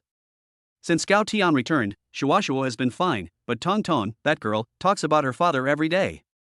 Su Xingwei said, I think Dad has gone downstairs. Tong Tong said, I want to go find Dad. Can I, Mom? Su Xingwei could only agree. She asked, does Shuo want to go together? Shu Shuo looked at her mother and then at her sister, and after thinking for a moment, asked, is Mommy not going? Su Xingwei said, Mommy still has a little work to do, but I'll go after that. Shu Shuo heard her mother's words, thought about them for a moment, and then said, in that case, I won't go. I'll let my sister go, and I'll stay here with Mommy. Su Xingwei felt a little bit of healing in her heart when she heard Shu Shuo's words. Then Su Xingwei said, okay, you stay here for a while, and I'll have someone take my sister to Daddy's place. Su Xingwei called Wang Xiner and asked her to take Tong Tong to the investment department. She knew that Gao Tian must have gone to see someone there. While Gao Tian was chatting with Zhu Kai and the others in the investment department, Wang Xiner arrived at the door with Tong Tong. Tong Tong heard her father's voice as soon as she arrived at the door, so she quickly ran over and shouted, Daddy, Daddy. When Gao Tian and the others heard Tong Tong's voice, they all looked back, and Gao Tian quickly crouched down and took Tong Tong in his arms. Wang Xiner took Tong Tong to the place and then went back to work. Gao Tian said to Tong Tong, come, let Daddy introduce you. Gao Tian then introduced Zhu Kai and the others to Tong Tong one by one, and Tong Tong also sweetly called out a few times, Uncle and Auntie. Everyone looked at the cute Tong Tong and really liked him. Zhu Kai said, you're right, he looks quite like Brother Tian, huh? Tong Tong looked at this strange uncle with confusion. Gao Tian looked at him like he was stupid, and Shenju and Su Lily also looked at Zhu Kai. Zhu Kai's laughter slowly faded away, and he stuttered, no. No. Really, born of the same parents, right? Everyone said in unison, nonsense. Gao Tian had never been so speechless in his life. How could he have known this idiot? Tong Tong asked, Dad, what are you guys talking about? Gao Tian said, nothing, this uncle is just not very smart. In the future, you should avoid contact with people who aren't very smart, okay? Tong Tong gave a knowing but puzzled "oh." Then he said to Gao Tian, this uncle is so pitiful, he's so old but still not very smart. Everyone laughed heartily when they heard Tong Tong's words. Only Zhu Kai wished he could find a crack in the ground and disappear into it. Chapter 87, Parent-Child Matching Outfits Complete. Tianwei Venture Capital. Investment Department. Gao Tian and the others chatted for a while, during which Tong Tong took a tour of the investment department and came back with a large bag of snacks. Gao Tian was stunned when he saw them and asked, who gave you all those snacks, Tong Tong?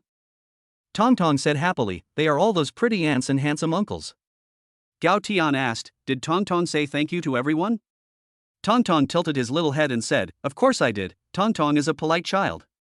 Gao Tian smiled and said, well, Tong Tong is really good, not only is Tong Tong polite, but he is also cute and pretty.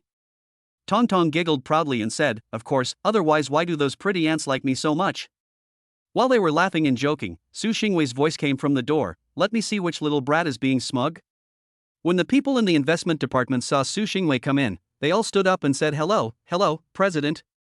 Su Xingwei smiled and said to the crowd, "Hello, you continue with your work, I'm sorry that the child caused you trouble.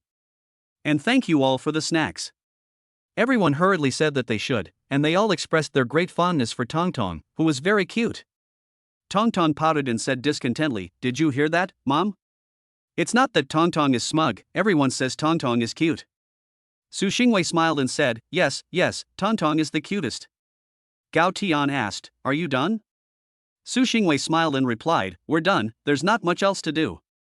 Gao Tian didn't see Shuo figure and asked, "Where's Shuo?" Su Xingwei said, "Shuo is at the door." Gao Tian asked suspiciously, "What's Shuo doing at the door?" After saying this, he took the bag from Tong Tong's hands, led Tong Tong to say goodbye to everyone, and walked out. When Gao Tian reached the door, he saw a group of female employees gathered around Shuo, with Shuo in the middle, a little overwhelmed, standing there. Seeing this scene, Gao Tian was also speechless. He couldn't blame himself for not seeing Shuo anymore, because she had been taken hostage by a group of female wolves. All he could hear was the crowd murmuring as they rubbed Shuo's head, and others pinching Shuo's little face, saying, "Wow, what a handsome little boy, so cute." Some people went even further, saying, "Little handsome guy, I'll wait for you to grow up. When you grow up, will you marry me?" Gao Tian walked over with a frown on his face and said, "You're thinking about farting." When the crowd turned around and saw Su Xingwei and Gao Tian coming over, and then saw Tong Tong, the little cutie, some of them immediately switched targets. They surrounded Tong Tong, pinched his face and rubbed his head, saying, "So cute, like a little doll." One of the bolder girls even teased Gao Tian, "What position would you need to conceive such cute twins?" Gao Tian glanced at the side at Su Xingwei, whose face had turned a little red, and said, "You'd have to ask your CEO that." Su Xingwei's face turned even redder when she heard Gao Tian's words. She reached out and pinched Gao Tian's waist. Gao Tian grimaced in pain, and everyone of course saw their little action. Since no one had seen Su Xingwei like this before, everyone was unusually bold today, and they said in a chorus, "Oh, General Manager Su and Team Leader Gao's children are already so big, and the two of them are still so in love." Yes. And the two of them standing together really look like a perfect match, a natural pair. Who's to say they're not, and they've been hiding it from us for so long? Everyone chimed in. Gao Tian laughed again and said, "Actually, having twins is not that unusual. It mainly depends on the genes and abilities." Su Xingwei was so embarrassed that she could no longer stay, and said to Gao Tian, "Are we leaving or not?" Gao Tian didn't dare say much, for if Su Xingwei reached out and gave him another tap on the waist, he wouldn't be able to bear it. So Gao Tian told everyone to let the children out, and then quickly took the children out. At this time, Zhu Kai happened to be standing at the window stretching, and when he saw Gao Tian take Su Xingwei and the two children out of the company, he got into a black Range Rover on the parking lot. Zhu Kai said in surprise, "Oh my, brother Tian can't still be some kind of hidden rich kid, can he? I've been saying for some time that I keep seeing this Range Rover, but I've never seen any of the company's senior management driving it. So it turns out it belongs to brother Tian." Shenzhou and Su Lily heard what Zhu Kai said and also went to the window to look down, and sure enough, they saw a black Range Rover. They were both surprised and thought, "Brother Tian, you really are a hidden talent." In the car, Su Xingwei asked Gao Tian, "Where are we going now?" Gao Tian said, "Let's go to the mall." Su Xingwei asked doubtfully, "Do you need to buy anything else? Haven't you bought enough for tomorrow?" Gao Tian smiled and said, "Manager Zhou called me at the investment department. The clothes have already been made." Su Xingwei asked in surprise, "That was fast. I thought it would take at least until tonight." Gao Tian said with a smile, "Manager Zhou said that after getting the design drawings yesterday, he specially found a few masters and rushed them out overnight without stopping." Su Xingwei said, "That's really hard work. Pay the workers some more money later." Gao Tian said, "Okay, I'll do whatever you say, my dear." Su Xingwei gave her a look, thinking, "You're doing what I say now, but you never listened to me when we were working." Soon the car arrived at the mall, and Gao Tian took Su Xingwei and the children directly to Manager Zhou. Manager Zhou took them into the store and asked them to wait in the lounge for a moment. After a while, Manager Zhou came in, pushing a long display rack. Gao Tian's eyes lit up when he saw the parent-child outfits on the rack. The novel parent-child outfits attracted the attention of Gao Tian and Su Xingwei. Not only were the outfits uniquely designed, they were also full of warmth and love. When parents and children wear them, they seem to become one, making people feel the warmth and happiness of the family. Gao Tian couldn't wait to stand up and go over to take a closer look. Then he nodded and said, "That's right, this is it. Manager Joe asked with a smile, "What do you think, Mr. Gao? Are you satisfied?" Gao Tian smiled and said, "Very satisfied." "What do you think?" Su Xingwei had also been looking at it for a while, and she nodded in satisfaction. Tong Tong and Shuashua were also looking at the clothes and said to Gao Tian and Su Xingwei, "Dad, Mom, these clothes are so pretty. Are we going to wear them tomorrow?" Gao Tian smiled and said, "That's right, we'll wear this tomorrow." Then Gao Tian said to Manager Zhou, "Wrap it up." Manager Zhou quickly said, "Okay, I'll wrap it up for you now." After Manager Zhou wrapped up the clothes, Gao Tian took out his phone and transferred 10,000 yuan to Manager Zhou. Manager Zhou asked doubtfully, "Mr. Gao, do you need to buy any other clothes?" Gao Tian smiled and said, "My wife said that the masters have worked very hard to rush and make clothes for us, so give them a little bonus." After hearing this, Manager Zhou laughed and said, "I'll thank you for those masters." She also knew that Gao Tian and his family were not in need of money, so she did not feel too polite. Gao Tian and Su Xingwei then happily left the mall with their child. Chapter 88, The negotiations broke down. The incompetent and furious Wang Hao.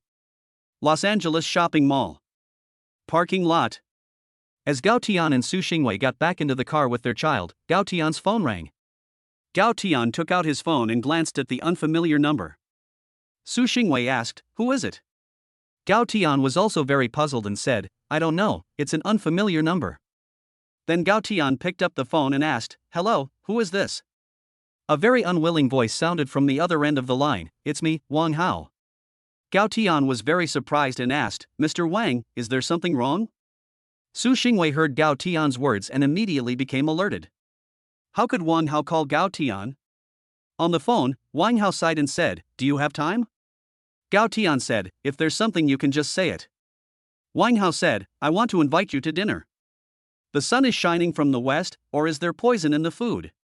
Gao Tian said a little surprised.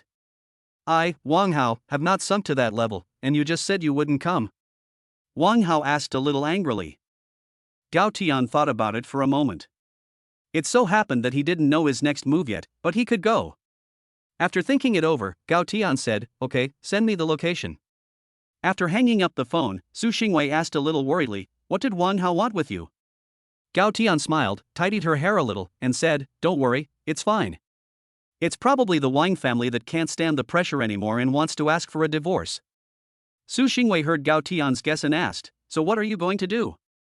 Gao Tian's eyes narrowed a little and said, "That depends on the Wang family's sincerity." Su Xingwei said, "I'll go with you." Gao Tian looked at Su Xingwei and knew that she was worried about him.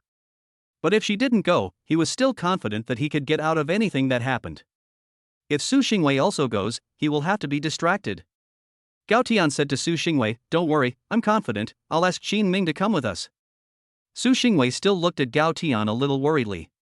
Gao Tian continued, "And you still have to take the children back and prepare the things they need for tomorrow. I'll be back soon." Su Xingwei turned her head and looked at the two children. There was no choice but to agree. Then Gao Tian asked Su Xingwei to drive the children back first. As soon as Su Xingwei left, Gao Tian received the location sent by Wang Hao, a farmhouse on the outskirts of the city. Gao Tian called Qin Ming and asked him to drive over and pick him up. Over the phone, Gao Tian told Qin Ming about Wang Hao's invitation to dinner. Qin Ming also took the matter very seriously and asked 10 bodyguards to accompany him from the company. At the entrance to the mall, Gao Tian, who had been waiting for nearly 20 minutes, saw 4 black Autos approaching him from afar. After the car stopped in front of him, Qin Ming got out first, then opened the door of the middle Audi for Gao Tian. After everyone got in, Gao Tian said, "There's no need to call so many people." Qin Ming said nonchalantly, "Wang Hao is a brat, not very smart, but full of bad ideas." Hearing Qin Ming's words, Gao Tian felt that they made sense, so he didn't say anything more. After giving the driver the address, the 4 cars began to drive towards the outskirts of the city. After almost half an hour, Gao Tian and the others arrived at the place, but they did not see Wang Hao at the door. However, the assistant who had accompanied Wang Hao last time was there. The assistant also saw Gao Tian, but he did not expect that Gao Tian would bring so many people. He took the initiative to come forward and show Gao Tian the way. Gao Tian asked, "Where is Wang Hao? He didn't even come to greet me when I asked for him. It seems that he doesn't have much sincerity." The assistant who was leading the way heard Gao Tian's words and began to sweat a little on his forehead. At this time, Gao Tian was full of a sense of oppression, not at all the kind of imposing manner that a young man should have. However, the assistant quickly adjusted. After all, he had met many business tycoons before, and he could not be intimidated by Gao Tian's imposing manner alone. The assistant, who had adjusted, quickly said, "I'm sorry, Mr. Gao, but Mr. Wang has a bit of an upset stomach, so he specifically asked me to greet you at the door." "Oh, really?" Gao Tian sneered and didn't say anything more. After arriving at the private room, the assistant helped open the door. Gao Tian went in and saw Wang Hao sitting there with a gloomy face. Gao Tian asked with a smile, "I heard that Mr. Wang doesn't feel well, did you eat something you shouldn't have?" Hearing Gao Tian's words, Wang Hao's face turned even blacker, and he snorted in contempt without replying. Gao Tian sat there and said, "Mr. Wang asked me to come over, but didn't say the purpose. What does this mean?" The assistant was worried when she saw Wang Hao's indifferent expression. "What are you pretending to be so arrogant for? You don't even know what the situation is yet." So the assistant quickly stood up and held up a glass of wine, saying, "After our Wang Dong learned about this matter, he was very angry and severely lectured Wang Xiao." Gao Tian just smiled and looked at him. The assistant saw that Gao Tian didn't have a big reaction. He continued, "Today, the chairman asked Wang Xiao to come here specifically to apologize to Mr. Gao." "Oh, really? I don't think Mr. Wang is very happy about it," Gao Tian said with a smile. The assistant quickly nudged Wang Hao gently. Wang Hao said with great reluctance, "I'm sorry, I admit defeat." Gao Tian was really amused to hear Wang Hao's perfunctory apology. Gao Tian laughed and said, "It's okay if you don't want to. It's just a company, and with Mr. Wang's abilities, I'm sure he can rise again soon." Wang Hao heard Gao Tian's words and his teeth itched. He knew a little about his own abilities. If he really didn't have the protection of Wang Chen's company, he would probably starve to death on the street soon. The assistant saw that the atmosphere was not right and quickly said, "Our chairman has also contacted Chairman Su and admitted his mistake to him." After a pause, the assistant continued, "And what Mr. Wang did, our chairman was completely unaware of. Please also spare Mr. Gao's hand, and you can just name your request." Gao Tian said with interest, "Oh, anything?" The assistant felt that there was a chance when he heard this, and quickly replied, "Within our capabilities, our chairman can promise it." "Within your capabilities?" Gao Tian lowered his head and pondered. The assistant was also pleased when he saw Gao Tian start to consider making conditions. But then Gao Tian's words followed, and he couldn't be happy anymore. Wang Hao, upon hearing this, directly got angry and slammed the table. All Gao Tian said was, "I'll offer 1 billion to buy Kaibua." Wang Hao gritted his teeth and shouted, "Gao Tian, don't go too far." Gao Tian sneered and said, "Humph, I'm going too far? How much money have you and Zhao Yujun gotten from Tianwei over the past few years? Do I need to say it?" The assistant was shocked when he heard this. He really didn't know about this, and he didn't think the chairman knew either. Yes, Wang Hao had secretly done this with Zhao Yujun behind Wang Chen's back. The assistant saw that Wang Hao was silent, and knew that this was true. Then today's negotiations are expected to be difficult. Gao Tian spoke again, "We can change the conditions, we have already investigated what Zhao Yujun has done in recent years." Gao Tian narrowed his eyes and looked at Wang Hao and continued, "You just have to double the amount you have taken in these past few years and spit it out." At first, the assistant felt that there was still room for compromise when he heard Gao Tian's words. But then the words of his master came, which were like a bucket of cold water. Wang Hao said, "Are you kidding? Doubling it is more than 3 billion yuan, don't even think about it." The assistant heard this and suddenly his eyes widened. He thought to himself, "Master, you really can get into trouble. You secretly took over someone else's business worth more than 1 billion yuan. This is completely over." The assistant stopped talking. All that was left was to report to the chairman of the board of directors and prepare to resign and run away. Now that the company hasn't been reported in the media, who knows how low the company's stock price will drop when it is reported. Gao Tian said, "Then the negotiations have broken down. Goodbye." After saying this, Gao Tian walked out without looking back. After Gao Tian and the others left, you could hear the sound of cracking and popping coming from the private room, as well as Wang Hao's incompetent yelling, from afar. Chapter 89, Wang Hao, who refuses to give up. Los Angeles. Suburbs. After Gao Tian left, the only people left in the private room at the farmhouse were Wang Hao and his assistant. Gao Tian had not touched a single bite of the food on the table from the time he arrived until he left, and he had not even stayed for 10 minutes. This shows that Gao Tian had no intention of letting this go so easily. And, since they were already enemies, Gao Tian could not let the Wang family continue to have the capital to fight against him. Gao Tian understood very well that you have to get rid of the root of the problem. The assistant watched Wang Hao sweep the table clean, and he was furious at his incompetence. He shook his head and ignored the trouble-making second-generation master, and got up to leave. After leaving the house, the assistant walked to the door and just got into the car when someone followed him and got in the car with him. The people who got in the car were Qin Ming and a bodyguard. After a minute of silence, the car started and left. A long way behind, there was an Audi following. In the car, the assistant's forehead was covered in cold sweat. Qin Ming was in the back seat, smiling and saying, "Don't be nervous." The assistant thought to himself, "How can I not be nervous? You guys look like you want to kill me." Qin Ming saw that he didn't say anything, and didn't care. He continued, "This is a society ruled by law, and we are law-abiding citizens in our own country." After a pause, Qin Ming continued, "But when we go abroad, we will also abide by the rules there." The assistant heard what Qin Ming said, and his hands began to tremble uncontrollably. Qin Ming saw that the effect had been achieved, and continued, "Do you know the identity of the person you met today?" The assistant's voice trembled a little as he said, "Isn't he the Su family's son-in-law?" Qin Ming smiled and said, "That's right, but he is also the chairman of our Tianshan security." When Qin Ming said this, the smile on his face made people look chilling. After the assistant learned of Gao Tian's identity, he completely lost the will to resist. What a joke! With Gao Tian's identity, as long as he wants to screw Wang Hao, that big idiot, he doesn't even need to set up this trap. Subsequently, the car kept circling around the outskirts for almost an hour. At an unmanned roadside, the car stopped, and Qin Ming got off and got into the Audi that followed behind. Wang Chen's assistant watched the departing Audi in the car, and his whole body was soaked in cold sweat. Then he saw what he thought of. His eyes began to gradually become determined, and he picked up the phone next to him and looked at the text message on his phone. The string of zeros on the bank card made him completely determined. Just now, Qin Ming first let him know their identity, which scared him. Then he transferred him another 10 million, and he also understood that Kaiguo was hopeless. If he followed the Wang family father and son again and was implicated later, then he would really have to go abroad to see the sights, just as Qin Ming said. The assistant then picked up the phone and dialed Wang Chen, reporting to him what had happened during the meal. After listening, Wang Chen was silent for a while, and then told him to go home for the day. The assistant didn't know what Wang Chen meant, so he had to go home first. Wang Hao, on the other hand, was alone at the farmhouse, and the more he thought about it, the angrier he became. At this time, he suddenly remembered someone. He directly transferred 20,000 yuan to the farmhouse to compensate for the losses in the private room. Then he drove to a bar in the city center. After entering, Wang Hao found Huang Xiaomao and stood there, not knowing what to say to him.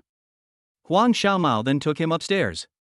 In a private room on the second floor, Wang Hao followed Huang Xiaomao in. Huang Xiaomao said, "Brother Hu, someone here says he wants to talk to you about some business." Wang Hao stood behind Huang Xiaomao and followed his gaze. On the sofa sat a burly man, smoking a cigarette and with tattoos covering his arms. Brother Tiger glanced at Wang Hao and asked, "What do you want?"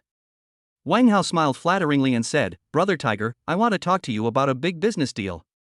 He handed over a document. Brother Tiger took the document and read it. "If you are willing to do it, you will get your share." Brother Tiger was tempted. He motioned to Huang Mao to leave, and then closed the door. The two men plotted for a while and finally reached a cooperation agreement.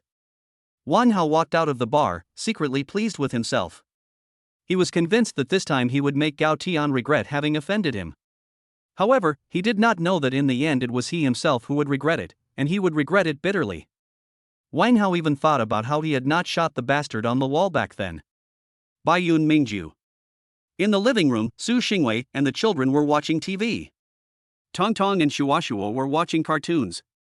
Su Xingwei, distracted, kept glancing at the door from time to time. Just as she looked at the door again, she heard the sound of the door opening. Su Xingwei quickly stood up and walked towards the door. Before she reached the door, Gao Tian pushed the door open and came in. Su Xingwei nervously walked up to him and looked him up and down. Gao Tian asked in confusion, "What's wrong?" Su Xingwei saw that Gao Tian was fine and let out a sigh of relief, saying, "Let's see if any parts are missing." Gao Tian heard Su Xingwei's words and knew that she was worried about him. He leaned close to her ear and whispered mischievously, "Don't worry, nothing that can be used is missing." Su Xingwei blushed and said, "You're not serious." Just then, Tong Tong ran over and shouted, "Dad, you're back."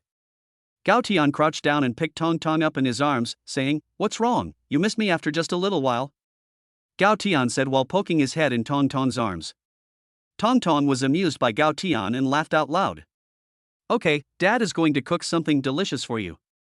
Gao Tian teased Tong Tong for a while before putting her down and saying. Tong Tong said happily, "Yeah, Dad is going to cook something delicious."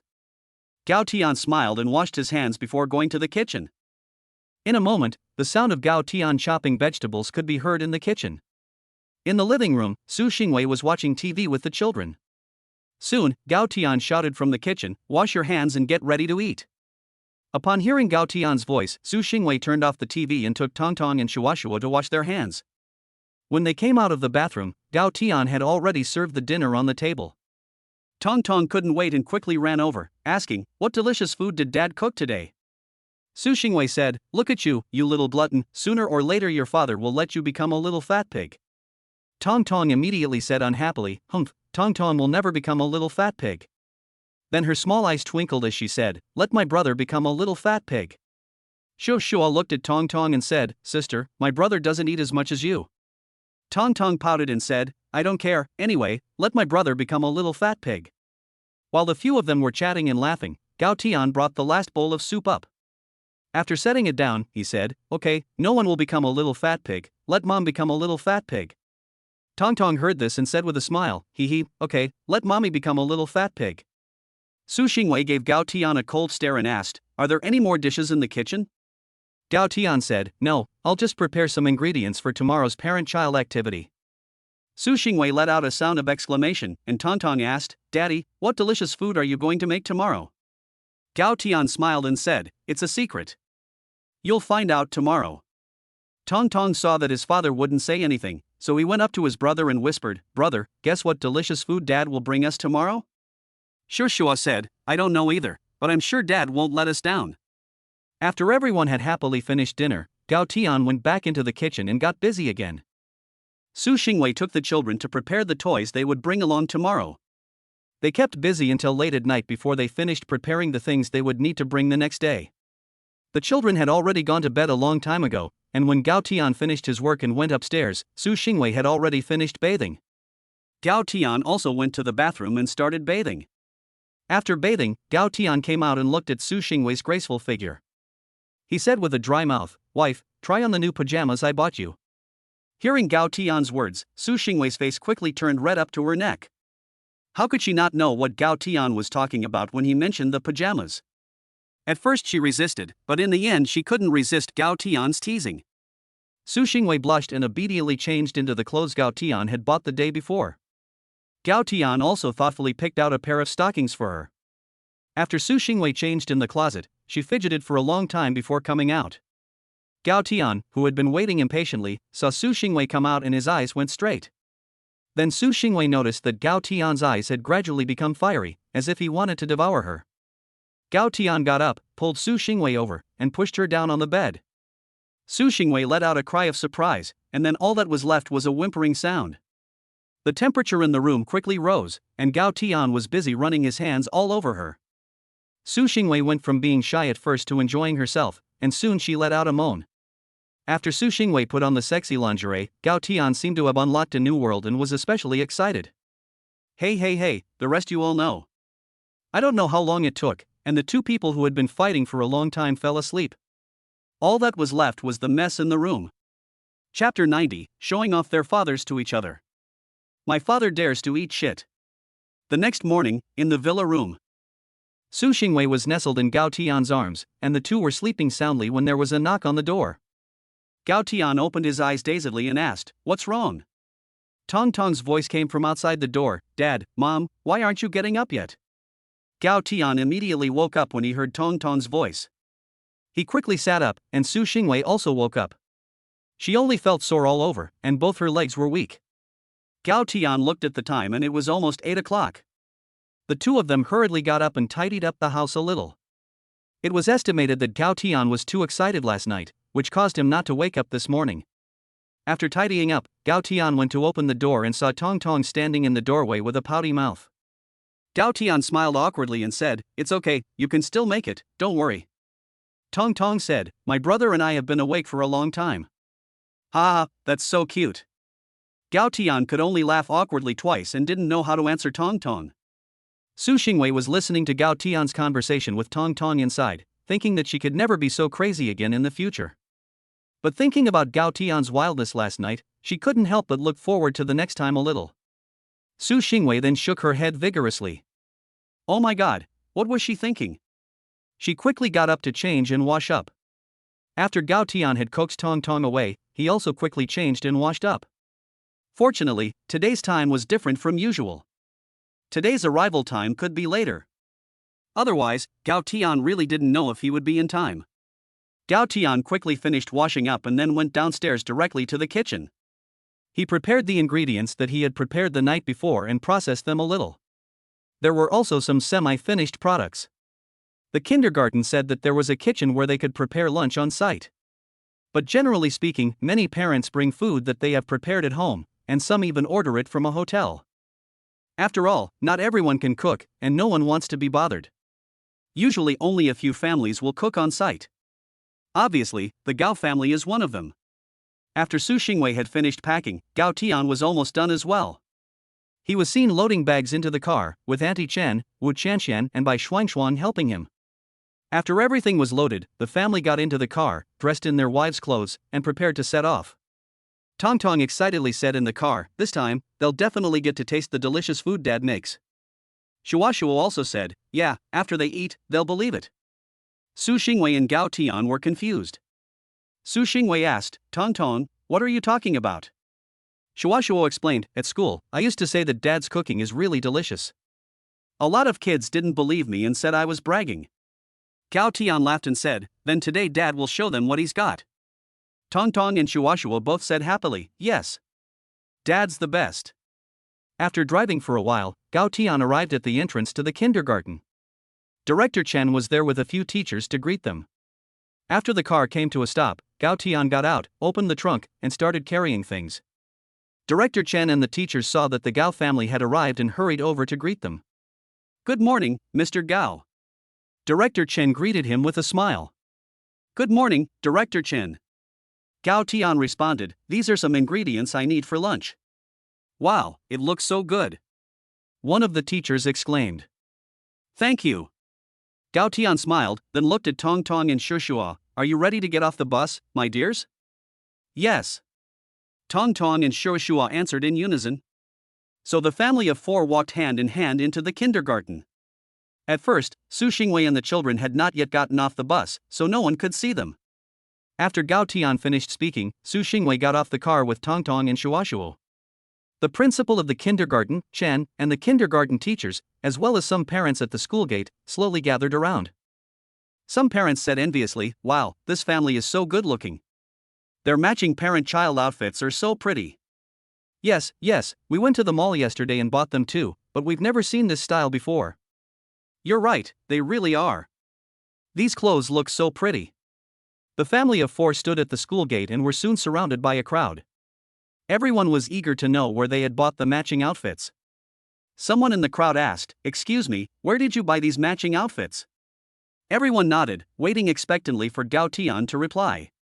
Gao Tian smiled and said, "Sorry everyone, our clothes were designed by a friend and are not yet on the market." Su Xingwei quickly added, "I will let everyone know in the kindergarten group when the clothes go on sale." Everyone suddenly understood. No wonder they hadn't seen them before, they had a designer friend. Gao Tian looked at Su Xingwei a little puzzled. Su Xingwei whispered, "After Wan Air participates in this design competition, she will return to China and open her own studio." Gao Tian then understood that Su Xingwei was trying to build some early reputation for her best friend. Just then, Gao Tian suddenly noticed that, at some point, Tong Tong and Shua Shua had run off with a group of children. A group of kindergartners surrounded Shua Shua and Tong Tong, asking them questions, although they didn't know what they were talking about. But from Tong Tong's proud expression and gaze, it was clear that she was definitely bragging about Gao Tian. Gao Tian even saw a hint of pride in Shua Shua's expression.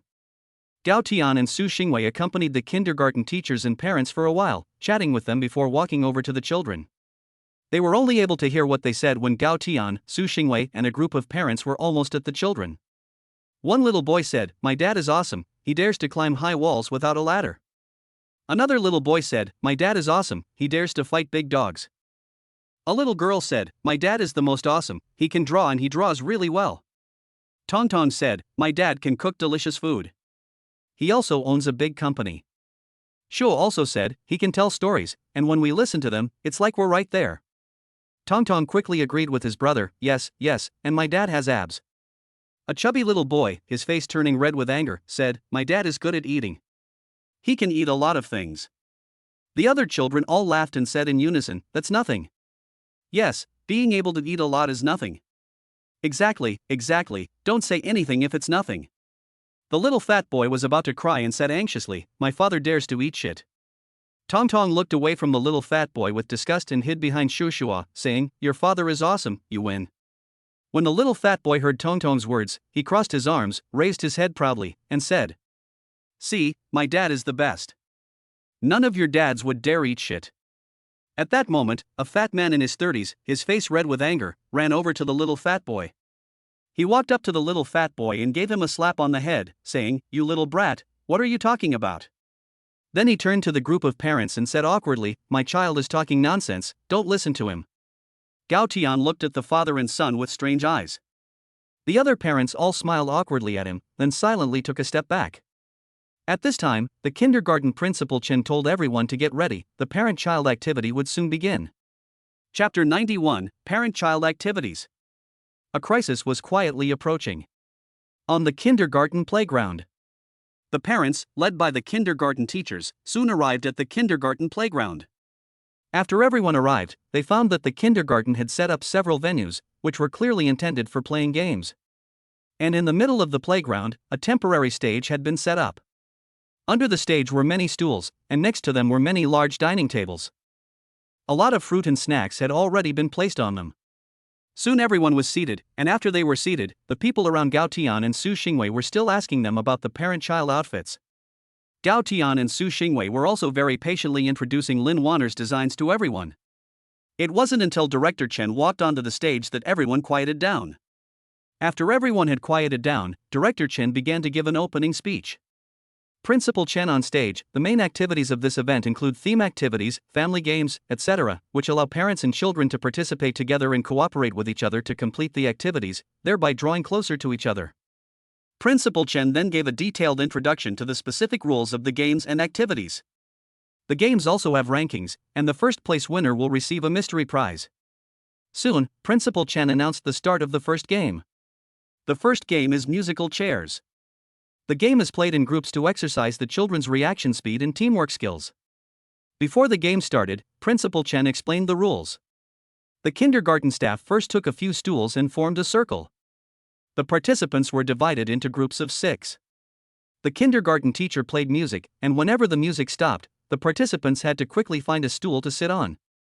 The game continued in turn until only one person was left, and that person won. It was Gao Tian's turn soon. As the music started, Gao Tian's spirit began to focus, and he was ready to grab a seat at any time. Tong Tong and Shuashua were excitedly cheering for their father from the sidelines.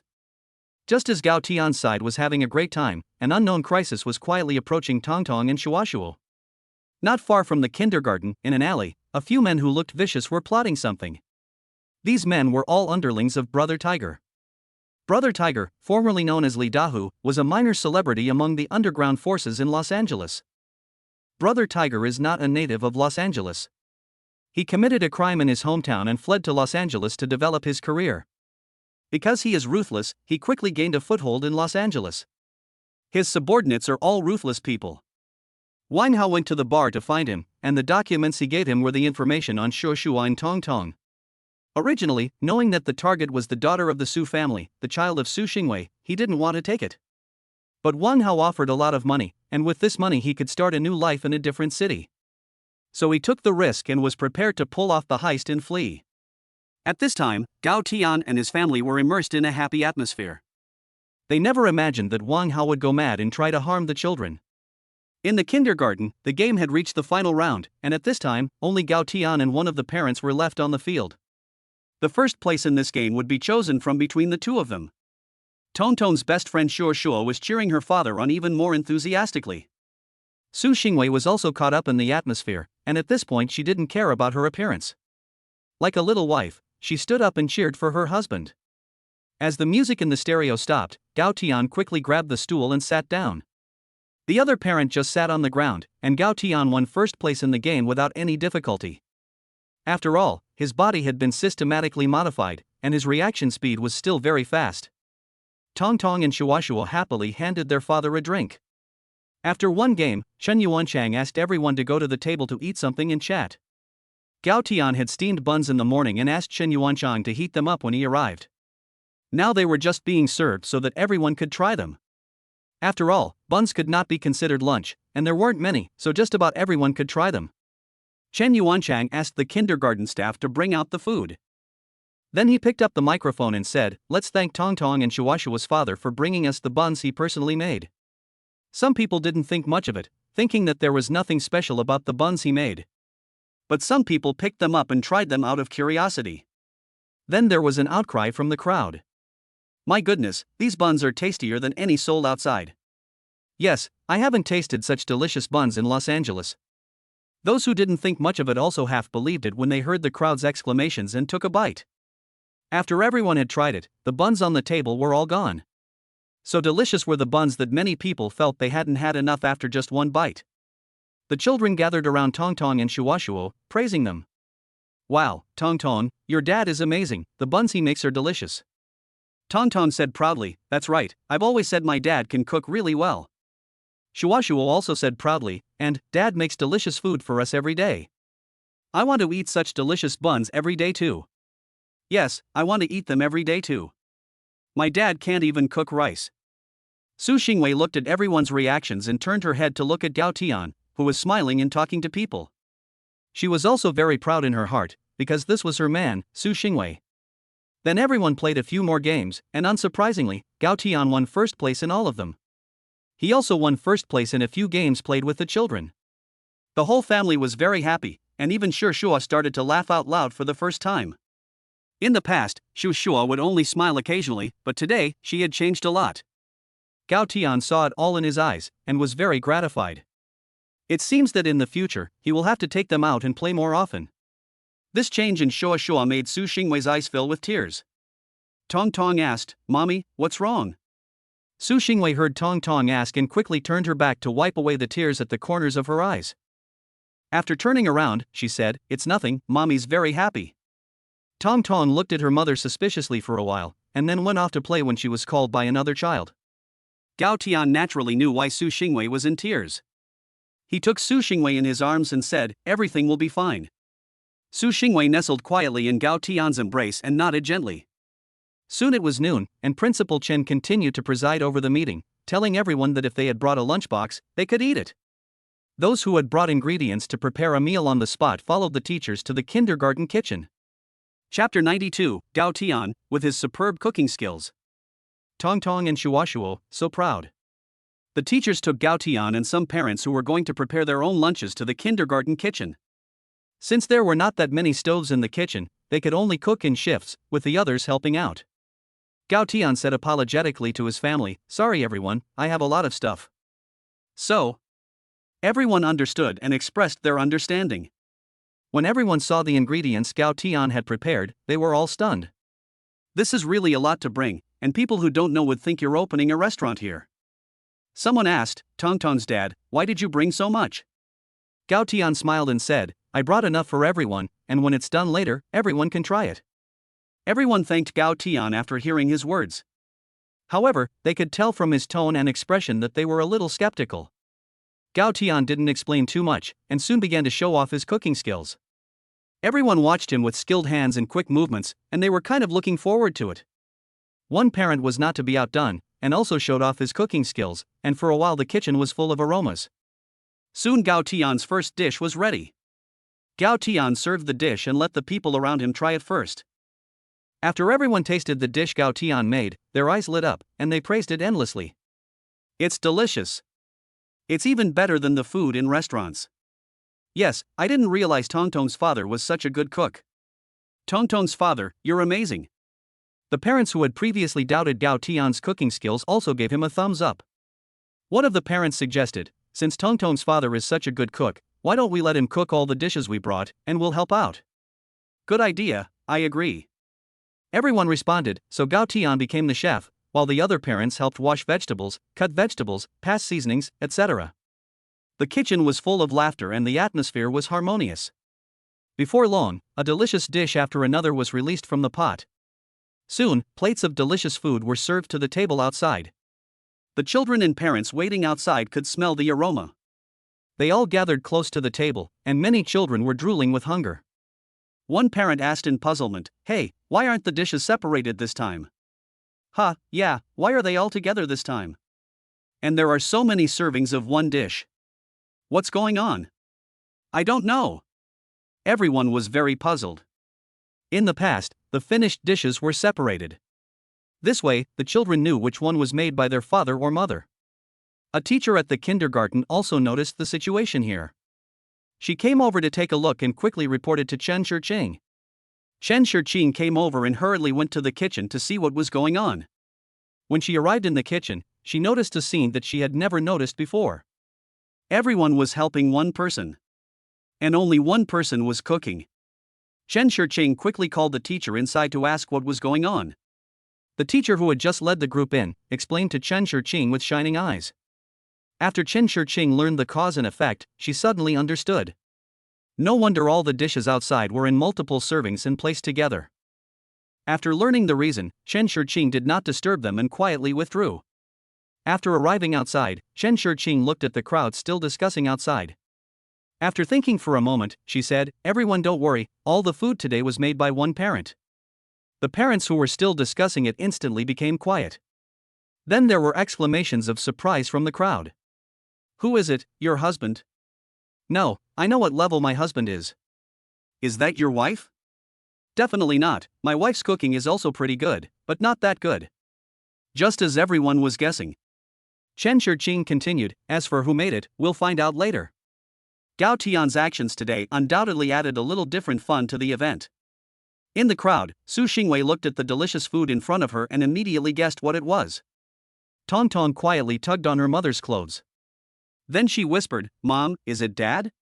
Shuashua whispered in a positive tone next to her, "It must be Dad."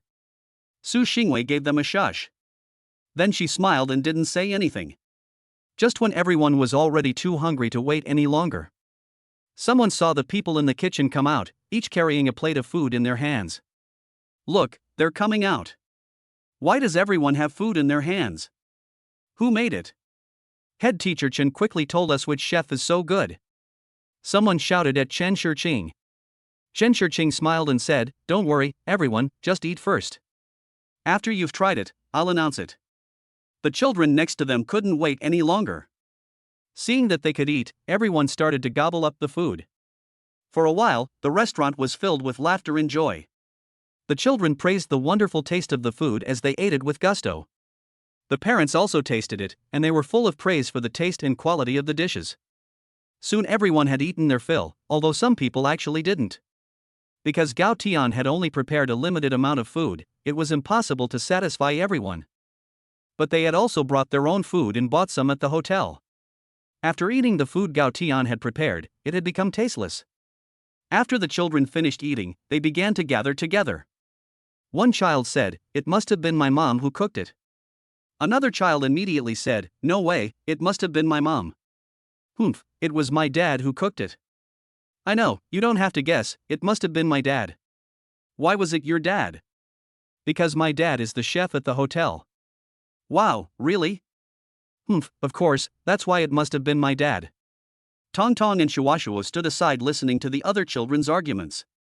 Tong stepped forward and said, "Well, I'll tell you, my dad made it." Shuashua also said, "Yes, usually at home my dad makes delicious food for us, and we can tell." "Your dad is not a chef, so how could it be possible?" Tong and Shuashua were very angry when they saw that some children didn't believe them. At that moment, Chen Shiqing took the microphone and said, "Parents and children, how do you feel about today's meal? It's delicious, even better than the food made by those hotel chefs." Everyone gave a unanimous positive review, which was very flattering. Tongtong's father, it seems that everyone really likes the food you cook. Gao Tian smiled and stood up to say to everyone, thank you. Everyone was surprised. No one expected that such a young father would have such culinary skills. A parent asked Tongtong's father, what do you do for a living? Gao Tian said, I own a small company. The parent asked, is it in the catering industry? Gao Tian laughed and replied, no. Luckily it's not in the catering industry, or I would have gone out of business, the parent said. Ha ha ha, everyone laughed. Tongtong and Shuashua looked proudly at the children around them. Tongtong said happily, that's my dad. What do you think? I told you my dad cooks really well. Shuashua also said, I told you it was my dad who cooked. Do you still think we're bragging now? The other children looked at Tongtong and Shuashua with envy. They all wanted to change their fathers now. Just then, a system prompt sounded in Gao Tian's mind.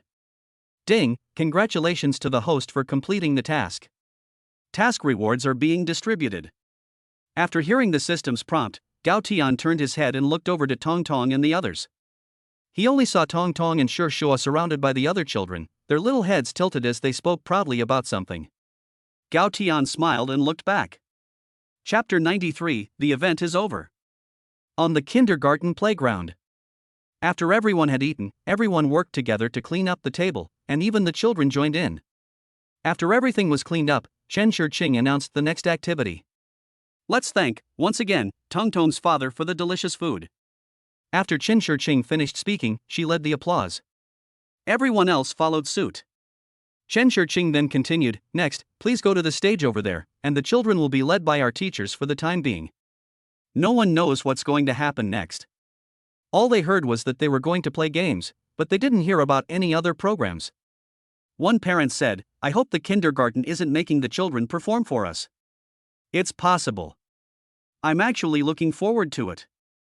Other parents echoed his words. Gao Tian and Su Xingwei exchanged glances, both of them feeling that it would be just as everyone had discussed. After everyone had arrived, they saw Chen Shirqing standing in the center of the stage. Then she looked around, but didn't see any children. Chen Shirqing saw everyone seated on the stage, so she picked up the microphone and was about to speak. Please wait a moment, the kindergarten has specially rehearsed a dance program for the children today, as a surprise for all of you parents. Chen Shirqing said, holding the microphone and standing on the stage. Hearing Chen Shirqing's words, Gao Tian felt a little expectation in his heart. After all, he had never seen Tongtong and Shuashua dance before. Many parents were waiting below the stage with anticipation. After nearly 10 minutes, Chen Shirqing walked off the stage. The music started, and a group of children wearing cute animal costumes ran onto the stage. They jumped happily, their movements perfectly synchronized, and they were just adorable. Gao Tian looked for Tongtong and Shuashua in the crowd, and finally found them in the corner of the stage. Tongtong was dressed as a bunny and Shua was dressed as a bear. They swayed to the rhythm of the music, their faces full of happy smiles. Gao Tian couldn't help but take out his phone to record this beautiful moment. Many parents were also taking out their phones to search for their children on the stage. Soon the music ended and the parents in the audience began to applaud. The children were on the stage and saw their parents in the audience watching their performance. They smiled happily and applauded. They were also very happy. The kindergarten had been rehearsing for a long time for this performance, and the teacher had specifically told them not to tell their parents, to surprise them. The children then walked off the stage, and the teacher led them to change back into their own clothes. Chen Shirqing walked onto the stage and said, next, we invite parents with talent to come up and perform. Does anyone want to come up on their own initiative? Chen Shirqing asked, looking at the crowd below. After waiting for a while, everyone looked at each other, and no one wanted to come up. Then Chen Shirqing was about to speak when she heard a heroic voice from the audience. I'll do it. A man in his 30s stood up and shouted. Chen Shirqing smiled and said, okay, let's invite Tingting's father. Chen Shirqing's Tingting's father went straight onto the stage. He walked onto the stage with his back straight, his eyes shining, and a fit figure. He looked like a martial artist. He then took the microphone from Chen Shirqing and said, hello everyone, I'm Tingting's father, and I'll show you a set of enemy capturing exercises I practiced in the army. Tingting's father is an armed police officer, and has been discharged for several years. When everyone heard this, they realized that he was a veteran. Then Tingting's father performed a set of enemy capturing exercises on stage. He was agile and his movements were clean and precise. Every move was full of power, and it drew bursts of applause from the audience. After the performance, Ting Ting's father saluted to thank everyone and then walked off the stage. At this point, another parent stood up and said, "I'll join in the fun."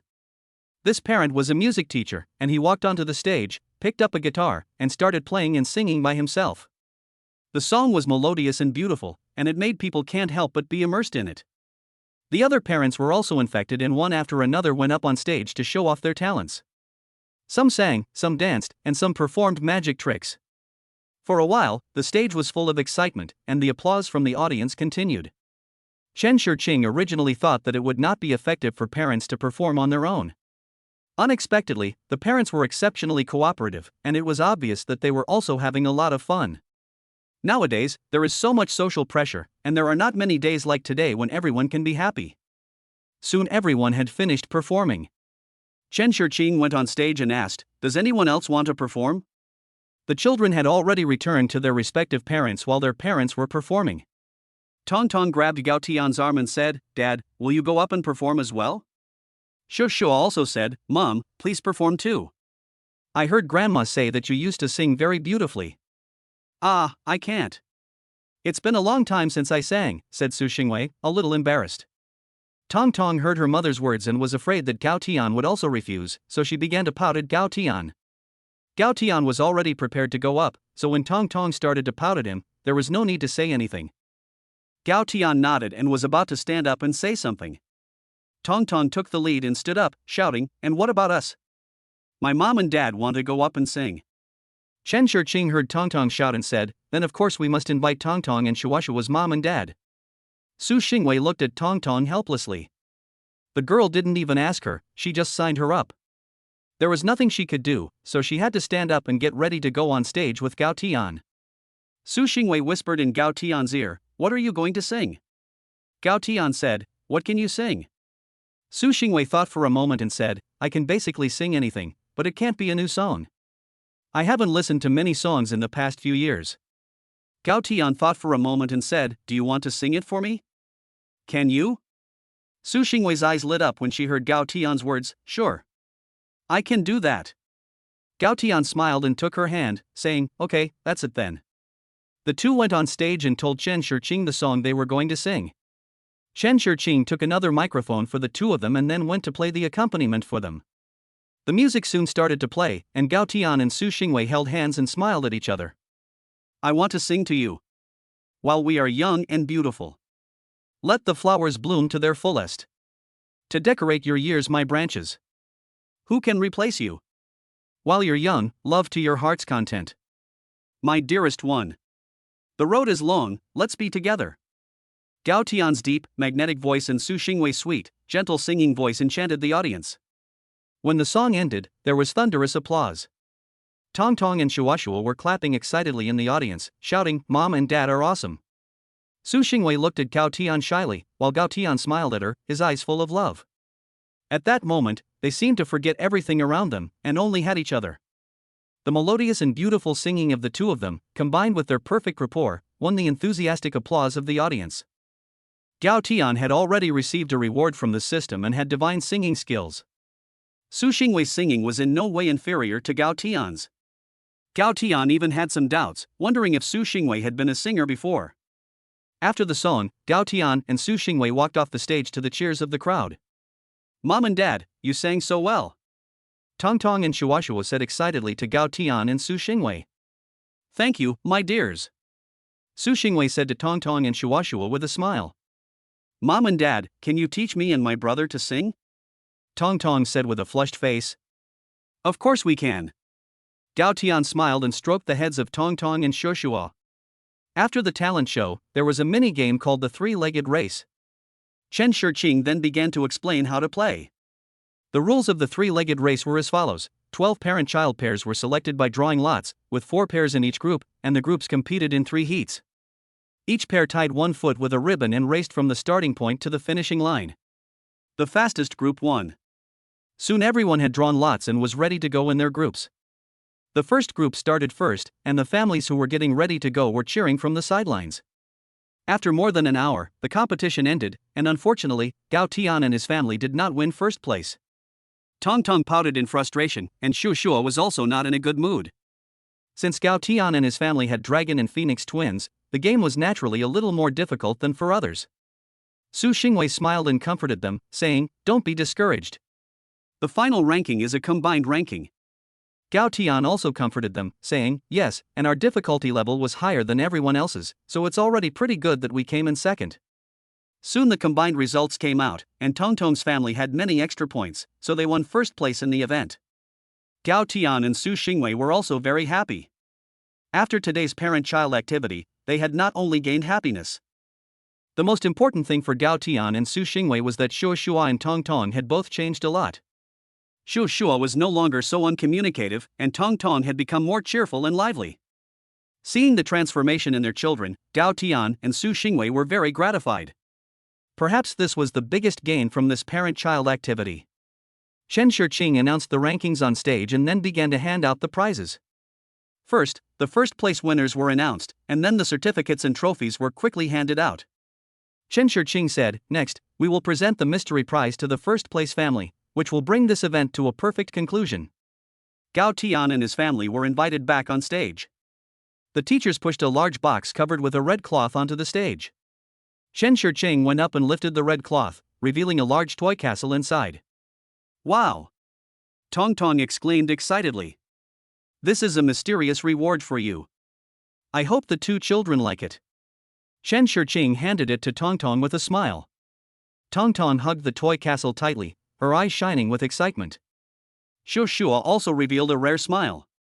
Gao Tian and Su Xingwei looked at their happy children and their hearts were filled with happiness. The event ended in laughter, and the Gao family left with their prize. Their lives would henceforth be filled with a beautiful memory. Chapter 94. On the way home, the Gao family was followed. In front of the kindergarten. After spending the day together, Gao Tian and Su Xingwei had also become friends with these parents. Su Xingwei even joined one of their WeChat groups. And these parents also had selfish motives. After all, everyone knew Su Xingwei's identity. The iceberg female president of Los Angeles, the heiress of the Su Group. These are all identities that they need to climb up to. Now that they have a good relationship, it will be easier to negotiate any future collaborations. Su Xingwei didn't care either, she didn't reject anyone, and the contact information she added was only for work, so she wasn't worried. These parents came from all walks of life, doing investment, and every industry had the potential to invest, so it wasn't a bad thing. Shu Shua and Tong Tong were also surrounded by children. A little girl said, "Tong Tong, your dad is so handsome. And the food is delicious." The other children echoed, "Yes, and the singing is also very nice. Tong Tong, let's switch dads." Suddenly a little girl said, No, Dad is my brother's father, I can't switch." Tong Tong was originally listening to the compliments of the children with pride, but when he heard this, he shook his head and said. Shu Shua heard them talking and quickly spoke up, "Dad can't be switched. If you don't believe me, just ask your mother." The little girl really ran over to ask his mother. All I heard was the child running to his mother and saying, "Mom, I want to switch dads with Tong Tong, is that okay?" The mother, who had been asked, happily smiled and said, "As long as Tong Tong's dad agrees, it's fine with me." The group of mothers nearby also laughed and said, "That's right, as long as he agrees, we're willing." Su Xingwei's face turned dark. What was wrong with these mothers? They had just been talking and laughing with her, and then they turned around and wanted to steal their husbands. Although the fathers were also very angry, they would not mind trading their wives for Su Xingwei. Gao Tian hid behind Su Xingwei awkwardly. The mother's eyes were already gleaming as they looked at him. The farce soon came to an end, and everyone said their goodbyes before driving off. Gao Tian and Su Xingwei also got into the car with their children. What they didn't know was that 4 or 5 people were watching them from the shadows. Each of these people was holding a photo in their hands. The people in the photos were Gao Tian and his family of 4. These people were all under the command of Brother Tiger. The file that Wang Hao gave Brother Tiger that day contained some basic information and photos of Gao Tian and his family. The men looked at the photos in their hands, and then looked at Gao Tian and the others getting into the car. After confirming their target, a fierce-looking man said, "Make sure it's them." Everyone looked at the photos in their hands, and then nodded together and said, "Yes, they're all here." Brother Lu. Ha, it seems that this mission is a little easier than expected. The fierce-looking man said, and he was the one everyone called Brother Lou. Everyone smiled. A wretched-looking man said, Brother Lou, this Sioux group's daughter looks really hot, should we, hee. Although he didn't say the rest, the lewd smile he gave let the other few people understand what he meant. The others also laughed lustily, and Brother Lou, with a devilish smile, said, when we catch her, let's have a taste first, to get a kick out of it. Ha, thank you, Brother Lou, the others said, laughing. While they were talking, Gao Tian and the others had already started the car and set off. The man called Brother Lou hurriedly said, hurry up and follow.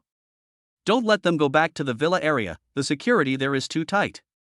The others hurriedly walked towards a van parked by the roadside. After everyone got in the car, they began to quietly follow behind Gao Tian and the others. But they didn't notice that there was another car behind them, also following behind them. The person driving was Bai Shuangshuang. At first, Bai Shuangshuang saw them. But she didn't care because she never thought that someone would dare to commit kidnapping in broad daylight. Now she didn't think so anymore. After these people saw Gao Tian's car start up, they quickly got into the van and followed behind at a distance. This made Bai Shuangshuang quickly raise her guard. She took out her phone and contacted Wu Qianqian and the other personnel. Then they followed the van closely. At this time, Gao Tian and the others in the car had not yet sensed the danger approaching. The atmosphere on the field was still warm and friendly. Tong Tong and Shuashua were still talking about how happy they had been playing today and who they had exchanged toys with. Su Xingwei and Gao Tian were both listening to their chatter with great pleasure. Soon, Wu Qianqian and the others arrived as well. After receiving the message from Wu Qianqian and the others, Bai Shuangshuang quickly began to formulate a defense plan. After all, there is nothing wrong with taking precautions. Bai Shuangshuang followed behind the van, and Wu Qianqian drove between Gao Tian's car and the van. The other people's vehicles behind them slowly began to surround the van. After completing the deployment, Bai Shuangshuang dialed Gao Tian's phone. Gao Tian was driving, and his phone rang. He looked at the caller ID and saw Bai Shuangshuang's number, but he didn't see Bai Shuangshuang's car in the rearview mirror. It seems like Wu Qianqian's car is following behind now. Could something have happened? Gao Tian wondered. He picked up the phone and asked, what's wrong? Boss, there's a van following you from behind. We've completed our deployment and now need you to change direction to determine whether they are really following you or not. Bai Shuangshuang's serious voice came over the phone. Upon hearing Bai Shuangshuang's words, Gao Tian also became serious. He didn't care about himself, but now the children and Su Xingwei were still in the car. If something happened. Thinking about this, Gao Tian narrowed his eyes. At the same time, an endless rage rose in his heart. Su Xingwei saw Gao Tian's face and asked a little worriedly, what's wrong? Is something wrong? Tong Tong and Shushua saw their parents smiling just now, but suddenly they became serious. They also knew what to do and sat quietly in the back row. Gao Tian looked at the worried Su Xingwei and then at the sensible children in the back row, and then he said with a smile, nothing's wrong, you don't have to worry. Then he looked in the rearview mirror and said to Tong Tong and Shuashua, my dears, make sure you fasten your seatbelts. He felt slightly relieved when he saw Tong Tong and Shuashua obediently check their seatbelts again. At that moment, a system voice sounded in Gao Tian's mind. Ding, the host is detected to be in a dangerous situation. The system temporarily provides auxiliary functions based on the current situation. May I ask if the host would like to use it? After hearing the system's voice, Gao Tian asked in his head, confused, System, what is the auxiliary function? The host's auxiliary function is to temporarily give the host a skill to help the host get out of danger. Gao Tian was overjoyed when he heard the system's explanation. This really solves an urgent problem. With the system's assistance, I will be more certain, Gao Tian thought. So he quickly said to the system in his head, System, provide the auxiliary function immediately. Ding! Temporary skills have been provided to the host, advanced driving skills. Issue a task, the children must not be harmed in this danger. Task reward, permanent advanced driving skills. The system, which had just provided Gao Tian with skills, immediately issued a new task. Gao Tian did not say much after hearing the task. Even if the system did not give him this task, he would not let the children and Su Xingwei suffer even the slightest harm. At the same time, he wondered who had attacked them and who it was that they were after. First he thought of Wang Hao, but he quickly ruled him out. After all, Wang Hao's father, Wang Chen, would not let Wang Hao do such a stupid thing. Because even if he didn't know Gao Tian's identity, he knew Su Xingwei's identity. The Su family group was not something the Wang family could mess with. If they really angered Su Jianhua, the person in charge of the Su family group, the Wang family would be finished for good. Moreover, Qin Ming did not tell him what Wang Hao was up to. No matter how hard Gao Tian thought, he could not figure out who else would do him harm.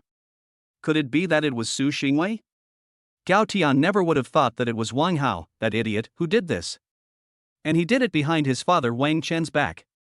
That was why Qin Ming had not received any messages from Wang Chen's assistant. Because he didn't know either. Gao Tian could not figure it out, so he stopped thinking about it for now.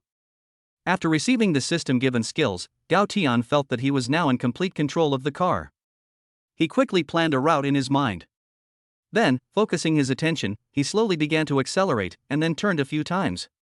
Bai Shuangshuang in the back was already certain that this van was following them. As long as Gao Tian accelerated, the van accelerated as well. When Gao Tian slowed down, the van slowed down as well. Gao Tian even changed lanes several times in a row, and the van followed closely behind. It was also obvious that the minivan was eager to overtake the car in front of it, driven by Wu Qianqian. But Wu Qianqian was always in front of them. In the car, Lu Gu was so angry that his teeth were chattering. He had been cursing the whole way. Just like your friends with road rage. After Bai Shuangshuang was sure, she immediately reported the situation to all the bodyguards in Gao Tian. After learning the situation, Gao Tian said to Bai Shuangshuang on the phone, "I'll lead them to the suburbs, and you guys will improvise." Bai Shuangshuang said a little worriedly, "What do you want to do, boss?" Gao Tian said to Bai Shuangshuang on the phone, "I will lure them into action, and you remember to keep evidence." Before Bai Shuangshuang could say anything else, Gao Tian continued, "You must protect the wife and children. They must not be harmed in any way." Bai Shuangshuang said, "What about you, boss?" Gao Tian sneered and said, "Don't worry, I haven't put them in my sights yet." Bai Shuangshuang could hear that Gao Tian was very angry and that he had already made up his mind. She guessed that it was useless for her to say anything more. After hanging up the phone, Gao Tian began to change his route and drive towards the suburbs. Chapter 95 Danger is imminent, the cruelest punishment for a man. On a remote road in the suburbs of Los Angeles. Sure enough, the van also followed closely behind, driving towards the suburbs. Bai Shangxiang told Wu Qianqian to get out of the way and quietly follow. But she specifically told everyone about Gao Tian's plan. And she made them promise to protect Su Xingwei and the children. She also specifically told one of the bodyguards to pay attention to Gao Tian's situation. In case something unexpected happens to Gao Tian. Gao Tian stared at the van in the rearview mirror, and the murderous intent in his heart was about to be suppressed. If it weren't for the constraints of the law, Gao Tian would probably kill them all after catching them. If he knew what the few people in front of him had said, Gao Tian would probably kill them 1,000 cuts. And even if there were legal constraints, Gao Tian might also recklessly kill them. Soon the car drove onto a suburban road. Gao Tian then found a remote place and stopped the car. Gao Tian observed the situation around him. Then he said to Su Xingwei, "Vicky, you stay in the car and don't let the children look out." Su Xingwei looked at him worriedly when she heard Gao Tian's words and said, "Be careful, and remember that you still have us." Gao Tian looked at her and the children tenderly. He made up his mind that he would not let anyone harm his family. Tong Tong and Shushua didn't know what was going on. But seeing their parents' serious expressions, they also became nervous. Tong Tong's eyes were already red, and Shushua's eyes were also a little red. Shushua said, "Dad, what are you going to do? Is it dangerous?" Tong Tong said with a little choked voice, "Dad, don't you ever leave us again, okay?" Gao Tian rubbed the children's heads and said, "Don't worry, my dears, I will never leave you."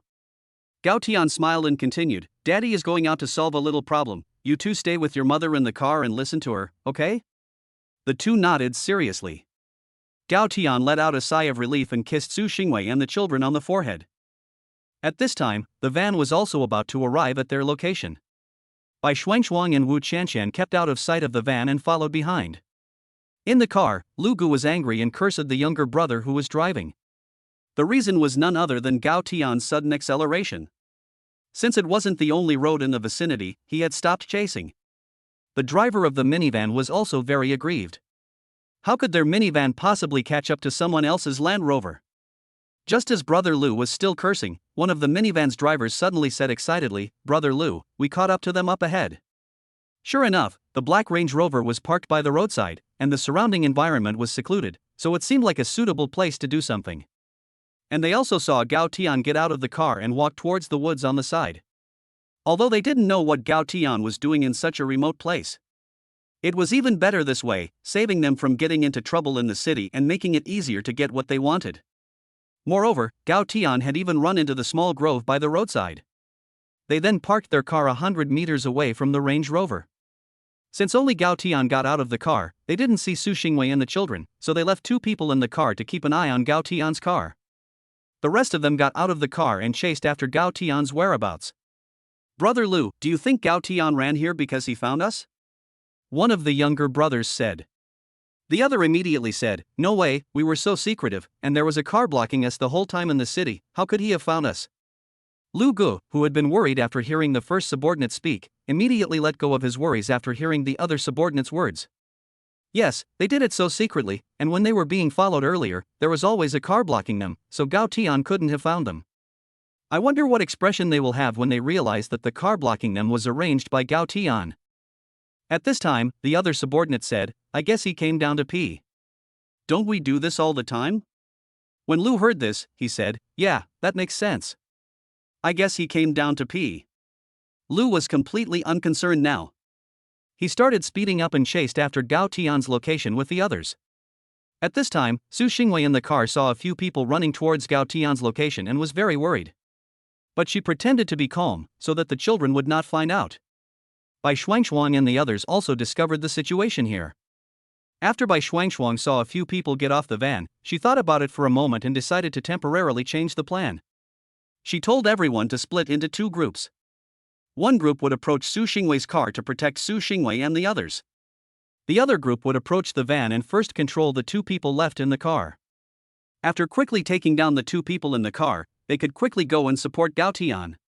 Just as they began to move slowly, the people in the van suddenly got off the van. Seeing this move, Bai Shuangshuang and the others froze for a moment. The 2 remaining men discussed it in the car. Now that Gao Tian was not in the car, Lu Gu and the others had also gone to catch someone. There was only Su Xingwei and her 2 4-year-old children left in the Land Rover. However, there was nowhere nearby, and they had seen Su Xingwei's photos and just now had seen Su Xingwei herself. The 2 men could no longer resist the evil thoughts in their hearts, and they wanted to take advantage of the situation and go and have a good time with Su Xingwei first. The 2 men immediately agreed, and after seeing that Lu Gu and the others could no longer be seen, these 2 men with evil intentions began to act. Seeing the 2 men's actions, Bai Shuangshuang didn't know what they wanted to do. But she was sure that they were going to do something to Su Xingwei and the children. She immediately told the few people closest to the Land Rover in the Bluetooth headset to get ready. Once the 2 men got close, they immediately took control. At this time, the 2 idiots still thought that they were going to get a big bargain. Little did they know that what awaited them would be the harshest punishment in the world for men. Just as the 2 men let out lewd laughs and immediately approached the Land Rover, suddenly a few women ran out from nowhere. Before they could react, they were thrown to the ground by the women. When they tried to scream, 2 more people came over and gagged them. Su Xingwei also saw what was going on outside. She saw Wu Qianqian and let out a sigh of relief. Su Xingwei reminded Shuoshua and Tong Tong a few times not to get out of the car. After seeing Shuoshua and Tong Tong nod obediently, Su Xingwei opened the car door and got out. "Who are you people?" Su Xingwei asked the 2 people under control coldly after getting out of the car. The 2 little guys on the ground looked at the many people standing around them and let out a frightened whimpering sound. Su Xingwei had someone take the objects out of their mouths. Once the 2 men could speak, they immediately fell to their knees and begged for mercy. "Miss Su, I'm sorry, this wasn't our idea, so please let us go."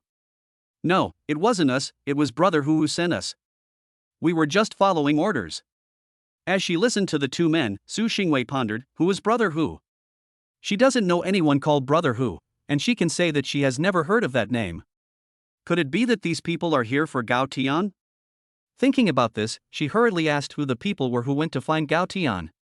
The 2 men revealed Lu's identity and the entire plan. After listening to what they said, Su Xingwei was so angry that her eyes burned with rage. These scumbags actually still wanted to. The more she thought about it, the angrier she became.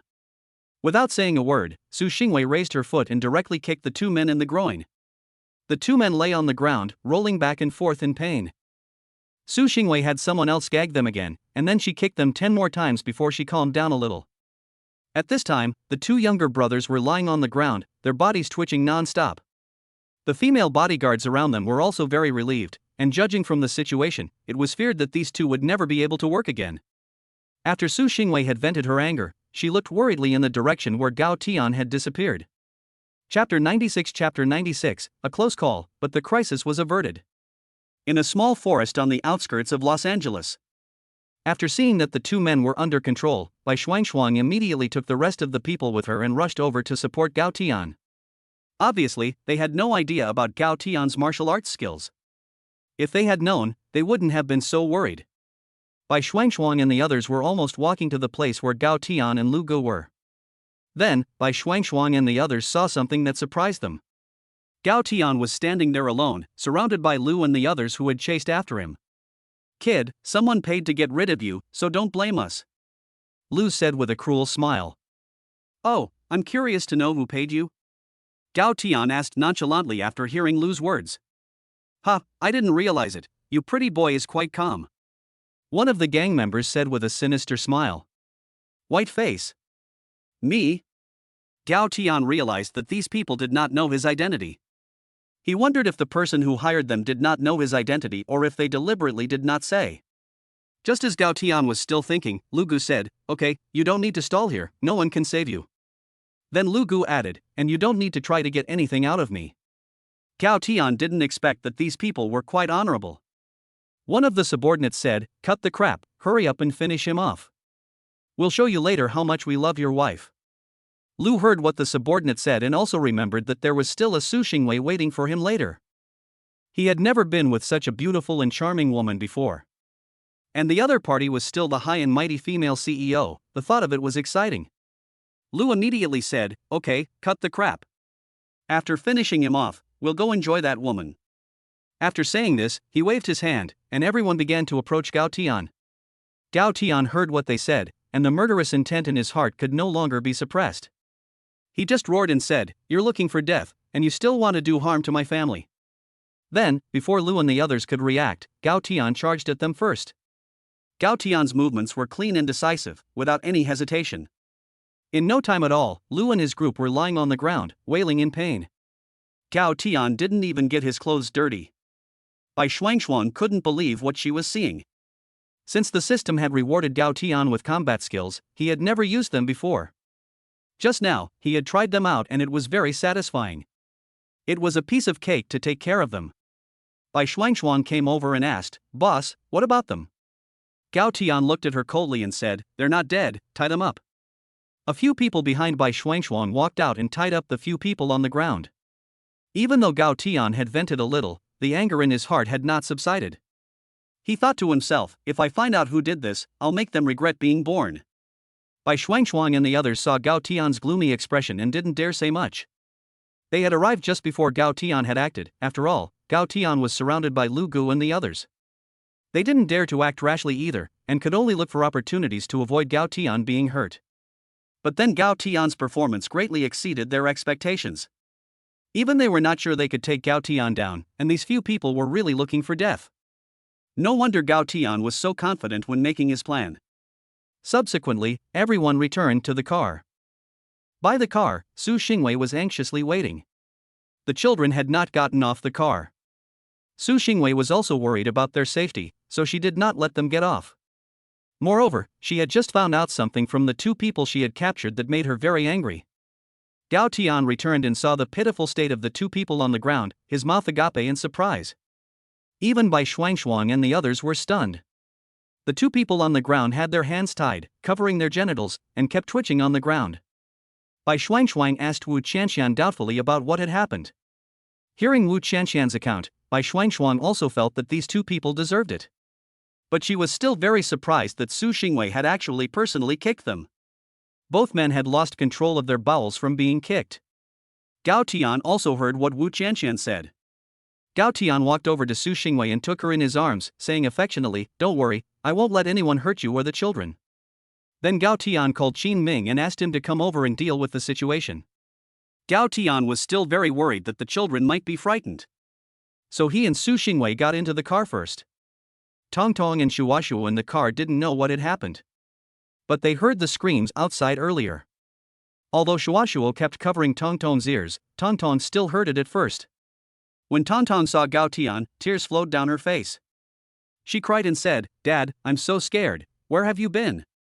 Gao Tian was heartbroken to see Tong Tong crying so hard. Although Shuashuo wasn't crying, he wasn't doing much better. His eyes were red and tears were welling up in his eyes. Su Xingwei also felt very remorseful at this time. She shouldn't have let the two children hear the sound they shouldn't have heard. Gao Tian quickly took Tong Tong in his arms and soothed her. Tong Tong's tears had soaked Gao Tian's clothes. And as Gao Tian listened to Tong Tong's cries, his anger burned even more fiercely. Su Xingwei also pulled Shuashuo into her arms and comforted her non-stop. After coaxing for a while, Tong Tong finally stopped crying. Perhaps she was crying herself tired, and soon Tong Tong fell asleep. Shuashuo didn't take long to fall asleep as well. After all, they had played all day and just experienced what had just happened. The two children were exhausted long ago. Not to mention the children, Gao Tian and Su Xingwei were also very tired. After seeing the children fall asleep, Gao Tian asked Su Xingwei to take care of the children in the back. Then he drove himself and started driving back home. Bai Shuangshuang took some people with him and followed behind in case anything else happened. Wu Qianqian took some people with her and waited for Qin Ming's arrival in the same place. Soon, Gao Tian and the others returned to Baiyun Mingju. After the car came to a stop, Auntie Chen was about to go up and say hello when she saw Bai Shuangshuang and the others getting out of the car behind them. Auntie Chen was very puzzled. Wasn't it just a parent-child activity? Why did they arrange for so many people to follow? Then Bai Shuangshuang gave Auntie Chen a gesture to be quiet. Although Auntie Chen didn't know what was going on, she still didn't say a word. Then she saw Gao Tian get out of the car and carefully carry Shuashuo down. Shuashuo and Tong Tong were still asleep, and Gao Tian needed to carry them one by one back into the house. He didn't want to wake the children. Soon he returned and carried Tong Tong up the stairs. Su Xingwei didn't get out of the car until Gao Tian had carried Tong Tong away. At this time, Su Xingwei was also very tired. She had been worried sick today. Her mood had been in a state of high tension. Seeing that Su Xingwei didn't look well, Auntie Chen, who was worried, asked her, "Miss, are you okay?" Su Xingwei forced a smile and smiled at Auntie Chen, saying, "It's okay, I'm just too tired." "Don't worry, Auntie Chen." In order to avoid her parents knowing about this matter and worrying them, Su Xingwei told Gao Tian on the way back. Therefore, Gao Tian gave all the security personnel an order to keep their mouths shut. Su Xingwei then went upstairs to see the children. Shuashuo and Tong Tong had frowned when Gao Tian carried them down from the car. However, they slowly began to relax their frowns after Gao Tian put them back on the bed in their room. After watching them for a while and seeing that the two little ones had not been frightened, Gao Tian and Su Xingwei let their hearts settle. After a short rest, Auntie Chen finished cooking dinner and asked Gao Tian and Su Xingwei to come down. In fact, Gao Tian and Su Xingwei were not hungry, but in order to avoid worrying Auntie Chen, they ate a little symbolically. Gao Tian made 2 late-night snacks in the kitchen in case Tong Tong and Shuashuo woke up in the middle of the night. Gao Tian and Su Xingwei were very tired today and went to bed early. Chapter 97, Find out who's behind this. Early the next morning, Gao Tian got up early. Today was Saturday, so Su Xingwei didn't have to go to work, and Shuashuo and Tong Tong didn't have to go to school. After Gao Tian got up and made breakfast, he gave Chenyi a briefing.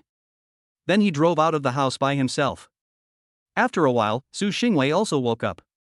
She found that Gao Tian, who was next to her, was gone. After getting up, she looked around but didn't see Gao Tian anywhere, so she went to the children's room to take a look. Tong Tong and Shuashuo were still sleeping, probably because they were tired from playing yesterday and also because they had been frightened. Su Xingwei didn't wake them up either, and went downstairs by herself. When Chen saw Su Xingwei go downstairs, she took out the breakfast Gao Tian had already prepared. Then she said to her, "Miss, when your husband left this morning, he said to wake you up and stay at home to keep the children company." Su Xingwei asked a little worriedly, "Did he say where he was going?" Auntie Chen shook her head and said, "He didn't say anything about that." Auntie Chen felt that since the young lady and her family had returned yesterday, there had been something strange going on. It was as if something had happened, but they weren't saying anything about it, and Auntie Chen didn't feel comfortable asking. At this time, Gao Tian was driving to the office, and Qin Ming was already waiting for him there. Gao Tian soon arrived at the company by car, parked the car and went straight to the office. Qin Ming noticed Gao Tian's arrival and immediately took the information and said to Gao Tian, "The people we arrested yesterday confessed last night. But they don't know who the employer is either. They only know that they are obeying the orders of a man named Brother Tiger, and that he gave them the photos and information in their possession." After listening to Qin Ming's words, Gao Tian thought for a moment and asked, "Has the identity of this Brother Tiger been verified?" Qin Ming took out another document and handed it to Gao Tian, which recorded all the information about this so-called Brother Tiger. Gao Tian said after reading the information, "Go and arrest this person called Brother Tiger."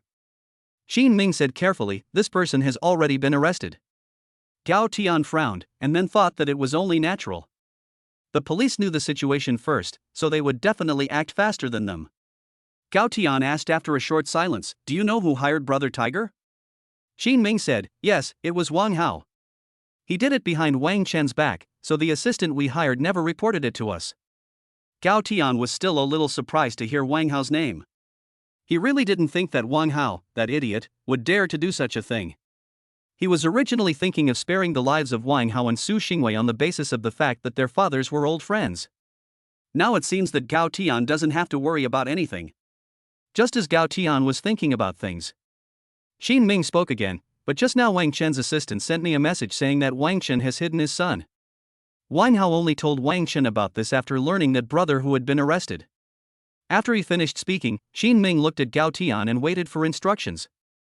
After listening to Qin Ming's words, Gao Tian thought for a moment and said, "So Wang Hao is still hiding out there?" Qin Ming nodded and said, "Yes, the official wanted notice has been issued, and he hasn't been found yet, but we already know where he is hiding." Gao Tian's eyes flashed with a dangerous light, like a hungry wolf eyeing its prey. Qin Ming saw Gao Tian's appearance and shuddered. After all, Gao Tian was generally rarely angry, but every time he got angry, the consequences were very serious. Wang Hao was currently hiding in the hiding place that Wang Chen had prepared for him. Since he didn't know what the situation was like outside, he didn't dare to act rashly.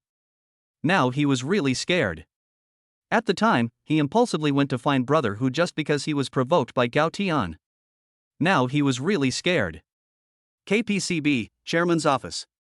At this time, Wang Chen did not know Gao Tian's identity, so his attention was not on him. He was now focusing all his mind and body on the actions of the Su family. Although he knew that KPCB was no match for the Su family, he only had one son, Wang Hao. Moreover, Su Xingwei had not suffered any substantial harm. He wanted to take a chance and see if Su Jianhua would spare his son when he came to confront him. However, what he didn't know was that Su Jianhua didn't even know about this incident yet. Moreover, last time, Su Jianhua was about to take action against Kaibua. After some thought, he decided to let Gao Tian handle it himself. He also wanted to see what Gao Tian was going to do.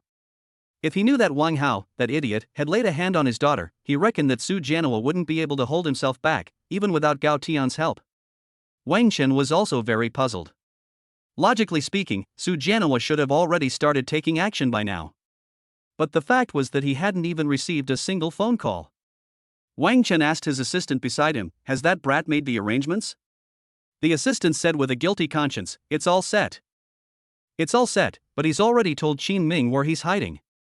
Wang Chen let out a sigh of relief after hearing the assistant's words. However, because he had been thinking about things the whole time, he didn't notice the assistant's unusual behavior. Tian Shun Security. At this point, Gao Tian already knew where Wang Hao was hiding. What he was thinking about now was that he must find Wang Hao before the police did. Yesterday, he was worried about Su Xingwei and the children, so he didn't personally deal with Lu Gu and his group. Now that he knew who was behind it, if he didn't make Wang Hao regret being born, the anger in his heart would be hard to quell. So he instructed Qin Ming to quickly find Wang Hao and find a way to send him abroad.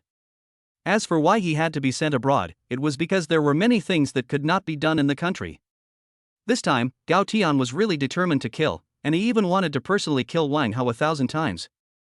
After receiving Gao Tian's order, Qin Ming immediately turned around and went out to start calling people to arrest Wang Hao. Baiyun Mingju, inside the villa. Tong Tong and Shuashuo had already woken up, as they had been a little frightened yesterday. After getting up, they didn't see Gao Tian, so the two children obviously looked a bit haggard. Seeing the state of the children, Su Xingwei's heart ached, and at the same time she was also very angry. It was fine to deal with her, but yesterday's group of people obviously had the children as their initial target. This was something she could not tolerate, if it weren't for Gao Tian's instructions for her not to interfere. She would have called home long ago, and at the same time she was also very worried about Gao Tian. Su Xingwei looked at the listless children and asked Chen's aunt to take care of them first. She went to the study by herself, took out her mobile phone and called Gao Tian. Gao Tian was waiting for news from Qin Ming when the phone rang. When he picked up the phone and saw that it was Su Xingwei calling, he knew that Su Xingwei must be worried about him. After answering the phone, Su Xingwei's worried tone came through the phone. "Where are you?" Gao Tian felt warm in his heart after hearing this, and he smiled and said, "Don't worry, I'm at the company." Su Xingwei was obviously relieved to hear that Gao Tian was at the company, and she asked, "Do you know who did it?" Gao Tian didn't hide it either, and said into the phone, "It was Wang Hao." Su Xingwei was also very surprised to hear the name Gao Tian said. In theory, Wang Chen definitely wouldn't let him do it. Wang Hao is a bit stupid, but Wang Chen is an old fox. Gao Tian seemed to know what Su Xingwei was thinking, and continued, "He did it without telling Wang Chen." Su Xingwei understood when she heard this. "Should I tell my father about this?" Su Xingwei asked after a moment of silence. Gao Tian said on the phone, "No need, I'll handle it. After I'm done, you can tell him."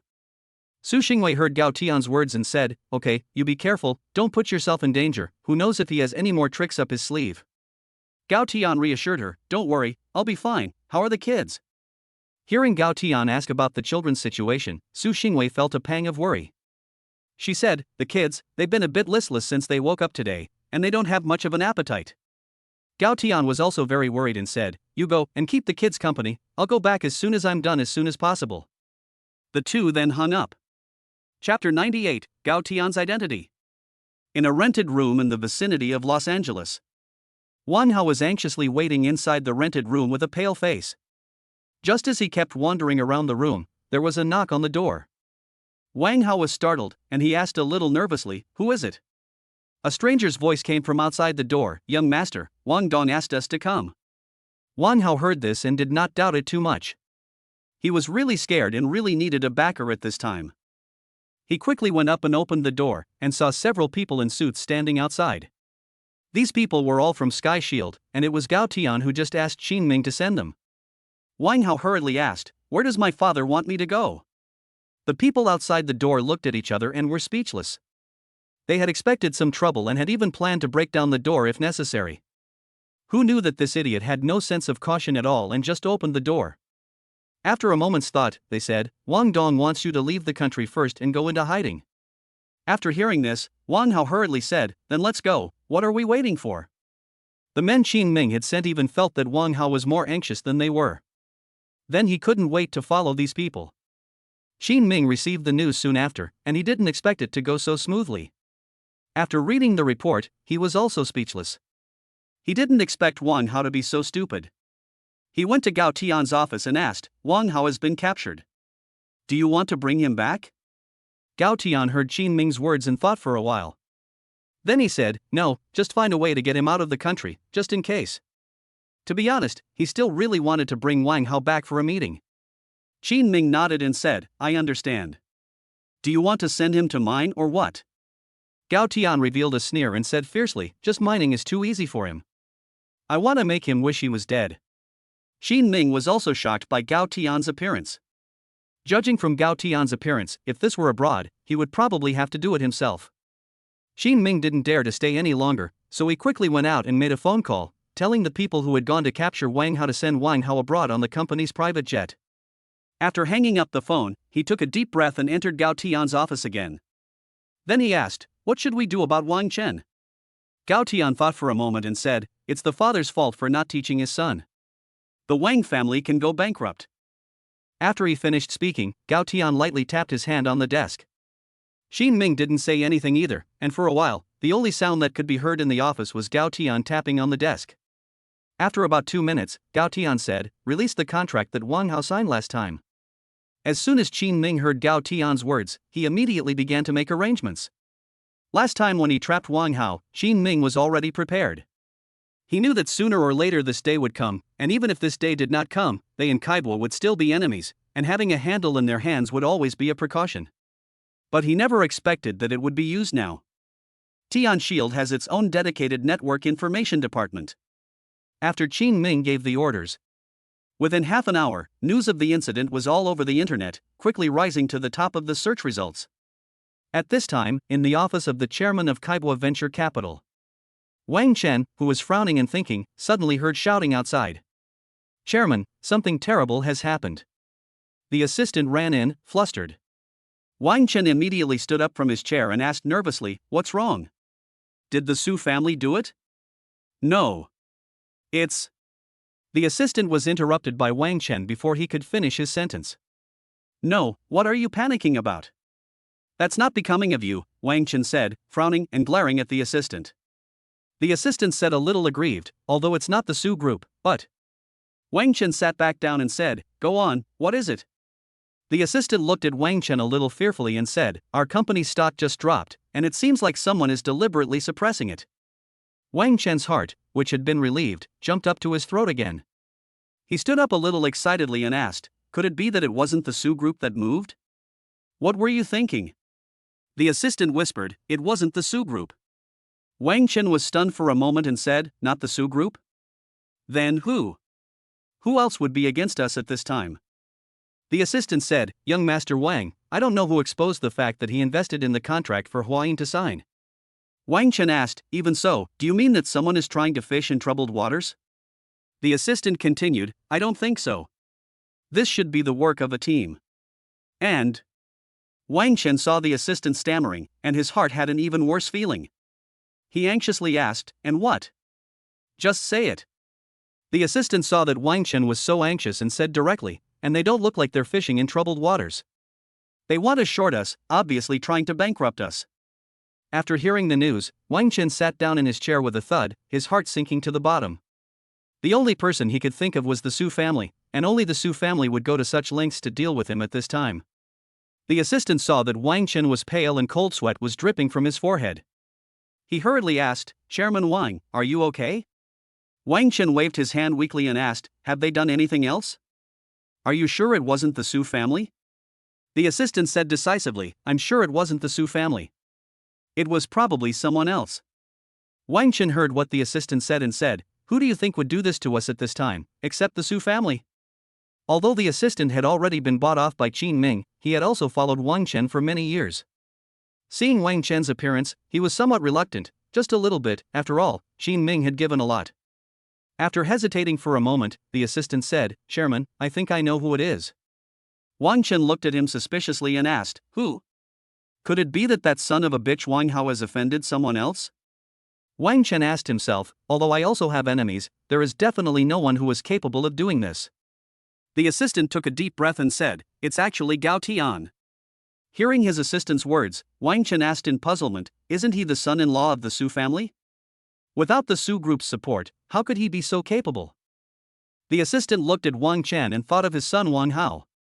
The assistant still revealed Gao Tian's identity. He also has another identity. He is the chairman of Sky Shield Security. Wang Chen heard his assistant's words and froze in place, unable to snap out of it for a long time. The assistant couldn't bear to see Wang Chen's state, so she turned around and left the office. After the assistant left the office, she took the initiative to send a message to Qin Ming about Wang Chen's current state. After hanging up the phone, he took out the resignation letter he had prepared long ago, then took off his work badge, placed it on the desk, and left Kaibwa. When he reached the bottom of the building, he turned around and glanced at the company building again, shook his head, sighed, and turned away. Chapter 99, A Distraught Wang Chen. Tian Shield Security, Chairman's Office. After receiving a call from Wang Chen's assistant, Qin Ming went to report to Gao Tian. Gao Tian sat in his chair with his eyes closed, quietly listening to Qin Ming's report. After Qin Ming finished, he waited for Gao Tian's next instructions. For a moment, the office fell into silence. After a while, Gao Tian opened his eyes and said, "So, Wang Chen already knows my identity?" Qin Ming quickly replied, "Yes, he already knows, and now Kaibwa is also dying, and that assistant has already resigned." Gao Tian sneered and said, "If he knows, then let him know. He is already powerless." Qin Ming asked, "So should we launch a general attack now? Or should we talk to Wang Chen?" Gao Tian narrowed his eyes and said, "Talk? What's there to talk about? From the moment Wang Hao asked someone to move my family, his Wang family was destined to disappear from Los Angeles." Qin Ming immediately stopped talking when he heard Gao Tian's words. Gao Tian stood up and said, let's go, and see what the situation is like now. Xin Ming immediately opened the door, and Gao Tian took the lead and walked out. Xin Ming followed behind, and together they went downstairs to an office. It was full of computer screens, and a group of people were sitting there attentively operating something. No one noticed Gao Tian and his entourage when they came in, and Gao Tian stood there and looked around. Then he looked at the large screen, and Xin Ming coughed softly. The people in the office reacted only then, and everyone immediately got up to say hello. Gao Tian waved his hand to let them get on with their work, and he just stood there watching. This office was full of Sky Shield traders, and Gao Tian had only learned not long ago that Sky Shield also had a group of talented financial students. After watching for a while, Gao Tian felt that the efficiency was too slow, so he said to Xin Ming, "How much funding does the company have left?" Xin Ming knew what Gao Tian wanted to do and said, "Currently, a lot of funds are in foreign accounts, so it's a bit difficult to divert them in a short period of time." Gao Tian thought for a moment and said, "I have some funds in my own account." "You go immediately and invest all the funds." Xin Ming immediately went to take care of it, while Gao Tian began to personally direct the operation. He had system skills, so he was very handy at doing this kind of thing. Everyone followed Gao Tian's commands without any objections. At the beginning, when Gao Tian knew this group of people, he also came to see them. At that time, no one in this office felt that he could command them to trade. But after personally seeing Gao Tian operate for a while, everyone was convinced, and they even asked for advice on the spot. Under Gao Tian's command, the short selling of Kaibwa stocks became even faster. At this time, in Kaibwa, there were people constantly coming to report to Wang Chen's office. There was no good news, and Kaibwa's market value was evaporating rapidly. The people who kept coming to report made his head ache. Then he suddenly reacted, feeling that something was wrong. With so many people reporting work, his assistant should have come to report to him first. Thinking about this, Wang Chen suddenly stood up from his chair, went out of the office and came to the assistant's office. He pushed open the door and saw the resignation letter and work ID card on the table. After seeing these things, he felt a vague unease in his heart. He thought of his son, Wang Hao. The hiding place was personally arranged by the assistant. Moreover, Wang Chen had specifically instructed that Wang Hao not be allowed to bring any communication devices. When he saw the assistant's resignation letter, he already vaguely guessed that the assistant must have betrayed him. He quickly went out and called the driver, and now he couldn't care less about the situation at the company.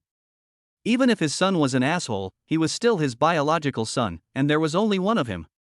If something happened to his son, he simply couldn't imagine what he would say to the tiger wife at home. Thinking about the tiger wife at home, Wang Chen's head hurt even more.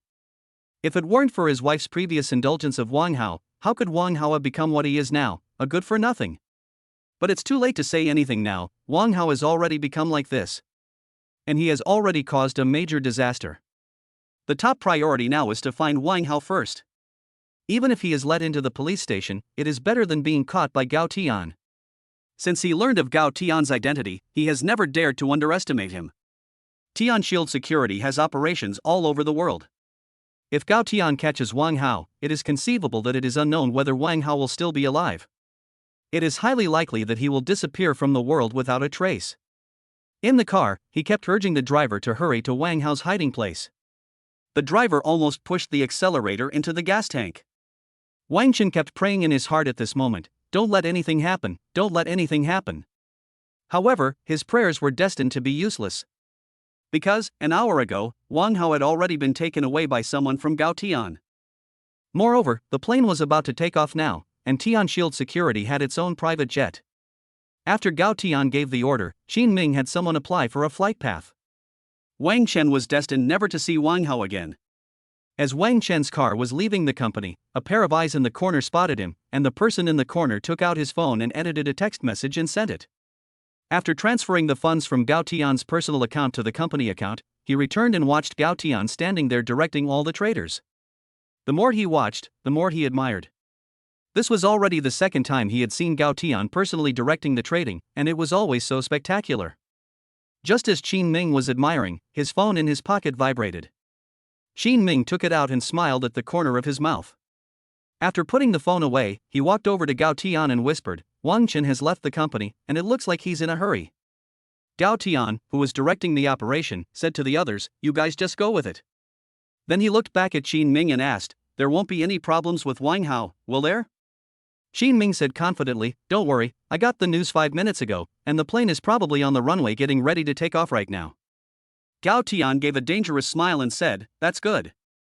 When we get there, take good care of our young master Wang." Xin Ming nodded to show that he understood. After thinking for a moment, Gao Tian added, "By the way, when we get there, let our young master Wang meet me via video chat first." Xin Ming immediately jotted it down and then took out his phone to send a message to the person who was preparing to pick him up abroad, giving him some instructions. At this time, Wang Chen had already arrived at the place where Wang Hao was hiding.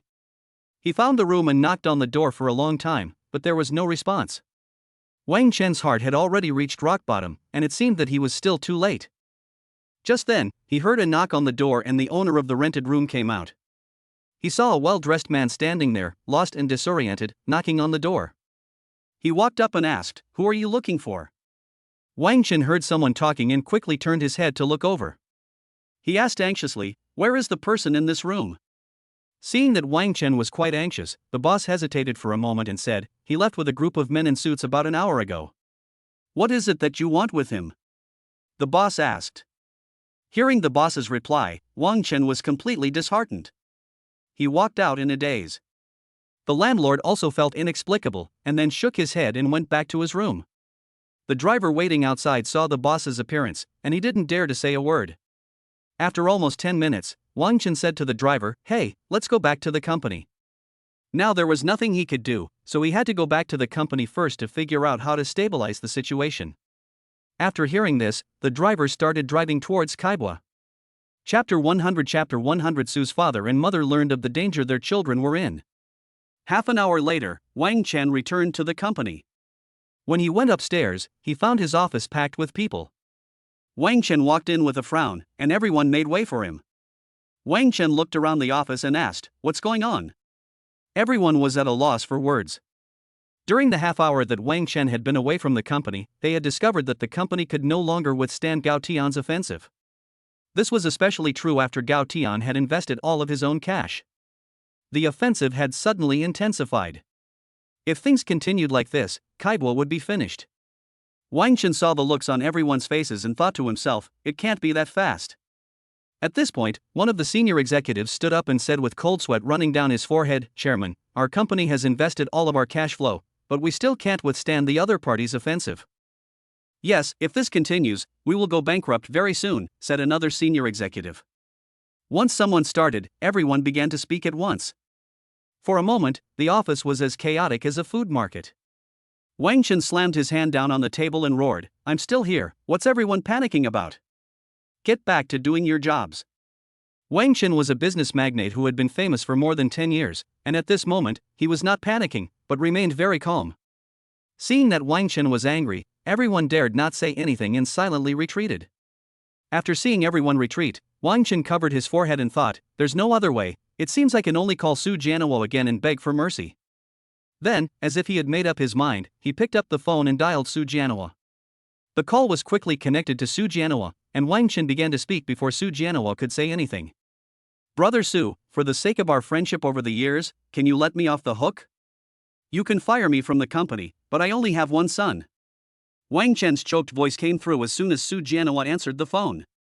Su Jianhuo on the other end of the phone was confused and asked, "What do you mean? Brother Wang, what happened? Take your time and tell me." Wang Chen thought that Su Jianhuo already knew what was going on in Los Angeles. But from the tone of Su Jianhuo's voice, it seemed that he really didn't know. But now Wang Chen couldn't think much about it. Whether Su Jianhuo really didn't know or was pretending, he had to take a chance. Then he honestly confessed that Wang Hao had hired someone to kidnap Gao Tian's 2 children. He specifically explained that he didn't know about this matter, otherwise he would definitely have stopped him. Su Jianhuo was still confused, but after hearing Wang Chen's account, he was also very angry. He said directly, "You're good, Wang Chen, your son is really something, and you still have the face to call me?" Wang Chen hurriedly said, "Su brother, we've been friends for so many years, don't you know me? Although I'm not a good person, I really didn't know about this matter." Then Wang Chen said, "And I only have this one son, and I admit that I haven't taught him well. I can give up my company, but I just want Gao Tian to give my son a way out." Wang Chen heard that Su Jianhuo was getting a little angry, so he quickly played the emotional card with Su Jianhuo. Indeed, after all is said and done, Wang Chen really only has this one son. No matter what kind of character he is, there is still some affection for the calf. Su Jianhua listened to Wang Chen's choked voice on the phone and his heart softened a little. He thought for a moment and said, "Hey, I'll make a phone call to find out what's going on. But if Wei Wei and the kids get hurt, not to mention Xiaotian, I won't let you off either." Wang Chen heard Su Jianhua relent and hurriedly thanked him. He quickly explained, "Don't worry, I know and I've investigated, they haven't been harmed." Su Jianhua then hung up the phone. The provincial capital. Inside the Su family villa. Su's mother asked worriedly, "What's wrong? Why did Wang Chen call again? Is something wrong?" Su's father had just hung up the phone, and was now frowning in deep in thought. He did not answer Su's mother's question. He had not paid attention to the news or the internet since waking up that day, and did not know that such a big thing had happened in Los Angeles. Su's mother did not rush him, as she watched him thinking. After a while, he picked up the phone and dialed. After the call was connected, Su's father said into the phone, "Now, you immediately find out what's going on in Los Angeles." The person on the other end of the line answered and then hung up. Su's father then told Su's mother what Wang Chen had just told him about what Wang Hao had done. After hearing Su's father's account, Su's mother was also furious. This Wang Hao. He really has no bottom line at all. He actually dared to let people attack his precious grandchildren. Fortunately, Gao Tian is here, otherwise she dares not imagine what they will do if something happens to their children. After a while, Su's father's phone rang again. Su's father picked up the phone. The person on the phone said, "Today, for some reason, Kaibwa Group has offended Tiandun, and now Kaibwa's stock market is being constantly short-sold by Tiandun. It has reached the brink of bankruptcy." After hearing this, Su's father hung up the phone without saying anything. After hanging up the phone, Su's father laughed heartily. Su's mother asked what was wrong. "Why were you so mad? The children are in danger, and you have the face to laugh." Su's father told Su's mother what he had just found out. Then he said, "You really are my son-in-law Su Jianhua. This is the way it should be." Su's mother said, "Don't be smug, you better hurry up and call the child Wei Wei to ask about the situation." Su's father also reacted, saying, yes, this child really didn't know to tell the family when something so big happened." As he said this, he dialed Su Xingwei's phone number. At this time, Su Xingwei, who was at Baiyun Mingju, saw the phone on the table ring. She picked it up and saw that it was her father's phone. After Su Xingwei saw that it was her father's phone, she knew that she could no longer hide the news about Los Angeles. It was also true that such a big event had been reported on the news today, and Su's father could find out just by doing a little research. However, after answering the phone, what came through was not Su's father's voice, but instead the worried voice of Su's mother. As soon as the call was connected, Su's mother couldn't wait to ask, "Vivi, are you guys okay? How are the kids?" Su's father's voice also came through the phone, "You're such a kid, you didn't even tell the family about such a big thing." Su Xingwei had thought that her parents would ask about the short selling of cable by Sky Shield today, but she didn't expect that they knew about it as well. Su Xingwei heard her father's question, and although he was scolding her, her heart felt warm.